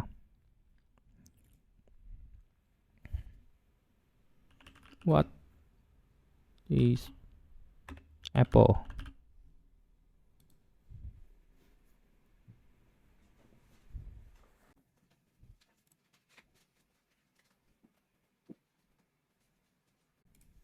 Các bạn có thể thấy là nó không biến đổi đúng không? Tại vì lúc nãy chúng ta chưa cho data vào, chúng ta chưa get data ra. Thì bây giờ để nó có thể là update ở đây, các bạn cần đổ data vào. Thì cái này nó đang ở phần component. Sidebar.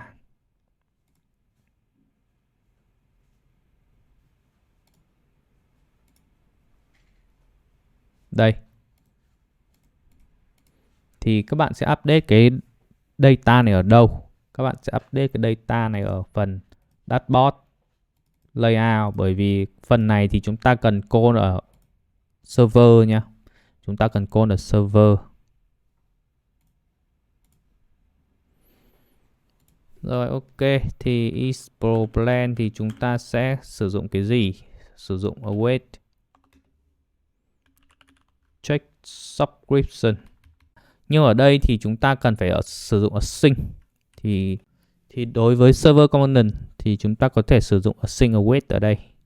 Tương tự user limit count thì chúng ta có thể sử dụng là get user limit count.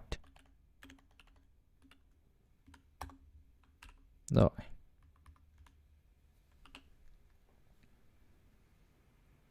Rồi, như các bạn thấy thì ở đây nó đã update rồi, 1/5. Vậy thì bây giờ mình phải làm sao để sau khi nó yêu cầu upgrade to Pro thì mình sẽ điều hướng nó sang cái trang Price, Stripe và bắt người dùng đăng ký. Thì ở cái phần library này các bạn tạo thêm một cái file nữa gọi là file Stripe. Stripe.ts. Ở trong cái file stripe.ts này thì chúng ta sẽ cần phải config cái Stripe. Đầu tiên chúng ta sẽ config cái API version. Rồi, chúng ta export. Const Stripe bằng new Stripe. Chúng ta sẽ import thằng Stripe này vào nha. Import Stripe form stripe. Do chúng ta chưa cài cái package này nên là chúng ta sẽ bật cái terminal lên, tắt cái cũ đi và yarn add stripe. Rồi sau đó chúng ta lại yarn dev để bật terminal lên. Rồi cái tham số đầu tiên là API key. API key ở đây thì chúng ta sẽ lấy từ ở trong file env ra, process.env try API key. API key. Rồi. Cái tham số thứ hai đó là một cái object. Chúng ta sẽ config cái API version. API version. Ở đây mình sử dụng API version là 16.08.2023. Một cái nữa chúng ta có thể config cái TypeScript bằng true. Rồi, ok. Như vậy là chúng ta đã config xong cái thằng stripe này. Tiếp theo các bạn vào phần app API. Các bạn tạo thêm một cái API nữa có tên là stripe switchbase.ts. Cái API này chúng ta sẽ để làm gì? Cái API này chúng ta sẽ để khi mà chúng ta click vào cái button, click vào button upgrade to pro, chúng ta sẽ call cái API này để lấy một cái URL về, tức là cái URL redirect sang cái trang thanh toán. Rồi, ở đây thì chúng ta sẽ sử dụng phương thức là get export async function get. Rồi, chúng ta sẽ sử dụng try get ở đây. Return new next response. Chúng ta import từ next server. Cái tham số đầu tiên là message something went wrong. Cái tham số thứ hai là status. Status ở đây chúng ta sẽ trả về là 500. Ok. Ở đây chúng ta sẽ lấy ra cái user ID. Cái user ID các bạn có thể lấy ở trong cái thằng out. Rồi. User ID này. Các bạn lấy thằng user từ cái thằng current user await. Ok. Ở đây thì các bạn có thể check. Nếu mà không có user thì các bạn sẽ trả về lỗi return về new next response. Nếu không có user thì chắc chắn sẽ là lỗi unauthorized.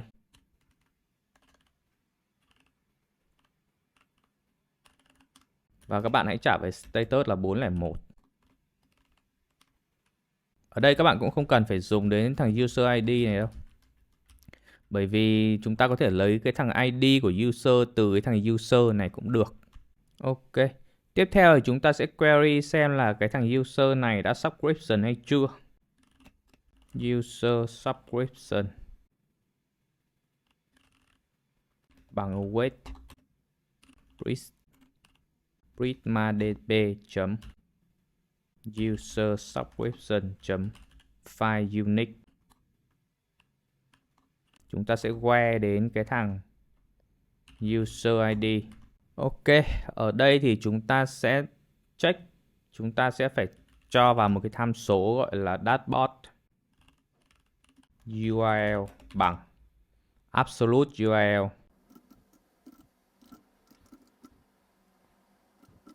Chúng ta sẽ trả về cái dashboard. Cái mục đích của cái function này lại để làm gì? Thì bây giờ chúng ta sẽ phải đi viết cái function này. Các bạn mở ở cái phần library này, util export const absolute URL. Cái function này nó sẽ nhận vào tham số là path, kiểu dữ liệu sẽ là string. Rồi, chúng ta sẽ return. Mục đích của cái function này chính là chúng ta sẽ nối cái URL, cái domain với cả cái path để thành một cái URL hoàn chỉnh. Nên là chúng ta sẽ lấy cái thằng process.env next public app URL. Và cái thứ hai đó là path. Chúng ta quay lại với cái phần app xuyệt API, xuyệt Stripe, xuyệt Bay ở đây. Mình xin lỗi ở chỗ này, nó phải là xuyệt root, không phải xuyệt Bay, bởi vì đây là API. Thì chúng ta sẽ import vào. Ở đoạn này thì chúng ta cần phải check. Chúng ta cần phải check xem là cái thằng user này nó đã có cái gói subscription hay chưa. Thì chúng ta check bằng cách là user subscription .stripe customer ID. Chúng ta check xem là ở trong database đã có tồn tại cái thằng này hay chưa. Và nếu có rồi thì chúng ta sẽ return về một cái URL để redirect nó sang một cái build. Stripe này thì chúng ta sẽ import từ cái thằng library Stripe. Rồi. Chúng ta sẽ chấm đến build. Build link portal. Chấm đến session. Và chấm đến create.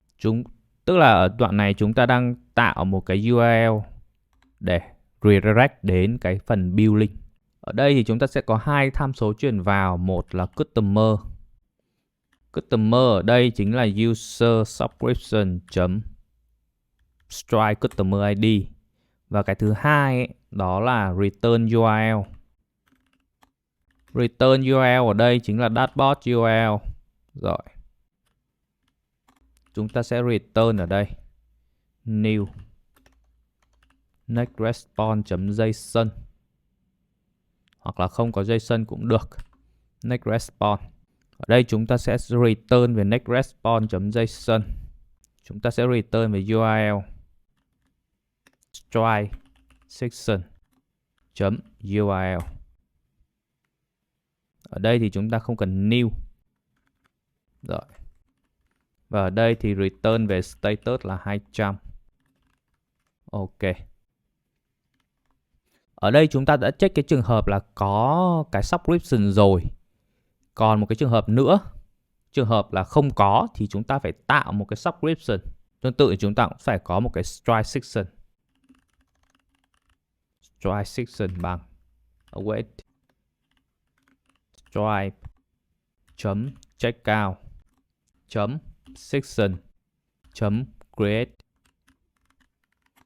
Ở phần này thì chúng ta có khá nhiều tham số.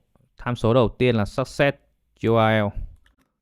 Khi mà success thì chúng ta sẽ redirect về cái URL nào. Tiếp theo là cancel URL. Cũng tương tự như vậy. Và payment method type. Ở đây thì có khá nhiều cái method type thì chúng ta sẽ chọn là CAC. Tiếp theo là customer email. Customer email ở đây thì chúng ta sẽ có thể là lấy cái user chấm email address số 0 và chấm email address. Rồi, mode. Mode thì là subscription. Tiếp theo là billing address collection. Chúng ta để auto. Tiếp theo là line item. Rồi. Cái line item này chính là cái item để chúng ta đẩy sang cái Stripe. Nó sẽ có từng cái object. Object đầu tiên, cái tham số đầu tiên là price data. Price data thì nó sẽ có currency. Currency chúng ta ở đây đặt là USD. Product data. Product data sẽ là một cái object có name. Tên sản phẩm. Tên sản phẩm là Brainfast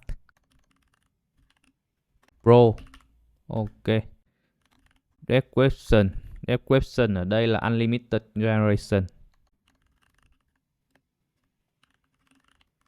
Rồi. Tham số tiếp theo đó là Unit Amount. Unit amount ở đây thì chúng ta sẽ để là 10.000. Tham số tiếp theo nữa là Recurring. Interval là month. Rồi.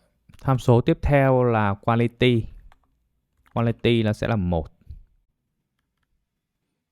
Và ở ngoài nữa, metadata chúng ta sẽ để là user ID. Rồi, ok. Và cuối cùng chúng ta sẽ return về cái gì? Return về next response.json.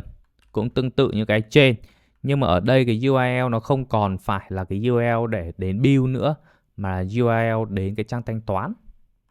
Thì ở đây chúng ta cũng tương tự trả về một cái URL stripe section.url. Và ở đây cái status chúng ta sẽ trả về là 200. Ok. Thì bây giờ các bạn quay lại cái phần component. Rồi, ở đây trước mình đã viết sẵn ở đây rồi. Thì bây giờ mình sẽ xử lý sau khi mà lấy được cái data về rồi thì chúng ta sẽ làm cái gì? Sau khi chúng ta lấy được cái data này về, tức là lấy được cái URL thanh toán hoặc là cái URL build, thì chúng ta sẽ phải redirect sang cái URL đó, đúng không? Thì chúng ta sẽ sử dụng location chấm đến href bằng data.url. Bây giờ việc tiếp theo là chúng ta sẽ cần phải đi config cái Stripe. Thì các bạn tạm thời đóng hết lại, các bạn mở cái file env. Chúng ta sẽ cần phải config cái Stripe. Rồi, các bạn hãy vào cái trang Stripe này. Các bạn vào cái phần dashboard nha.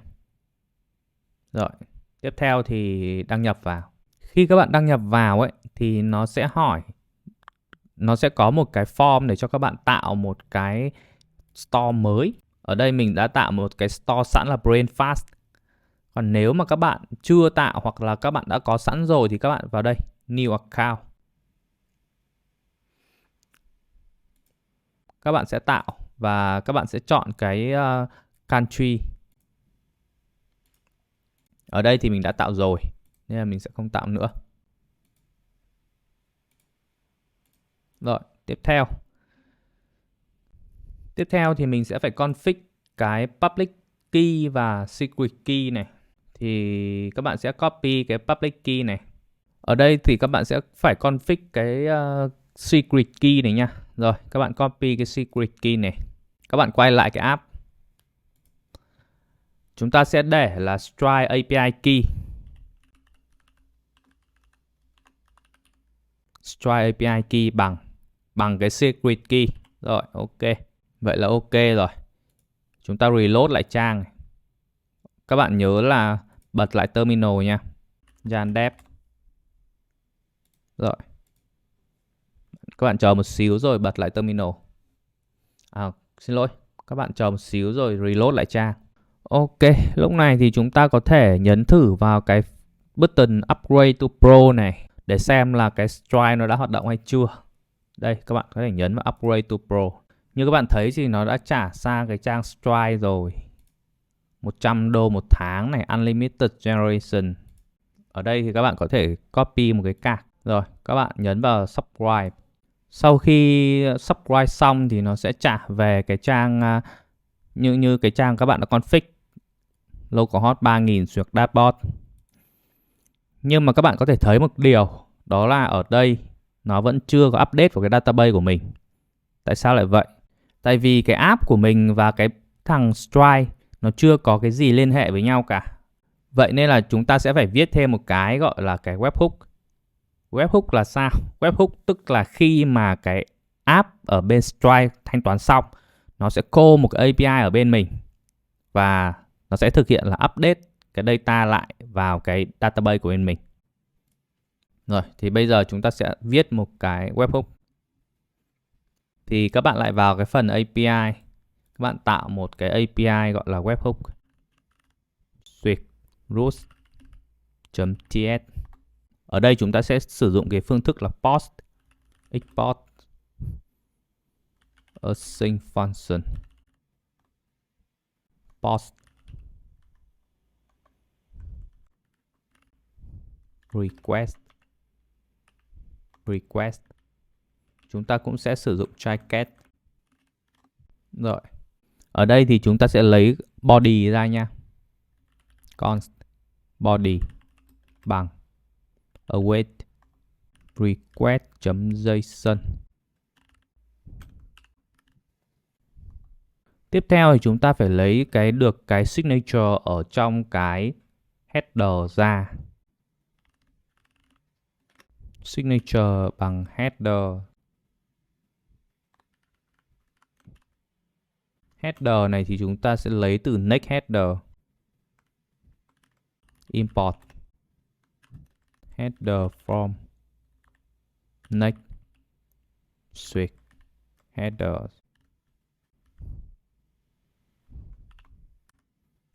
.get stripe signature as string. Chúng ta sẽ ép kiểu về string. Rồi, chúng ta đặt một cái biến let event bằng stripe.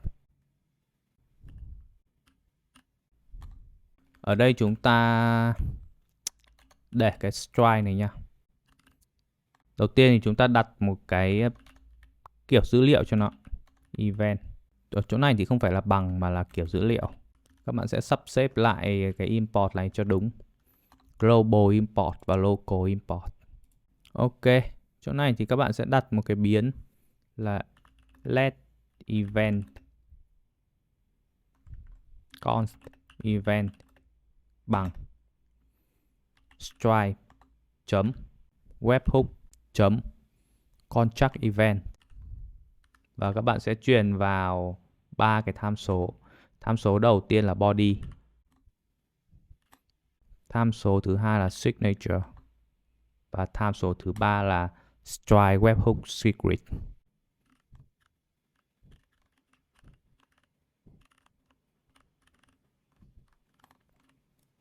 Rồi. Tiếp theo thì chúng ta cần phải đi config lại cái thằng stripe webhook secret này. Các bạn lại vào cái file env stripe webhook secret. Thì ở đây thì các bạn sẽ cần phải quay lại cái trang stripe. Rồi. Các bạn vào phần developer. Các bạn vào phần webhook. Rồi, các bạn nhấn vào ở đây. Bởi vì cái webhook này nó chỉ hoạt động ở trên môi trường product thôi, chứ nó không có hoạt động ở trên môi trường local. Nếu các bạn muốn hoạt động ở trên môi trường local, các bạn sẽ cần phải làm gì? Các bạn sẽ cần phải cài một cái tool của cái thằng Stripe này. Nên là sau khi các bạn deploy lên server thì các bạn cũng có thể test được bằng cách là các bạn add endpoint vào đây. Ở đây thì mình đã deploy lên server và đã có cái API để test ở đây. Sau khi các bạn tạo thì các bạn sẽ vào cái dấu 3 chấm này. Và các bạn tạo, sau khi các bạn tạo được cái secret này rồi thì các bạn có thể là quay lại cái app. Các bạn vứt vào đây. Rồi. Thì lúc này các bạn đã có cái Stripe webhook secret này. Rồi, tiếp theo thì chúng ta sẽ đi tạo một cái section.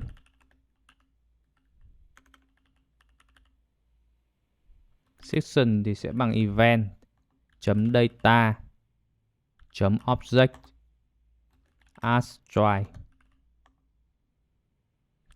.checkout .section. Ok.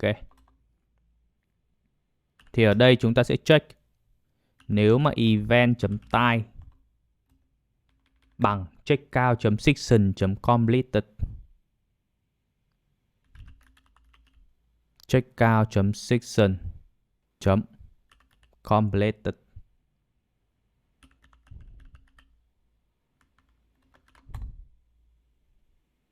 Thì chúng ta sẽ làm gì? Subquestion bằng await stripe subscriptions recheck.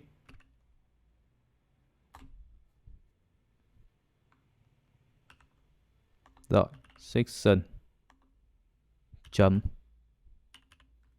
subscription as string. Tiếp theo thì chúng ta cũng phải check section metadata user ID. Tức là chúng ta sẽ phải check xem là có cái user ID này không. Nếu mà không có user ID này, chúng ta sẽ trả về lỗi return new next response. User ID is required và trả về lỗi là 400. Rồi, tiếp theo thì chúng ta sẽ làm gì? Tiếp theo thì tất cả đã ok rồi thì chúng ta sẽ lưu vào database prismadb.usersubscription.create. Rồi, data user ID thì sẽ là section.metadata.user ID. Tham số tiếp theo là Stripe subscription ID thì sẽ là subscription.id. Stripe customer ID subscription.customer string. Stripe price ID thì sẽ là subscription item data phần tử số 0 price id. Cuối cùng là Stripe current period end thì chúng ta sẽ làm gì? Chúng ta sẽ set cái ngày cho nó new date subscription.current period end sao với 1000. Ok. Đây là trường hợp thứ nhất là completed. Cái trường hợp thứ hai đó là invoice payment success. If event.type bằng invoice payment success. Đây. Thì chúng ta sẽ làm giống như ở trên. Còn subscription bằng await Stripe subscription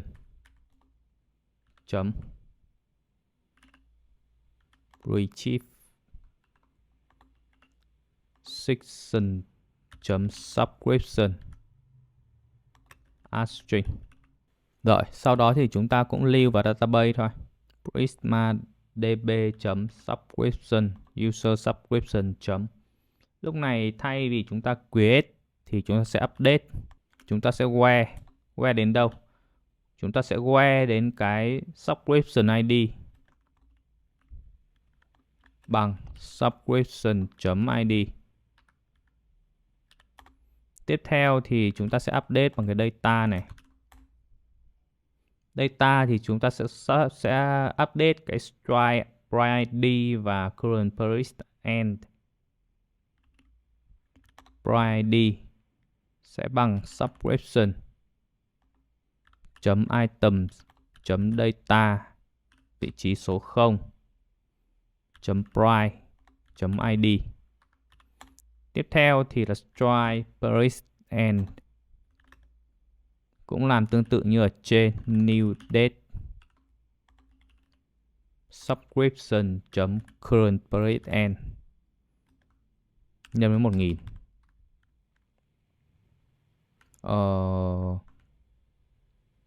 Đây current period end. Ok, vậy là đã xong. Cuối cùng thì chúng ta sẽ return về một cái lỗi khi mà try catch ở đây. Return về new next response. Something went wrong. Và ở chỗ này status sẽ trả về 200. 500. Ok. Còn ở chỗ này thì chúng ta sẽ làm gì? Chúng ta sẽ ở đây return new next response success, status trả về 200. Rồi, Vậy là chúng ta đã viết xong một cái webhook. Cái webhook này nó hoạt động khi mà cái thằng Stripe kia nhận được một cái event nào đó, thanh toán xong hoặc là có invoice. Ok, sau khi chúng ta code xong về cái phần API webhook và config vào Stripe thì chúng ta sẽ deploy cái project này lên. Sau khi deploy lên thì chúng ta có thể test được. Thì ở đây mình đã deploy ở trên trang demo rồi và mình sẽ test thử cái phần webhook. Các bạn nhấn vào đây thì nó sẽ redirect sang cái Stripe. Rồi. Sau đó thì các bạn sẽ sang bên này, sang bên cái test. Các bạn copy một cái card và các bạn cho vào đây. Điền bất kỳ cái gì, name, và các bạn subscribe. Sau khi subscribe xong thì nó sẽ redirect lại ở bên app của chúng ta nha.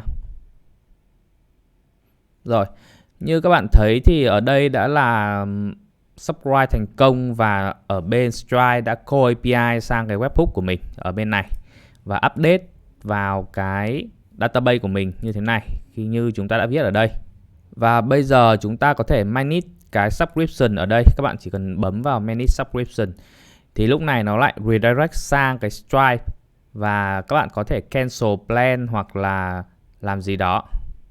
Vậy là phần subscription đã xong. Chúng ta sẽ quay lại về phần code. Rồi, tạm thời chúng ta đóng cái này lại. Chúng ta mở app, dashboard, root, code, base. Và chúng ta sẽ đi viết API cho cái code này. Đây, code. Rồi, chúng ta sẽ tạo một cái component cho nó. Chúng ta sẽ tạo một cái file có tên là code suite root.ts. Cũng tương tự như ở bên Conversation thì ở bên này mình cũng sẽ sử dụng cái AI SDK của Vercel. Và phương thức là post, export, async function. Post. Chúng ta sẽ lấy cái request ra. Request. Và chắc chắn là sẽ bắt try get ở đây. Rồi, tiếp tục. Ở đây thì chúng ta sẽ lấy cái user ID ra bằng auth.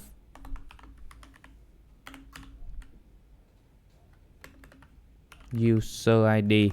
Rồi. Tiếp theo thì chúng ta sẽ lấy cái message từ client await request.json. Rồi. Ở đây chúng ta sẽ lấy cái message ra. Ok, chúng ta tiếp tục check. Nếu mà không có user ID thì tức là cái app này chưa out thì chúng ta sẽ return về next response. Chúng ta import từ server. Rồi, tham số đầu tiên là unauthorized. Tham số thứ hai đó là status. Status chúng ta sẽ trả về 401. Ok. Và chắc chắn ở đây chúng ta cũng sẽ cần phải config cái gì? Chúng ta cũng cần phải config cái OpenAI. Thì chúng ta sẽ có giống ở bên kia, đó là configuration. Rồi. Chúng ta sẽ có API key. Chúng ta lấy từ process.env open AI API key.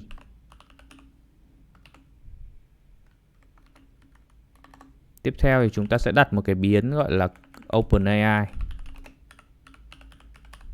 bằng new OpenAI, import từ OpenAI ra và chúng ta sẽ cho cái file config vào. Con file config này không có s nhé. Rồi. Tiếp theo ở đây thì chúng ta sẽ check cái file config này. Configuration.api key. Nếu mà không có thì chúng ta sẽ trả về cái message lỗi, return về new về next response miss open AI key.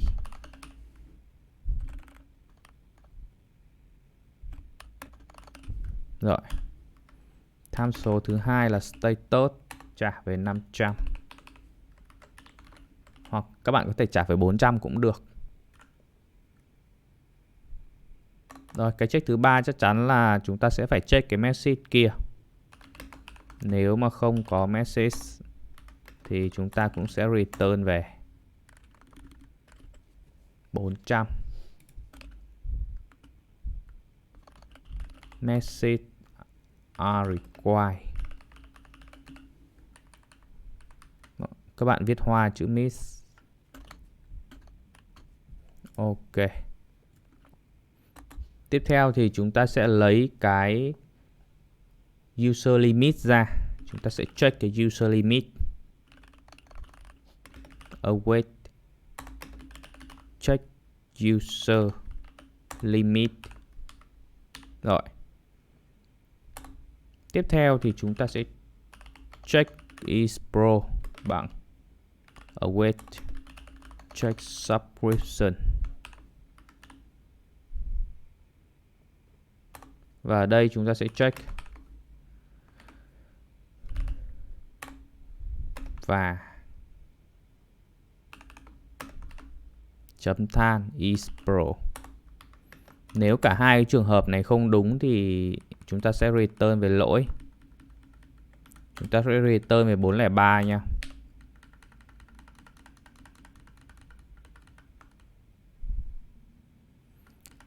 You are rich to limit. You are rich to limit. Ok. Rồi tiếp theo thì chúng ta sẽ call API thôi. Response bằng await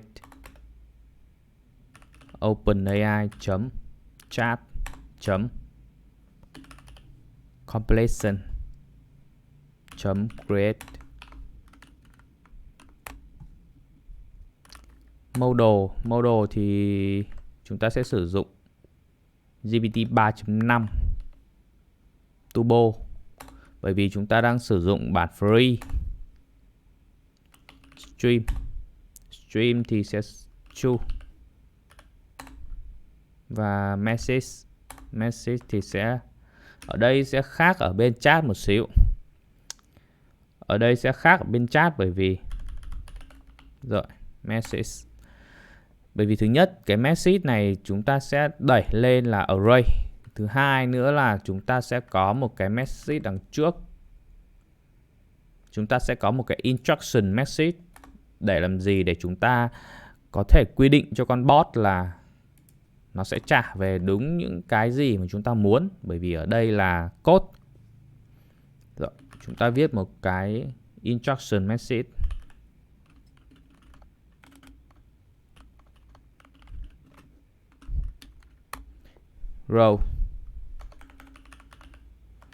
Row ở đây thì sẽ là system.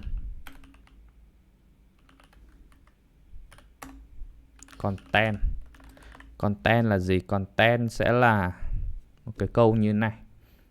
Rồi. Các bạn sẽ bỏ cái instruction message ở dưới này. Rồi. Tiếp theo thì các bạn sử dụng stream. Stream bằng await. Stream bằng OpenAI stream. Import từ AI. Tham số đầu tiên là response. Tham số thứ hai là một cái object. Cái object này thì chúng ta sẽ bắt một cái sự kiện là on completion async.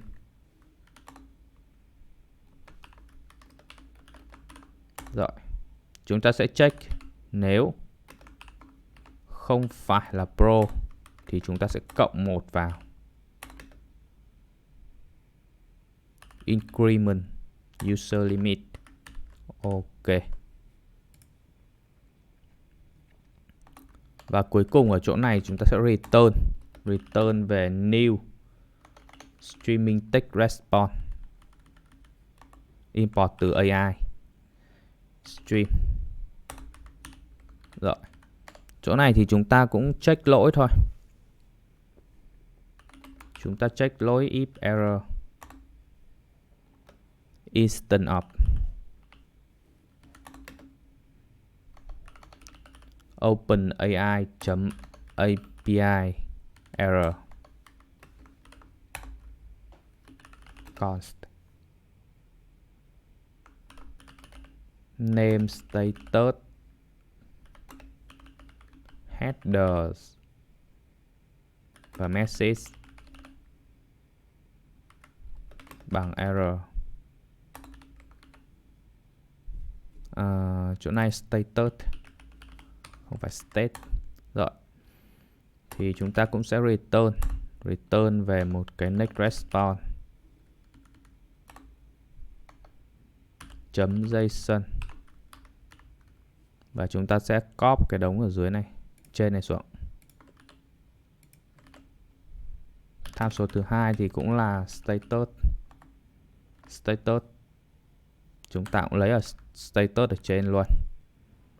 Rồi L true.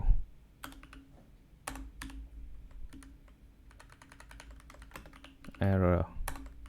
Rồi.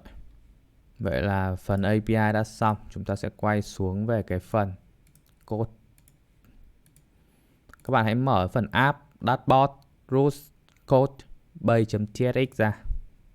Rồi ở đây chúng ta sẽ có một cái class name này. Heartful relative flex call justify between. Ok. Tiếp tục ở dưới chúng ta sẽ có một cái div nữa. Class này thì chúng ta sẽ sử dụng cn import từ library vào. Đầu tiên là sẽ có h. Chúng ta tính toán calc 100 VH trừ đi 180 PX. Rồi. PL bằng 4. Overflow Y bằng auto. Space Y bằng 10. Scroll smooth.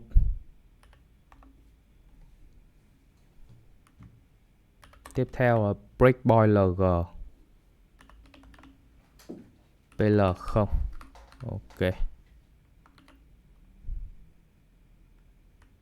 Ở đây thì cũng giống như ở kia, chúng ta sẽ cần phải có một cái wrap.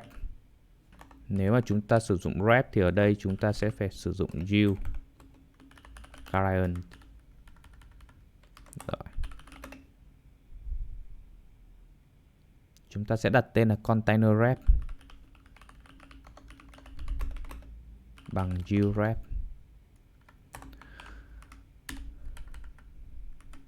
Giá trị mặc định bằng null. Ok. Tại vì cái thằng container wrap này lúc lấy mình vẫn quên chưa làm gì với nó. Thì ở bên này mình sẽ làm một cái, đó là mình scroll xuống, auto scroll xuống. Rồi, ở bên này thì cũng giống hệt như bên kia thôi. Các bạn có thể copy từ bên kia qua. Các bạn có thể mở conversation. Rồi, các bạn copy cái phần này lại, bỏ sang bên này.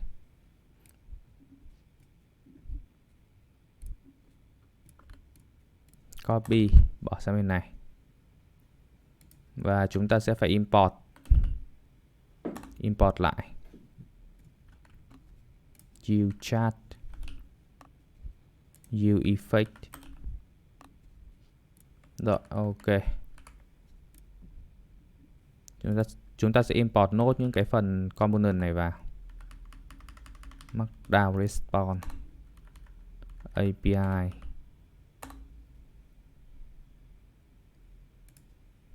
button tools navigation. Rồi. Tại vì ở dưới cũng giống nên các bạn có thể là copy luôn ở dưới. Rồi, bỏ qua.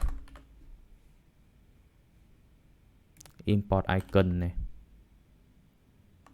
Lucy icon. Text area. Rồi, các bạn sắp xếp lại cái import này cho đúng thứ tự. Vậy là xong. Mình có thể reload lại trang xem sao. Ở đây thì các bạn có thể thay cái do you have any question today thành một cái từ khác.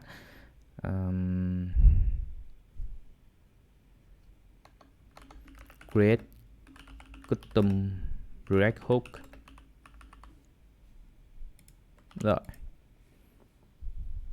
Ở đây thì mình sẽ bảo nó là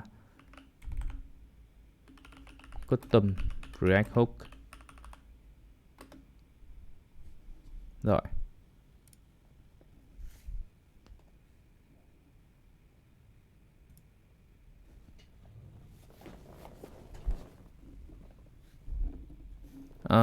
Ở bên này thì mình vẫn còn thiếu này.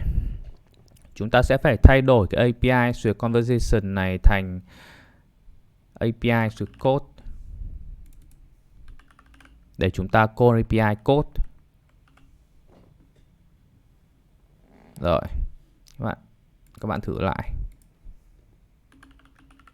Custom React Hook.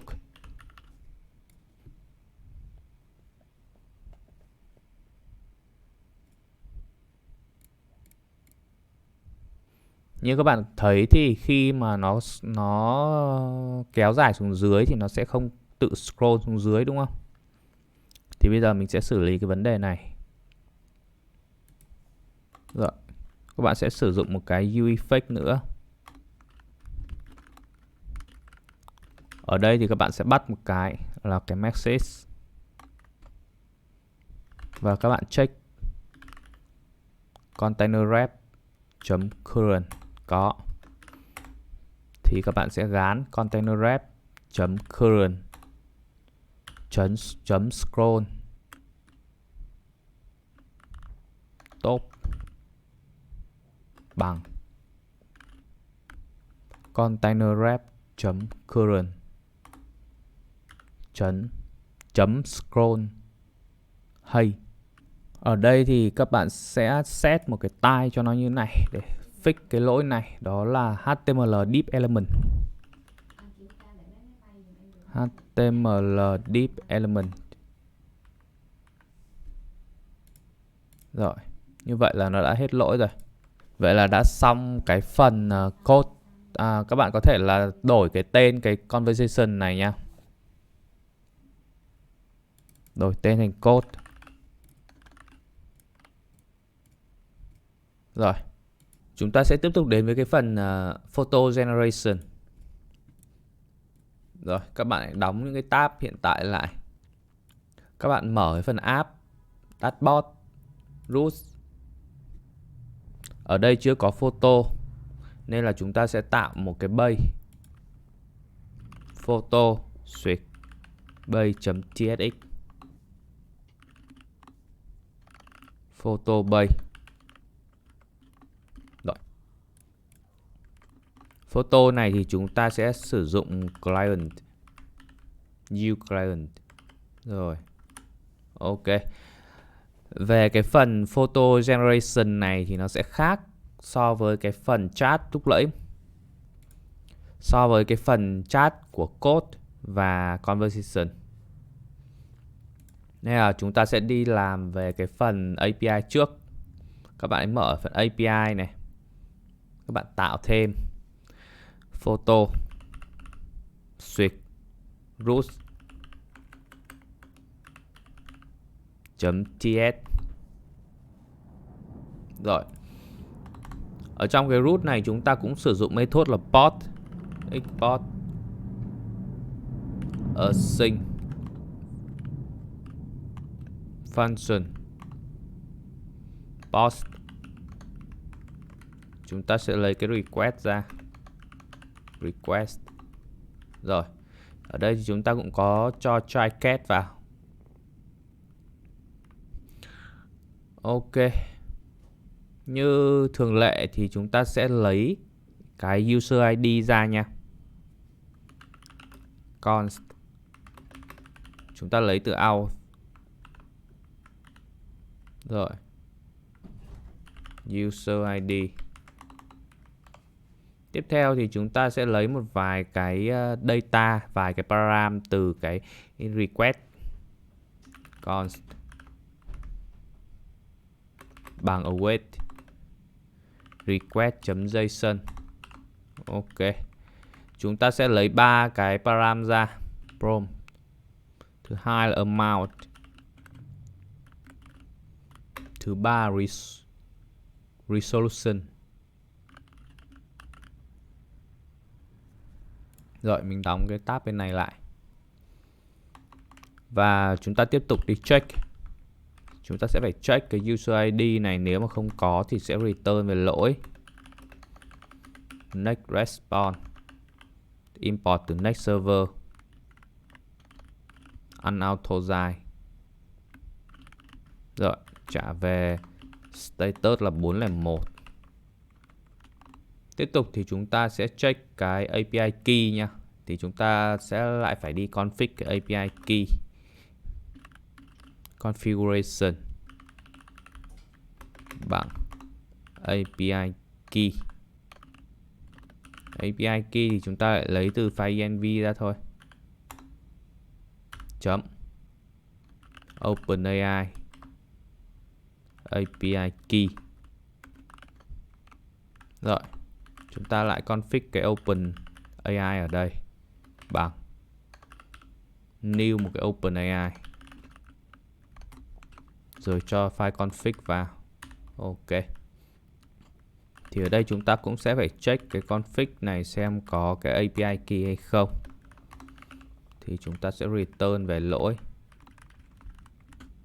Lỗi ở đây thì chúng ta sẽ trả về 500 nha.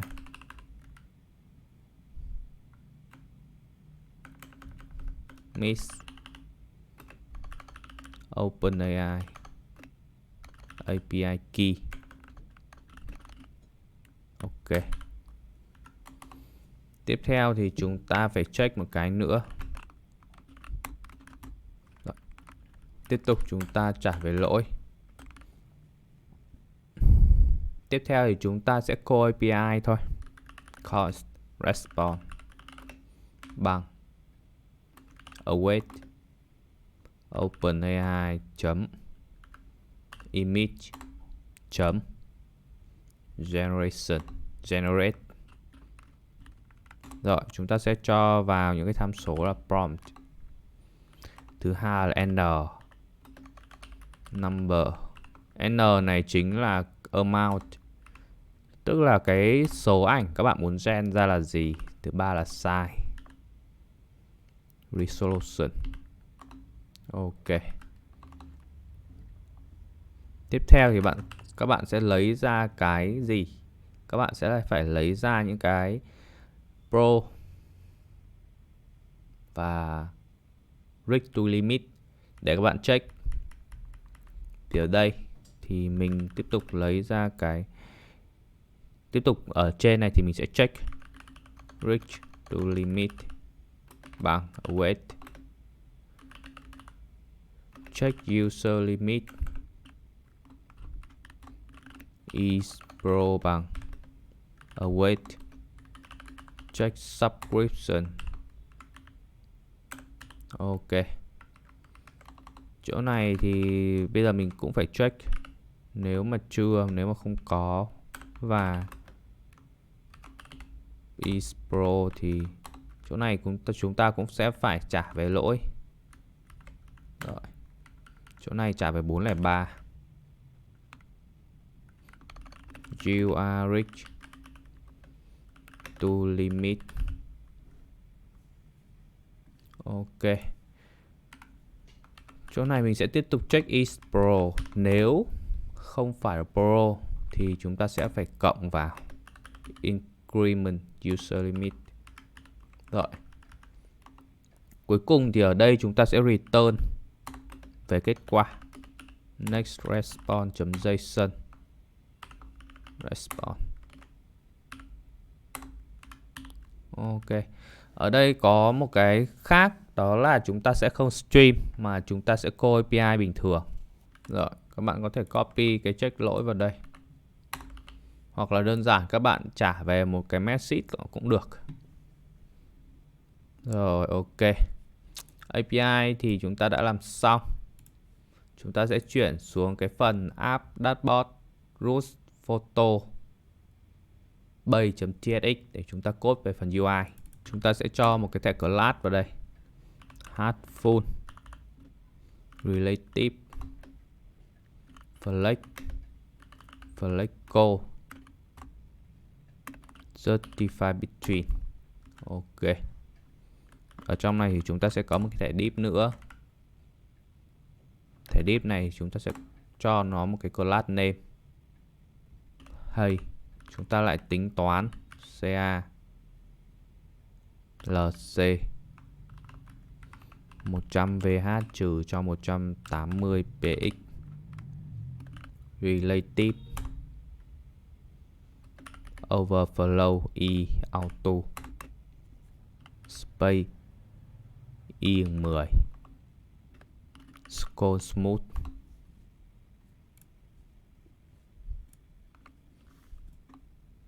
Và ở đây chúng ta cũng sẽ tạo ra một cái gì? Chúng ta sẽ tạo ra một cái urep gọi là container wrap. Container wrap bằng urep. Và chúng ta sẽ cho vào đây. Rồi. Wrap bằng container wrap null. Và ở đây chúng ta cũng sẽ phải cho vào một cái tag HTML div element. Rồi. Tiếp theo chúng ta sẽ call API. Chúng ta sẽ có một cái on submit. On submit bằng async value. Tạm thời chúng ta cho any vào đây. Rồi. Ở đây do chúng ta không sử dụng cái AI SDK của Vercel nên là chúng ta sẽ phải set bằng tay. Chúng ta sẽ phải đặt từng cái biến bằng tay. Thì chúng ta sẽ đặt một cái state ở đây. Chúng ta sẽ tạo một cái state bằng useState. useState này thì chúng ta sẽ để là một cái mã message set message. Ok. Rồi, chúng ta sẽ cần phải có một cái message type ở đây. Message type thì có cái gì? Chúng ta sẽ có một cái ID bằng string content string hoặc là string array, một cái mark string. Row. Row thì chúng ta sẽ có row user hoặc là row assistant. Rồi, ok. Chúng ta có thể bỏ vào đây. Message type. Rồi. Tiếp theo thì chúng ta sẽ cần phải có một cái nữa, đó là chúng ta sẽ cần phải xử lý form. Khi mà chúng ta xử lý form thì chúng ta lại sang bên này. Rồi. Sass.cn UI. Chúng ta tìm đến cái phần form. Đây. Rồi, chúng ta lại cài vào. Bật terminal lên. Tắt cũ đi và bật cài vào. Yes. Để validate được cái form thì chúng ta sẽ sử dụng một cái thư viện. Chúng ta sử dụng cái thư viện Zo. Đây. để chúng ta validate cái form. Rồi, dàn đẹp.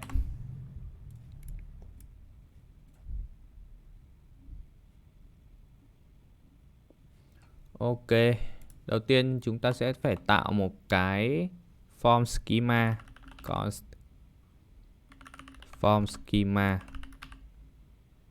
bằng z chấm object. Z này thì các bạn import từ cái thư viện Zo, import sao as z from ZOD. Ok. Ở trong này thì chúng ta sẽ có bao nhiêu tham số? Chúng ta sẽ có 3 cái tham số ở đây. Pro. Rồi, z.string. Cái kiểu dữ liệu của nó sẽ là string. Chấm min. Min sẽ là 1. Rồi, ở đây chúng ta cũng có thể custom được nha. Chúng ta có thể custom được cái message trả về khi mà lỗi. Rồi, photo pro is required. Tiếp theo cái thứ hai là amount, z.string min 1. Rồi, resolution cũng vậy, z.string min 1. Ok. Tiếp theo xuống dưới chúng ta sẽ tạo một cái form bằng uForm. uForm thì các bạn sẽ sử dụng đến cái thằng React Hook Form. uForm z.infer. Rồi, type of form schema. Ok. Rồi ở trong thì resolver thì các bạn sẽ cho ZOD resolver. Rồi, form schema. Cái này thì các bạn sẽ import. Rồi, import.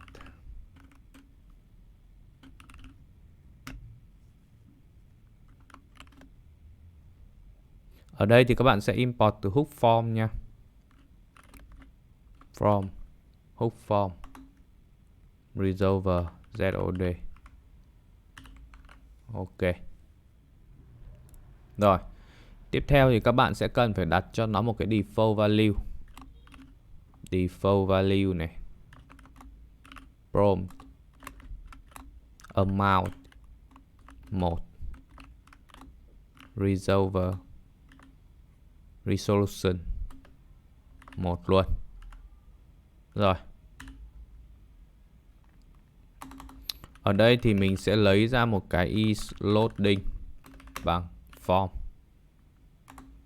chấm form state chấm is submit. Ok. Rồi, ở đây về cái phần on submit này chúng ta sẽ xóa cái any này đi và chúng ta sẽ cho cái z.infer. Rồi, chúng ta sẽ cho cái type of form schema. Ok. Rồi, ở đây chúng ta sẽ cho jacket vào. Đầu tiên thì chúng ta sẽ làm gì? Chúng ta sẽ set message. Chúng ta sẽ lấy current message ra. Cho lại current message vào đây. Rồi. Tiếp theo thì chúng ta sẽ cho cái ID. ID 123. Row. Row thì sẽ là user. Rồi, content thì chúng ta sẽ cho một cái chuỗi vào đây. Value.prom. Tiếp tục đến số lượng. Value.amount. Rồi, tiếp tục đến kích thước. Value.resolution. Ok. Chúng ta tiếp tục cho một cái object nữa. ID 123. Row. Row ở lúc này thì sẽ là assistant. Content thì sẽ là rỗng. Bây giờ các bạn đang thắc mắc là tại sao là ID lại bằng 123 đúng không? ID là 123 bởi vì mình đang để tạm thôi. Ở đây thì mình sẽ phải cài một cái thư viện vào để auto sync cái ID này ra. Thì các bạn mở cái terminal lên. Rồi, bạn tắt đi. Và các bạn sẽ sử dụng một cái thư viện có tên là UUID. Jan UUID. Rồi, Jan dev. Cái thư viện này nó sẽ sinh ra một cái chuỗi UUID cho các bạn. Rồi, import from UUID. Ok. V4 add UUID V4. Rồi.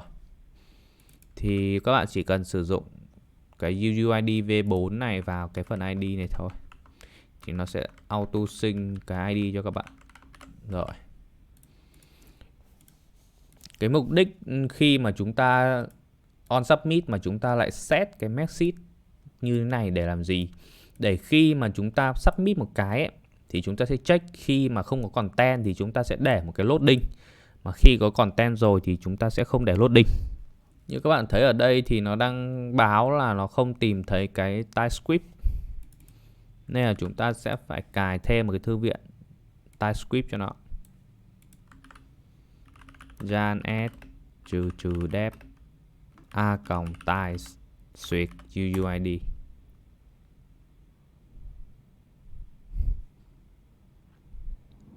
Ok. Ở đây chúng ta sẽ có một cái nữa. Đó là handle scroll to bottom. Sau khi set xong thì chúng ta scroll xuống. Handle scroll to bottom. Ok. Thì chúng ta lại phải viết một cái function cho nó bằng nếu container wrap .current mà có thì chúng ta sẽ gán container wrap .current .scroll top bằng container wrap .current .scroll hay. Ok. Tiếp theo sau khi mà chúng ta submit xong thì chúng ta sẽ reset lại form. Form.reset.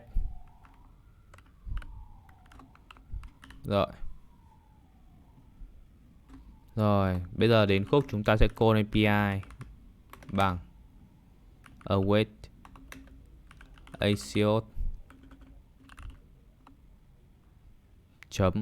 post suyệt API suyệt photo value. Rồi, chúng ta cho cái async này lên trên nha. Sau khi có data về rồi thì chúng ta sẽ làm gì? URL. Chúng ta sẽ lấy cái list URL của ảnh ra. Data.data.map image URL string cho đến image.url.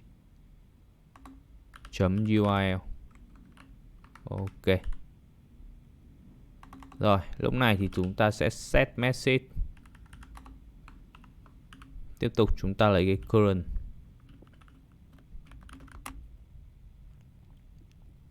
Đầu tiên là chúng ta sẽ gán cái message này bằng cái new message bằng current. Rồi. New message chấm lang trừ 1 chấm content bằng URL. Tức là chúng ta đang gán cái URL này cho cái gì? Chúng ta đang gán cái URL này cho cái phần tử cuối cùng trong mảng. Và cuối cùng là return về new message. Ok. Sau đó thì chúng ta lại tiếp tục handle scroll to button. Vậy là đã xong. Any. Ở đây thì chúng ta sẽ check. Chúng ta sẽ check xem là khi nào thì chúng ta open cái Pro model lên. Thì chúng ta cần check error chấm response chấm status bằng 403. Thì chúng ta sẽ mở handle open or close Pro model. Thì cái function này chúng ta sẽ lấy từ đâu ra? Function này thì chúng ta có thể lấy từ cái thằng Pro Store ra nha. U Pro Store. Ok. L. Nếu không thì chúng ta sẽ làm gì? Nếu không thì chúng ta sẽ show ra một cái message lỗi. Và chúng ta sẽ xóa cái message cũ đi. Chúng ta show cái message lỗi ra thì chúng ta sẽ sử dụng toast variant là destructive description something went wrong. Ok. Tiếp theo thì chúng ta sẽ có một cái function nữa gọi là handle clear chat. Handle clear chat này thì chúng ta sẽ set message bằng array. Rồi. Chúng ta có thể reload lại trang nha.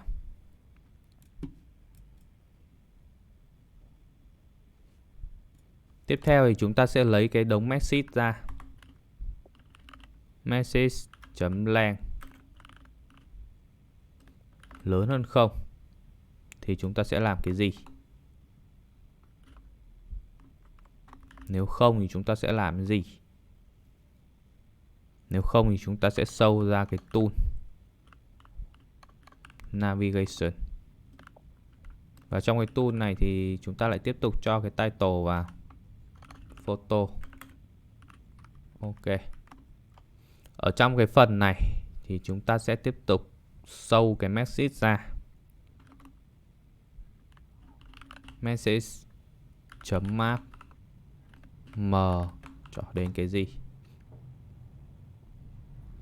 Chúng ta sẽ cho một cái thẻ div vào đây.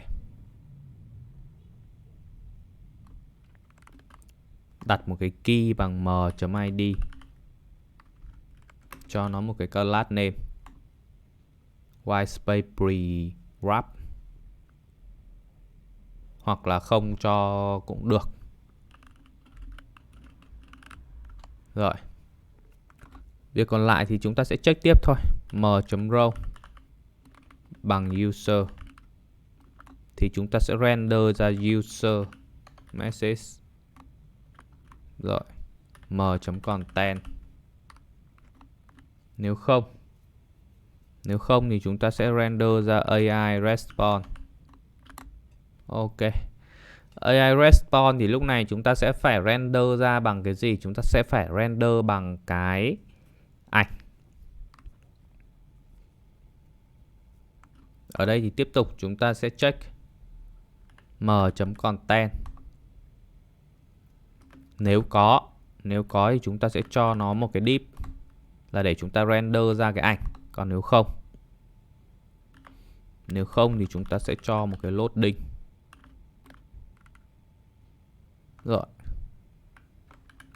Bây giờ thì chúng ta sẽ lại phải đi tạo một cái component loading. Rồi các bạn tạm thời đóng lại vào component. Các bạn tạo một cái file loading.tsx.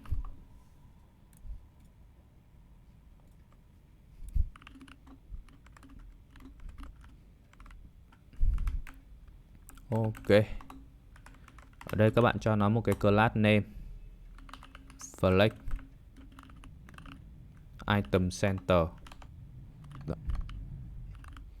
Các bạn sẽ cho nó một cái icon vào đây, class name animate ping.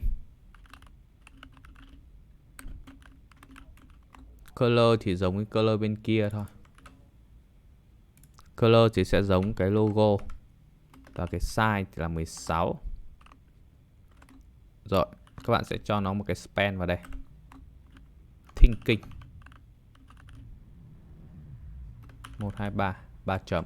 Rồi, class name cho cách ml4 và text sm. Ok.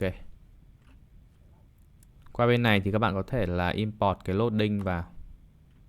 Rồi.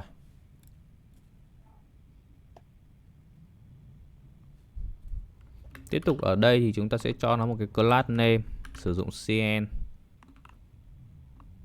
Đầu tiên là block mb4 space i4. Breakpoint tiếp theo là lg flex. Lg flex graph. Lg item center. Lg space x4. Và cuối cùng là lg space i0.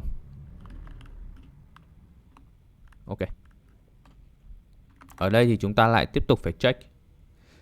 Bởi vì cái content type này nó có hai kiểu, một là string và hai là string array string. Nên là chúng ta sẽ phải check xem là cái content type này là cái gì. Chúng ta sẽ sử dụng type of m.content bằng object. Bản chất của array nó vẫn là object, nên là khi các bạn check type of thì nó sẽ ra object. Và m.content .map URL string. Rồi, lúc này thì các bạn có thể là render ra ảnh rồi. Div key bằng URL. Và các bạn sẽ lấy cái ảnh. Các bạn import từ next image. src bằng URL. Width bằng 200. Height cũng bằng 200. alt URL luôn. Và các bạn sẽ cho nó một cái class. Các bạn sẽ bo cho nó một chút. Round lg. Ở dưới thì các bạn sẽ cho nó một cái thẻ A nha. Cái mục đích của thẻ A này là chúng ta sẽ mở ra một cái link khác và chúng ta sẽ download cái ảnh đấy về. Target bằng blank. Rồi. Ở đây chúng ta sẽ cho nó một cái button. Download.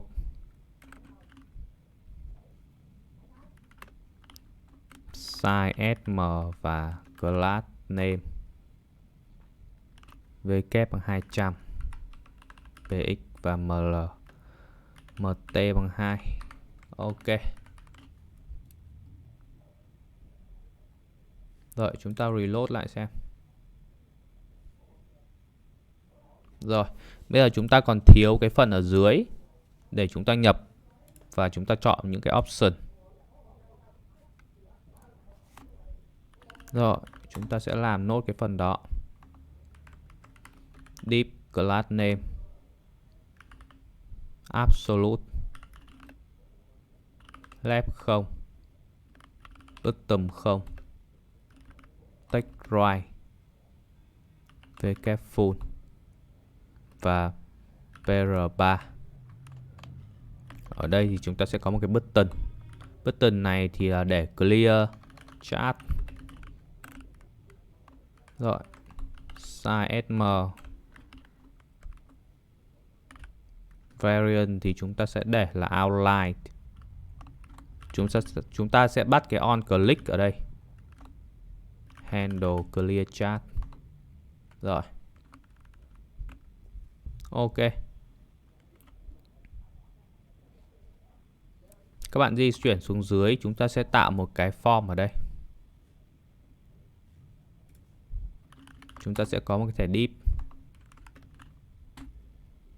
Class name bằng mb bằng 13px. Ở đây thì chúng ta sẽ có một cái form. Form này thì chúng ta sẽ import từ đâu? Form này thì chúng ta sẽ import từ component UI form. Rồi. Form. Ở trong cái này thì chúng ta sẽ sử dụng form của HTML. Chúng ta sẽ bắt on submit bằng form chấm handle submit, và chúng ta sẽ cho cái on submit vào đây. Và ở đây chúng ta sẽ có một class name flex item center vk full và relative. Rồi. Tiếp theo là form field. Form field thì sẽ có name, tên của cái form, prompt, và sẽ có render.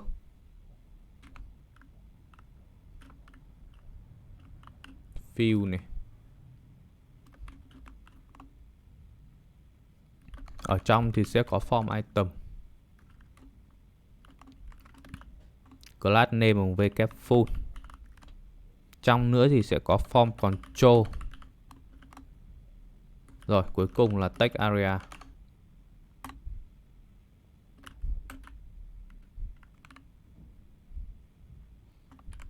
Text area thì chúng ta sẽ để cái field vào.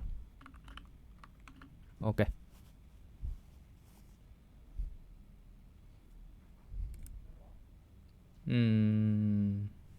Ok.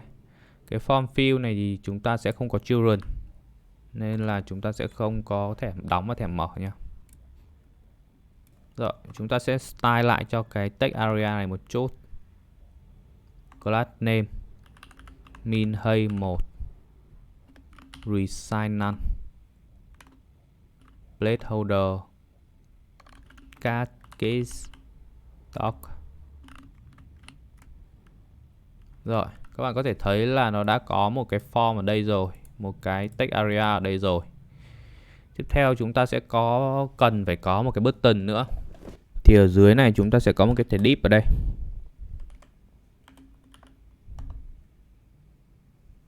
Chúng ta sẽ có một cái button. Chúng ta sẽ có một cái icon send. Rồi. Style là submit. Disable bằng is loading. Một cái nữa là class name bằng, class name này chính là gradient buttoner. Rồi, chúng ta sẽ style lại cho cái div này. Absolute right bằng 2. Flex item center space x bằng 4. Right. Rồi, đẹp rồi. Chúng ta sẽ cần thêm vài cái field nữa. Một cái field là size và một cái field là resolution.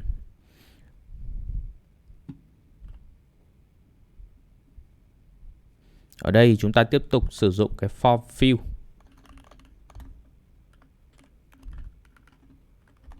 Form field sẽ có name.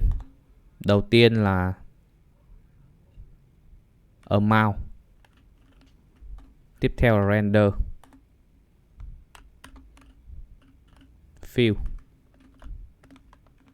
Rồi.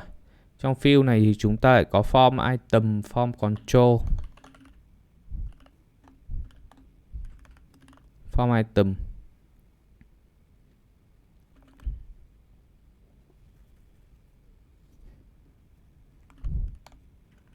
Rồi. Form control. Ở đây thay vì chúng ta lấy input thì chúng ta sẽ lấy một cái select. Chúng ta sẽ phải sử dụng một cái select. Ở đây thì chúng ta chưa cài select nên là chúng ta sẽ phải quay lại về cái phần SAT-CN UI. Chúng ta tìm đến cái phần select. Rồi, chúng ta sẽ chọn cái này, cài vào. Tắt cái cũ đi, cài vào. Ok, lại chạy lại nha. Rồi, các bạn sẽ chọn cái select. Select từ component UI select này.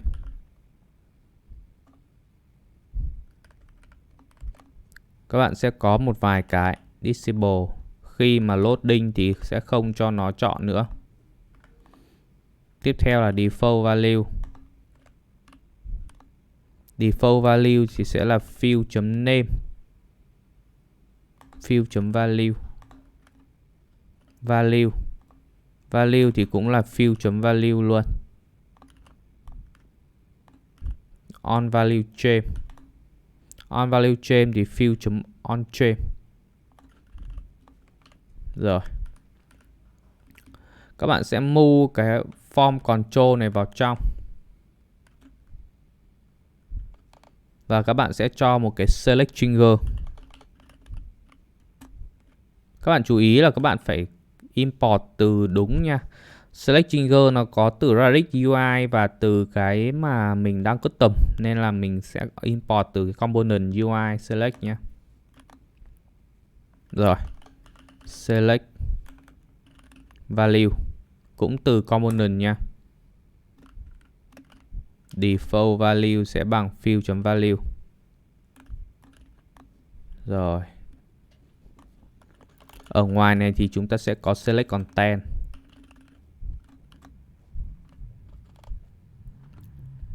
Chúng ta sẽ đặt một cái biến photo amount option.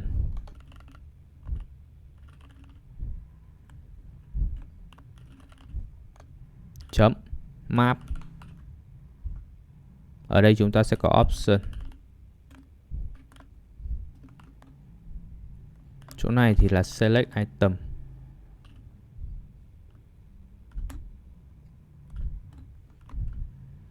Option.label. Chỗ này chúng ta sẽ phải có một cái key. Thì chúng ta sẽ lấy option.value. Và chúng ta cũng sẽ phải đặt một cái value ra đây. Value này thì chúng ta sẽ lấy từ option.value luôn. Ok. Về cái phần photo amount options, chúng ta sẽ phải vào cái phần. Rồi, chúng ta sẽ vào cái phần constant. Chúng ta đặt một cái biến ra đây. Export const photo amount options bằng một cái array. Rồi. Chúng ta sẽ có 5 cái item ở trong này. Một là value. Value là 1.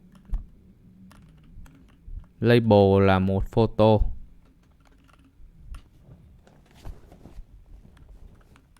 Tương tự thì chúng ta sẽ có từ 1 đến 5, 2, 3, 4, 5. Ok, chúng ta sẽ quay lại bên này và chúng ta import cái photo amount option này vào.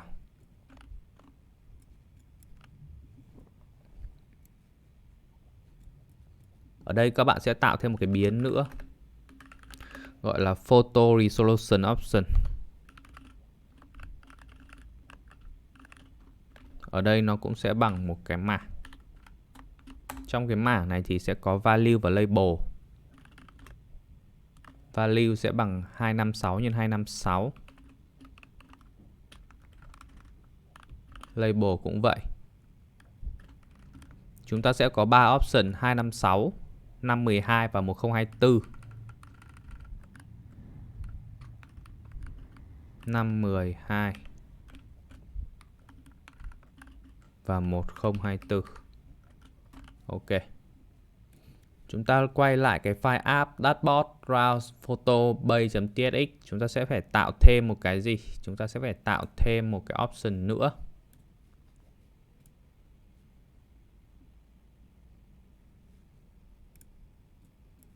Rồi. Ở đây thì các bạn có thể copy cái phần ở trên. Rồi, các bạn cho xuống dưới. Ở đây bạn sẽ đặt tên là resolution. Thay vì photo amount thì các bạn sẽ cho cái photo resolution option. Ok, các bạn lưu lại là xong. Rồi, các bạn kéo lên trên và các bạn sắp xếp lại những cái import global và import local nha. Rồi. Vậy là chúng ta đã hoàn thành cái phần này. Cái phần resolution này nó đang không hiện ra đúng không? Thì các bạn sẽ phải kiểm tra lại. Về cái phần default resolution này thì để là 1024 nhân 1024. Các bạn reload lại trang này.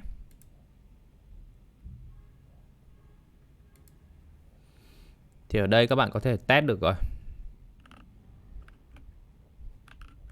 Unable on the table. Rồi, như các bạn thấy thì ở đây nó có cái message của chúng ta. Và ở đây nó sẽ có một cái message là thinking ở đây. Tức là nó đang call API. Mình có một cái lỗi ở đây. Chúng ta cần phải bật console log lên, chúng ta check.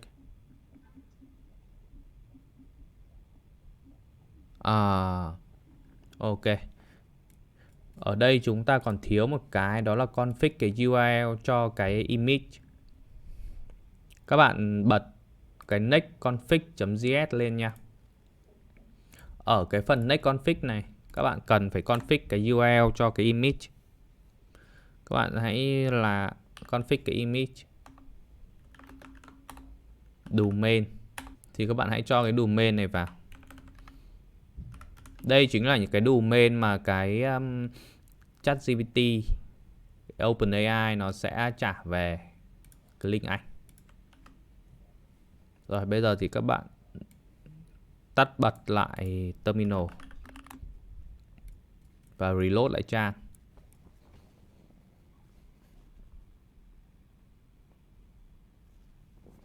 Nếu ở đoạn này các bạn không muốn config cái domain này thì các bạn có thể sử dụng cái image, không cần phải sử dụng cái image từ cái thằng Next.js. Các bạn có thể chọn từ 1 đến 5, mình sẽ chọn 3 photo đi. Rồi các bạn chờ một xíu.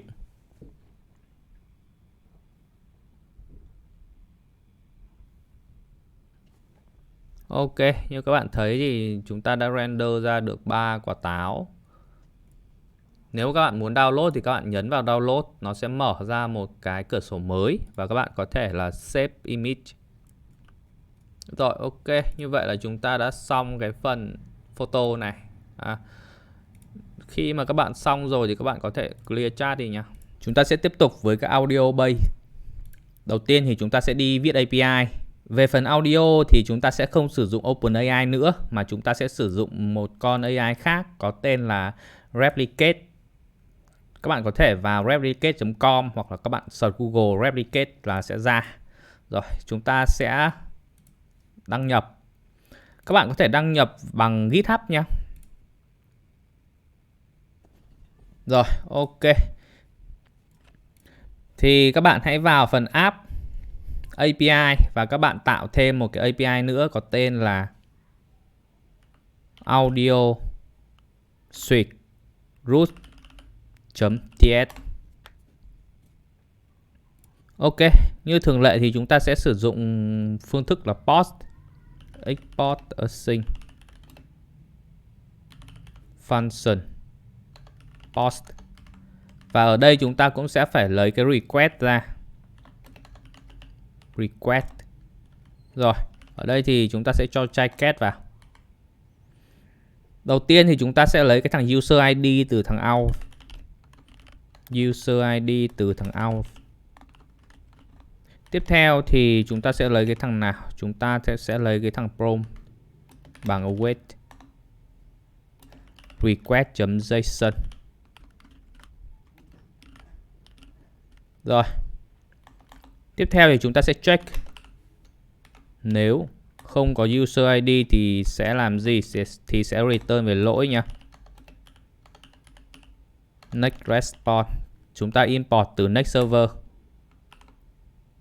Rồi, tham số đầu tiên là unauthorized. Tham số thứ hai chúng ta sẽ trả về một cái status là 401. Tiếp tục thì chúng ta sẽ check một cái prompt. Nếu không có prompt thì chúng ta cũng sẽ trả về lỗi. Chúng ta sẽ trả về lỗi 400. Prompt are required. Ok. Tiếp theo thì chúng ta cần phải define cái thằng replicate này. Chúng ta cũng phải define cái config của nó. Configuration bằng out process.env replicate API key. Rồi, tiếp theo thì chúng ta cũng sẽ phải define cái replicate ra. Replicate bằng new replicate. Rồi chúng ta sẽ bỏ cái configuration vào. Ở đây thì chúng ta cũng sẽ phải cần cài cái thư viện replicate này nha. Rồi. Các bạn mở terminal lên. Tắt cái cũ đi. Các bạn sẽ cài Jan S replicate. Rồi, Jan dev. Rồi, bây giờ các bạn có thể import vào. Ok. Tiếp theo thì ở đây chúng ta sẽ check được. Chúng ta sẽ phải check xem là cái file config.out. Nếu mà không có thì chúng ta sẽ trả về cái lỗi miss replicate API key. Chúng ta sẽ trả về status là 500. Rồi, ok. Tiếp theo thì chúng ta sẽ lấy cái reach to limit và is-pro ra. Reach to limit bằng await check user limit và is-pro bằng await check subscription. Rồi. Thì ở đây chúng ta cũng sẽ phải check hai cái biến này. Reach to limit và is-pro. Thì chúng ta sẽ trả về một cái lỗi status là sẽ là 403. You are reach to limit. Rồi, ok. Tiếp theo thì chúng ta sẽ call API const response bằng await replicate chấm run. Rồi, cái run này thì chúng ta sẽ truyền vào cái gì? Chúng ta sẽ quay lại cái replicate và explore refusion. Các bạn có refusion đây. Đây là con AI tạo, đây là cái con AI tạo nhạc đã được train sẵn và các bạn chỉ cần dùng thôi. Để dùng được thì các bạn sẽ vào cái phần API. Rồi, các bạn copy cái này. Ok. Cái tham số thứ hai sẽ là một cái object input prompt A và truyền vào tham số prompt. Ok. Tiếp theo thì chúng ta sẽ check is pro. Nếu mà cái tài khoản này chưa lên pro thì chúng ta sẽ cộng 1 vào. Increment user limit. Rồi. Và cuối cùng chúng ta sẽ return next response.json. Response. Ok. Rồi, về phần lỗi. Lỗi thì chúng ta có thể trả về lỗi 500.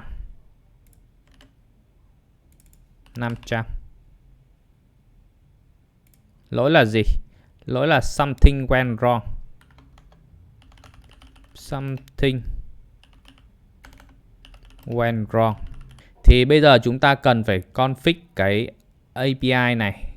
Các bạn copy cái replicate API key này. Các bạn mở file env lên. Tạm thời đóng cái này lại. .env này. Rồi, các bạn sẽ cho cái key vào đây. Các bạn cho cái key của replicate API vào đây nha. Để lấy được cái key thì các bạn sẽ vào đây. Các bạn vào tài khoản này, vào phần API token. Rồi, đây là cái API token. Các bạn có thể sử dụng cái mặc định hoặc là tạo một cái mới cũng được. Các bạn copy này. Rồi, vứt vào đây. Ok, lưu lại. Vậy là cái phần API đã xong. Thì chúng ta sẽ quay lại cái phần audio bay app dashboard root audio bay.tsx. Ở cái phần audio generation này nó có khá giống cái photo generation. Các bạn có thể là copy từ cái bay photo generation sang cái bay audio generation và chúng ta chỉ cần sửa lại một xíu thôi. Thì các bạn sẽ mở photo bay. Rồi, các bạn copy qua. Thì chúng ta sẽ sửa lại photo bay thành audio bay. Và các bạn kéo lên trên. Các bạn sẽ thấy ở đây đang call API là API xuống photo đúng không? Thì các bạn sẽ sửa lại API xuống audio. Và ở đây thì nó chỉ nhận vào một tham số là prompt thôi. Nên là các bạn xóa hai cái tham số này đi. Hai param này đi nha. Ok.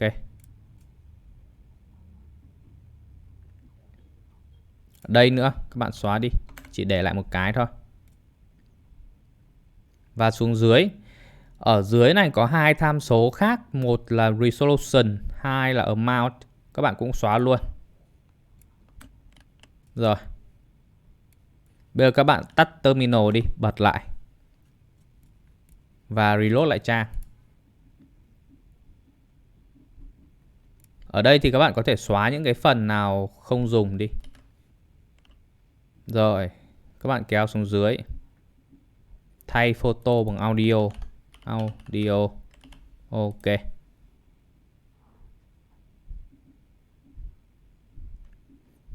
Và ở cái phần data trả về sau khi call API này chúng ta cũng sẽ phải sửa. Bởi vì là chúng ta sẽ không sử dụng cái image.url nữa. Thay vào đó thì sẽ sử dụng audio. Rồi các bạn sẽ xóa cái URL này đi. Kéo xuống dưới. Thay vì chúng ta sẽ gán cái content bằng cái URL thì chúng ta sẽ gán cái data.audio. Rồi. Còn lại thì giữ nguyên.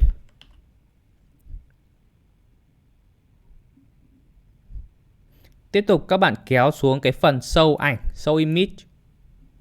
Ở chỗ này chúng ta cũng sẽ cần phải sửa lại. Đầu tiên thì các bạn kéo lên trên. Các bạn sẽ sửa cái message style này. Chúng ta sẽ không có string array nữa, mà chúng ta chỉ có string thôi. Rồi. Ở đây thì các bạn có thể xóa toàn bộ cái phần content này đi nha. Phần content ở trong AI response. Rồi. Ở đây thì các bạn sẽ render ra cái gì? Ở đây các bạn sẽ render ra một cái audio. Rồi.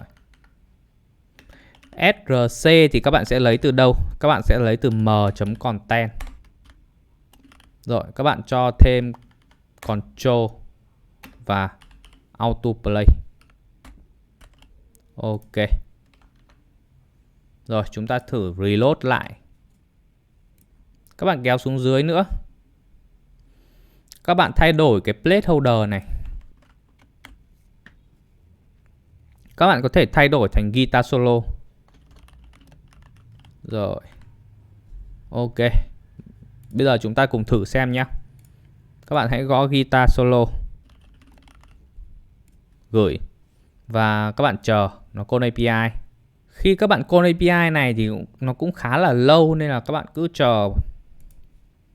Trong thời gian đó thì các bạn cũng có thể là sang cái replicate AI này để các bạn xem. Đây, như các bạn ấy thấy thì mình mới call API này và cái status là starting 34 giây trước. Ok, để mình thử lại xem sao. Guitar solo. Gửi. Đây, tiếp tục starting này. Clear chat, piano solo đi.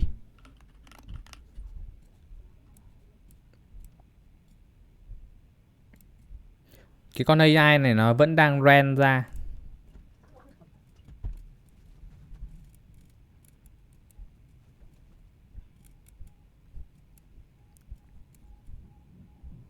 Chúng ta sẽ tạm thời để cái này lại và sẽ chuyển qua phần video generation nhé.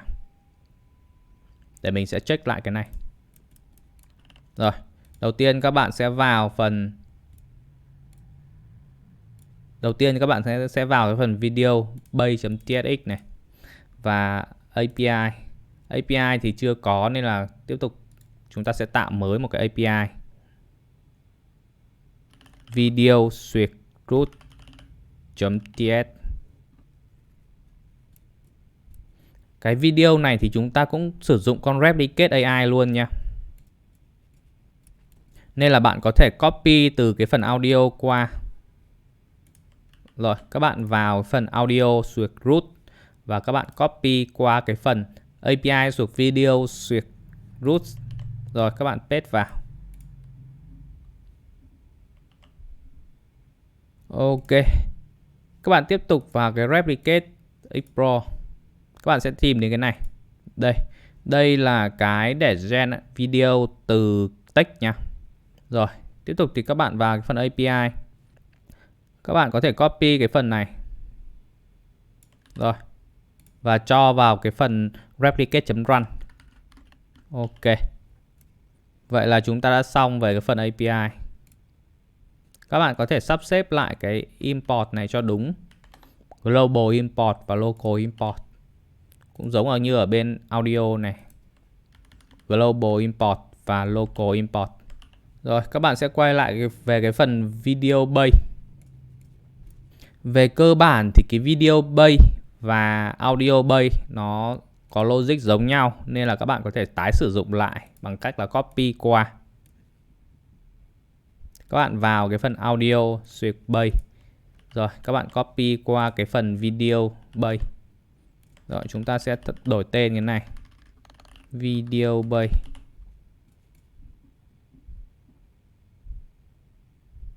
Ở đây thì chúng ta sẽ đổi tên thành video. Rồi, ok. Tiếp theo thì chúng ta sẽ scroll lên trên và chúng ta sẽ đổi về cái phần API này. Lúc này không phải API suyệt audio nữa, mà lúc này sẽ là API suyệt video. Và ở đây các bạn kéo xuống dưới data.audio thì các bạn sẽ chuyển thành data và lấy cái item số 1, lấy cái item số 0.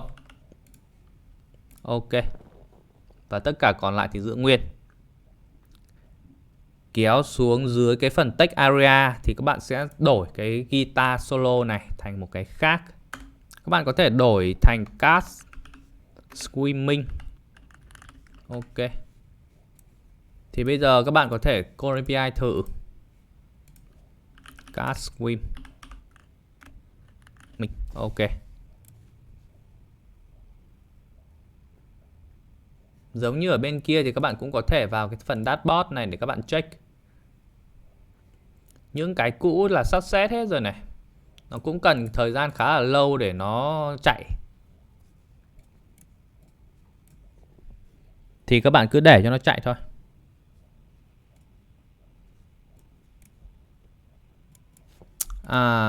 Cái chỗ này mình có một sự nhầm lẫn nho nhỏ. Các bạn quay lại về cái phần video này nhá. Ở đây thì nó sẽ là prom chứ không phải prom A nữa. Thì các bạn copy. Các bạn sửa chỗ này thành prom nha. Rồi, chúng ta có thể reload lại trang để thử lại. Ở cái chỗ audio này thì thay vì các bạn render ra audio thì các bạn sẽ render ra video. Bởi vì ở đây là các bạn đang render video chứ không phải audio, nên là các bạn sẽ cho cái thẻ video vào đây. SRC Control. Ở đây thì các bạn sẽ set là width. Width là 750 và height là 500. Rồi. Như các bạn đã thấy thì chúng ta đã có cái video ở đây. Chúng ta có thể play ở đây. Và nếu mà các bạn muốn download thì các bạn có thể nhấn vào cái dấu 3 chấm này để download xuống. Đây là con mèo nó bơi. Rồi. Như vậy là chúng ta đã hoàn thành cái phần dashboard về cái phần AI. Tiếp theo thì chúng ta sẽ làm những cái phần khác như là landing page. Rồi, các bạn có thể đóng này lại. Tạm thời đóng hết lại. Và các bạn vào phần app landing page. Ok. Bây giờ chúng ta sẽ làm việc ở cái file này.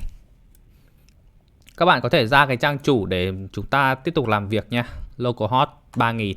Rồi, đầu tiên thì chúng ta sẽ làm việc với file layout. Ở đây chúng ta sẽ config lại một xíu. Class name min height bằng screen. Rồi, chúng ta sẽ tạo một cái top 3. Ở bên dưới là main. Main này thì sẽ bao cái children này. Sẽ có một cái class max width 5xl mx auto. Mục đích là để cho nó sẽ có kích thước cố định ở width và mx auto là căn giữa. Ở dưới thì chúng ta sẽ tạo một cái footer. Rồi. Như các bạn có thể thấy thì nó đang lỗi bởi vì chúng ta chưa có tạo top 3 và footer đúng không? Thì bây giờ chúng ta sẽ đi tạo một cái top 3 và footer. Các bạn mở component này. Các bạn tạo thêm một cái folder là folder landing. Landing. Rồi. Trong cái folder landing này các bạn sẽ tạo một cái file là top 3.tsx. Top 3. Ok. Tiếp theo thì các bạn sẽ tạo một cái file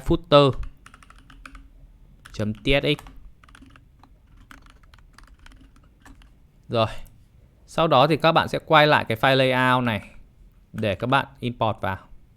Các bạn chú ý là chúng ta sẽ có hai cái top 3 nha. Các bạn phải import đúng cái landing page suyệt top 3 này.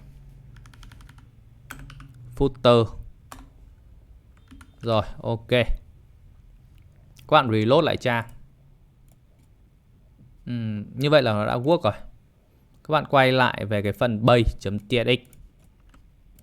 Page.tsx này thì chúng ta sẽ có hai cái.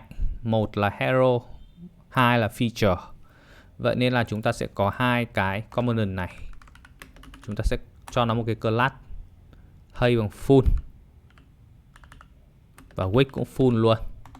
Rồi, chúng ta sẽ có một cái component là hero.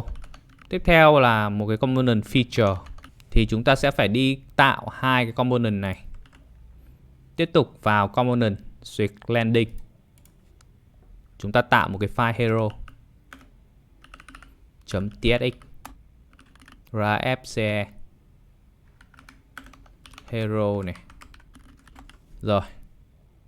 Tiếp tục chúng ta sẽ tạo một cái file feature.tsx. Ok. Và chúng ta quay lại cái base này import vào nha. Hero này. Features. Rồi. tạm thời các bạn đóng mấy cái file này lại. Đầu tiên thì chúng ta sẽ vào cái file top 3 này.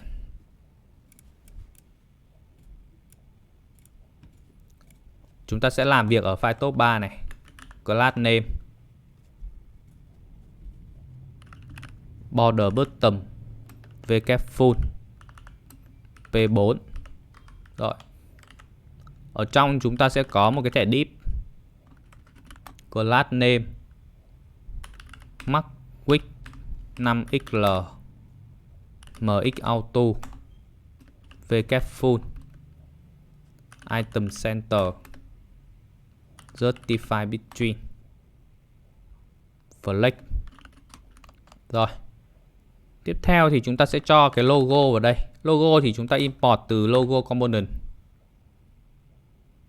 Ở dưới thì chúng ta sẽ tiếp tục có một cái thẻ div nữa. Ở trong thẻ div thì chúng ta sẽ có một cái link. Link thì import từ next link. Href thì chúng ta sẽ đẩy đi đâu? Href chúng ta sẽ đẩy sang cái dashboard. Rồi. Ở trong link này chúng ta sẽ có một cái button. Button này thì có class name là gradient buttoner.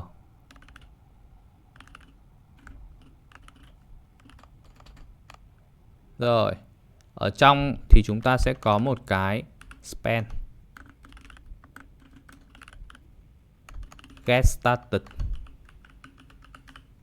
Rồi. Ở dưới thì có một cái icon. Ok. Class name chúng ta có thể mr2 cho nó cách ra một xíu. Rồi. Các bạn có thể là sắp xếp lại cái import này cho đúng thứ tự. Rồi, tiếp theo thì chúng ta sẽ làm việc với file footer. Thì các bạn hãy mở component xuyệt landing, xuyệt footer, border t, vk full, p4. Ở trong footer chúng ta sẽ có một cái thẻ div. Class name, max width 5xl, mx auto. Chỗ này mình bị lỗi này, mx auto, vk full, flex, flex cone, item center, justify between. Ở chỗ này chúng ta sẽ có một cái breakpoint lg nha, nên là chúng ta sẽ sử dụng cn để dễ nhìn. Lg flex row. Ok. Ở dưới thì chúng ta sẽ có cái logo. Import từ component logo. Ở dưới chúng ta sẽ có một cái thẻ div. Class name, text sm, mt4. Tiếp tục ở chỗ này thì chúng ta sẽ có một cái breakpoint lg. Sử dụng cn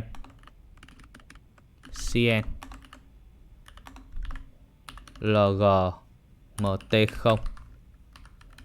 Rồi, ở dưới thì chúng ta sẽ có cái copyright ở đây. Các bạn có thể copy copyright vào. Ok. Thì nó đã đẹp như thế này rồi. Rồi, kế tiếp chúng ta sẽ vào cái file component landing hero để chúng ta làm về cái phần hero này. Rồi, đầu tiên class name, text center, div,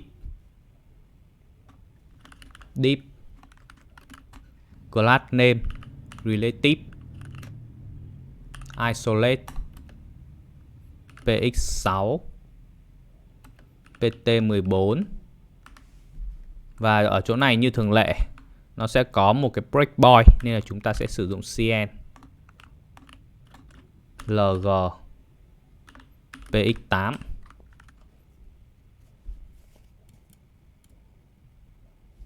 Rồi, ở trong này thì chúng ta sẽ tiếp tục có một cái thẻ div nữa. Class name, Relative Left. Chúng ta sẽ tính toán CLC 50% trừ đi 11 gram. Aspect. Aspect ở đây thì là aspect custom. Mở đóng ngoặc vuông 1155. 1155 chia cho 678. Rồi, tiếp tục. V kép 36.125 RAM. 36.125 RAM trừ translate x 1/2.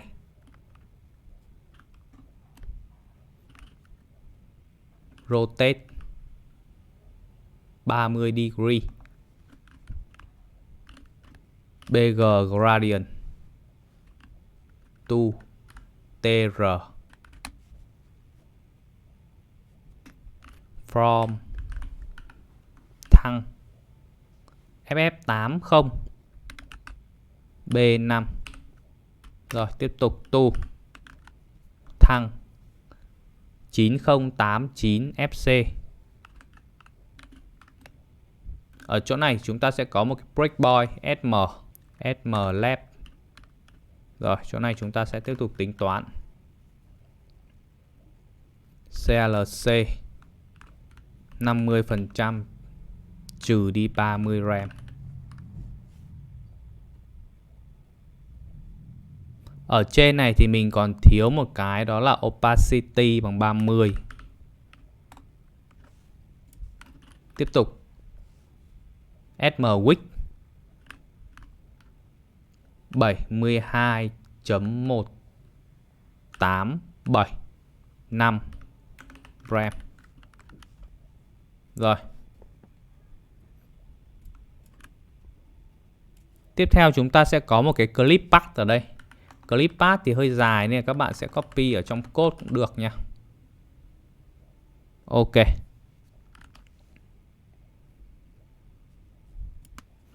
Tiếp tục ở dưới thì chúng ta sẽ có thêm một cái thẻ div nữa.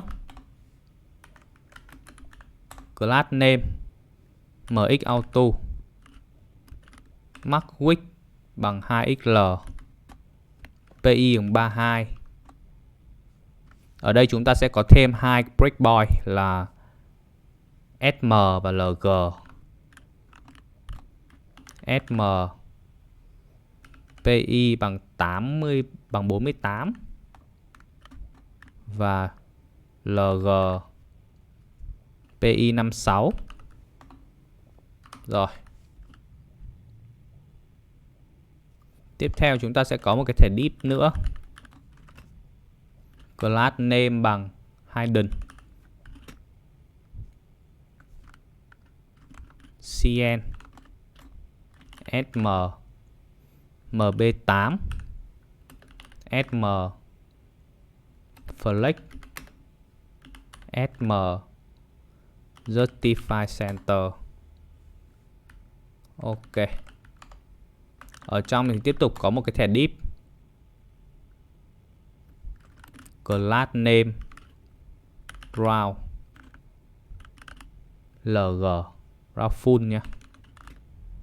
Px bằng 3,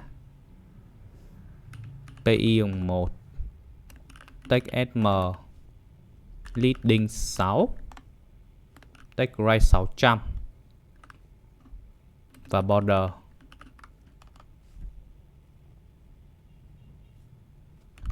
brain fast. Rồi tiếp theo là một cái thẻ div nữa. Thẻ div này nó sẽ có một cái class name là text center. Ở trong thì nó sẽ có một cái thẻ h1. Rồi, class name text 4xl leading 8, phông bằng bone, tracking bằng tinh.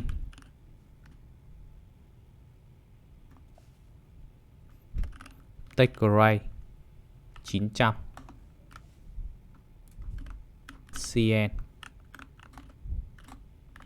sm take 6xl. Rồi chúng ta sẽ cho cái text Ultimate AI.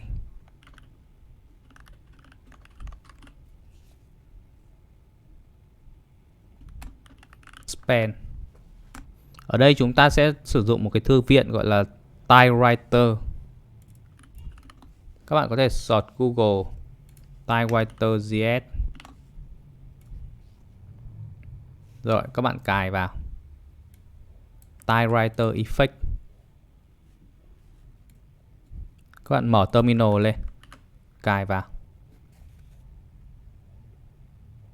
Rồi sau đó thì gian dev. Trong này thì chúng ta sẽ sử dụng cái thằng Typewriter này để chúng ta có thể tạo được một cái hiệu ứng chữ chạy. Có thể import từ đây. Import Typewriter from Typewriter Effect.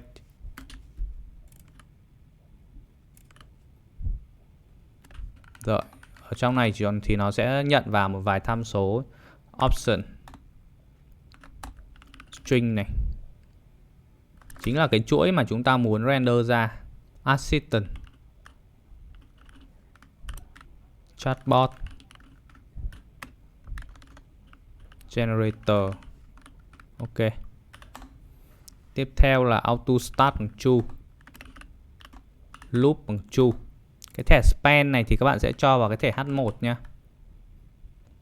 Rồi ở dưới thẻ H1 chúng ta sẽ có thêm một cái thẻ P nữa.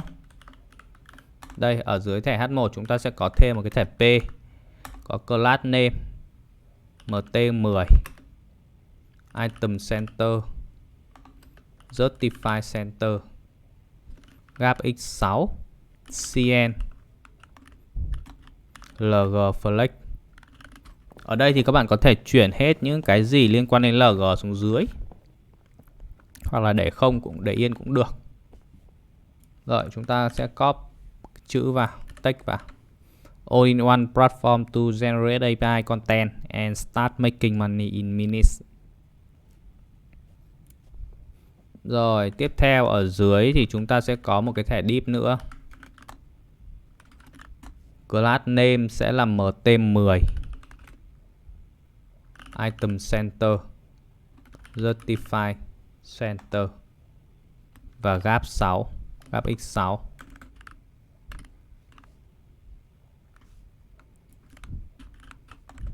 Ở đây chúng ta tiếp tục có một cái breakpoint lg là flex.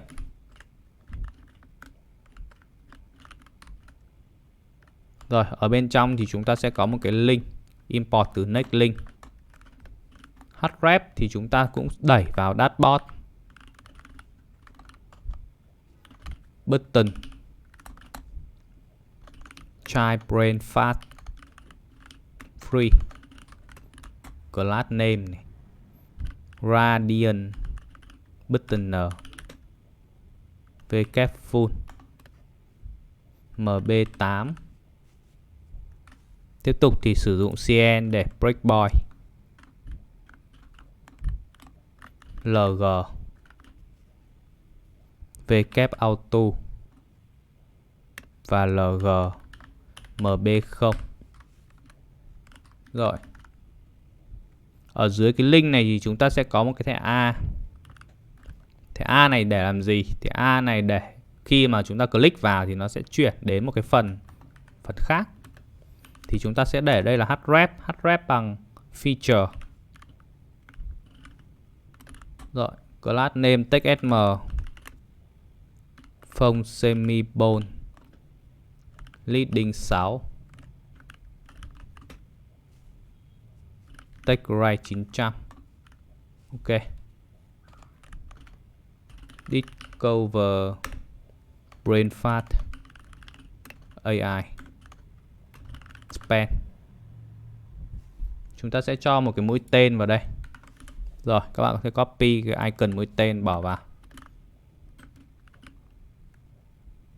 Area hidden bằng true.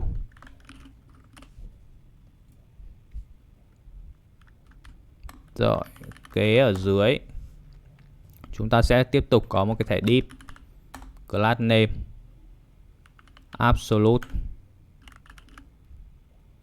inset x 0 top CLC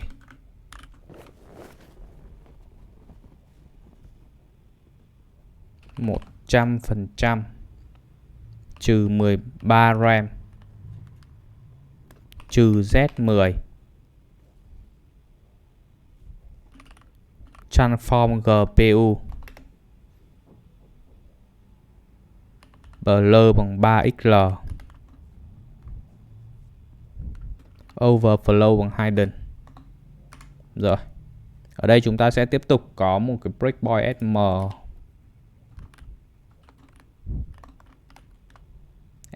top CLC 100% trừ đi 30 RAM. Ok, area hidden bằng true. Ở trong thì chúng ta sẽ tiếp tục có một thẻ div nữa, class name relative left CLC 50% cộng 3 RAM, aspect bằng 1155 chia 678.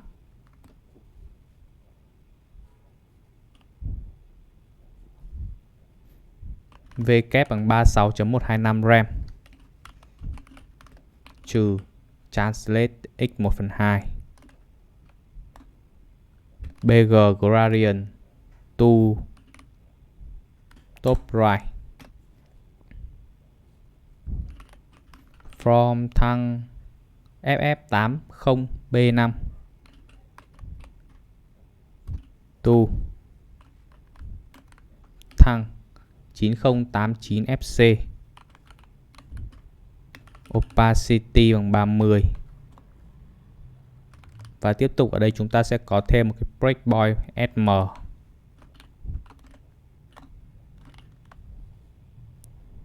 SMV kép 72.1875 RAM, SM left CLC 50% cộng 36 RAM. Ok. Ở dưới thì chúng ta sẽ có một cái style clip path, các bạn có thể copy ở trong code.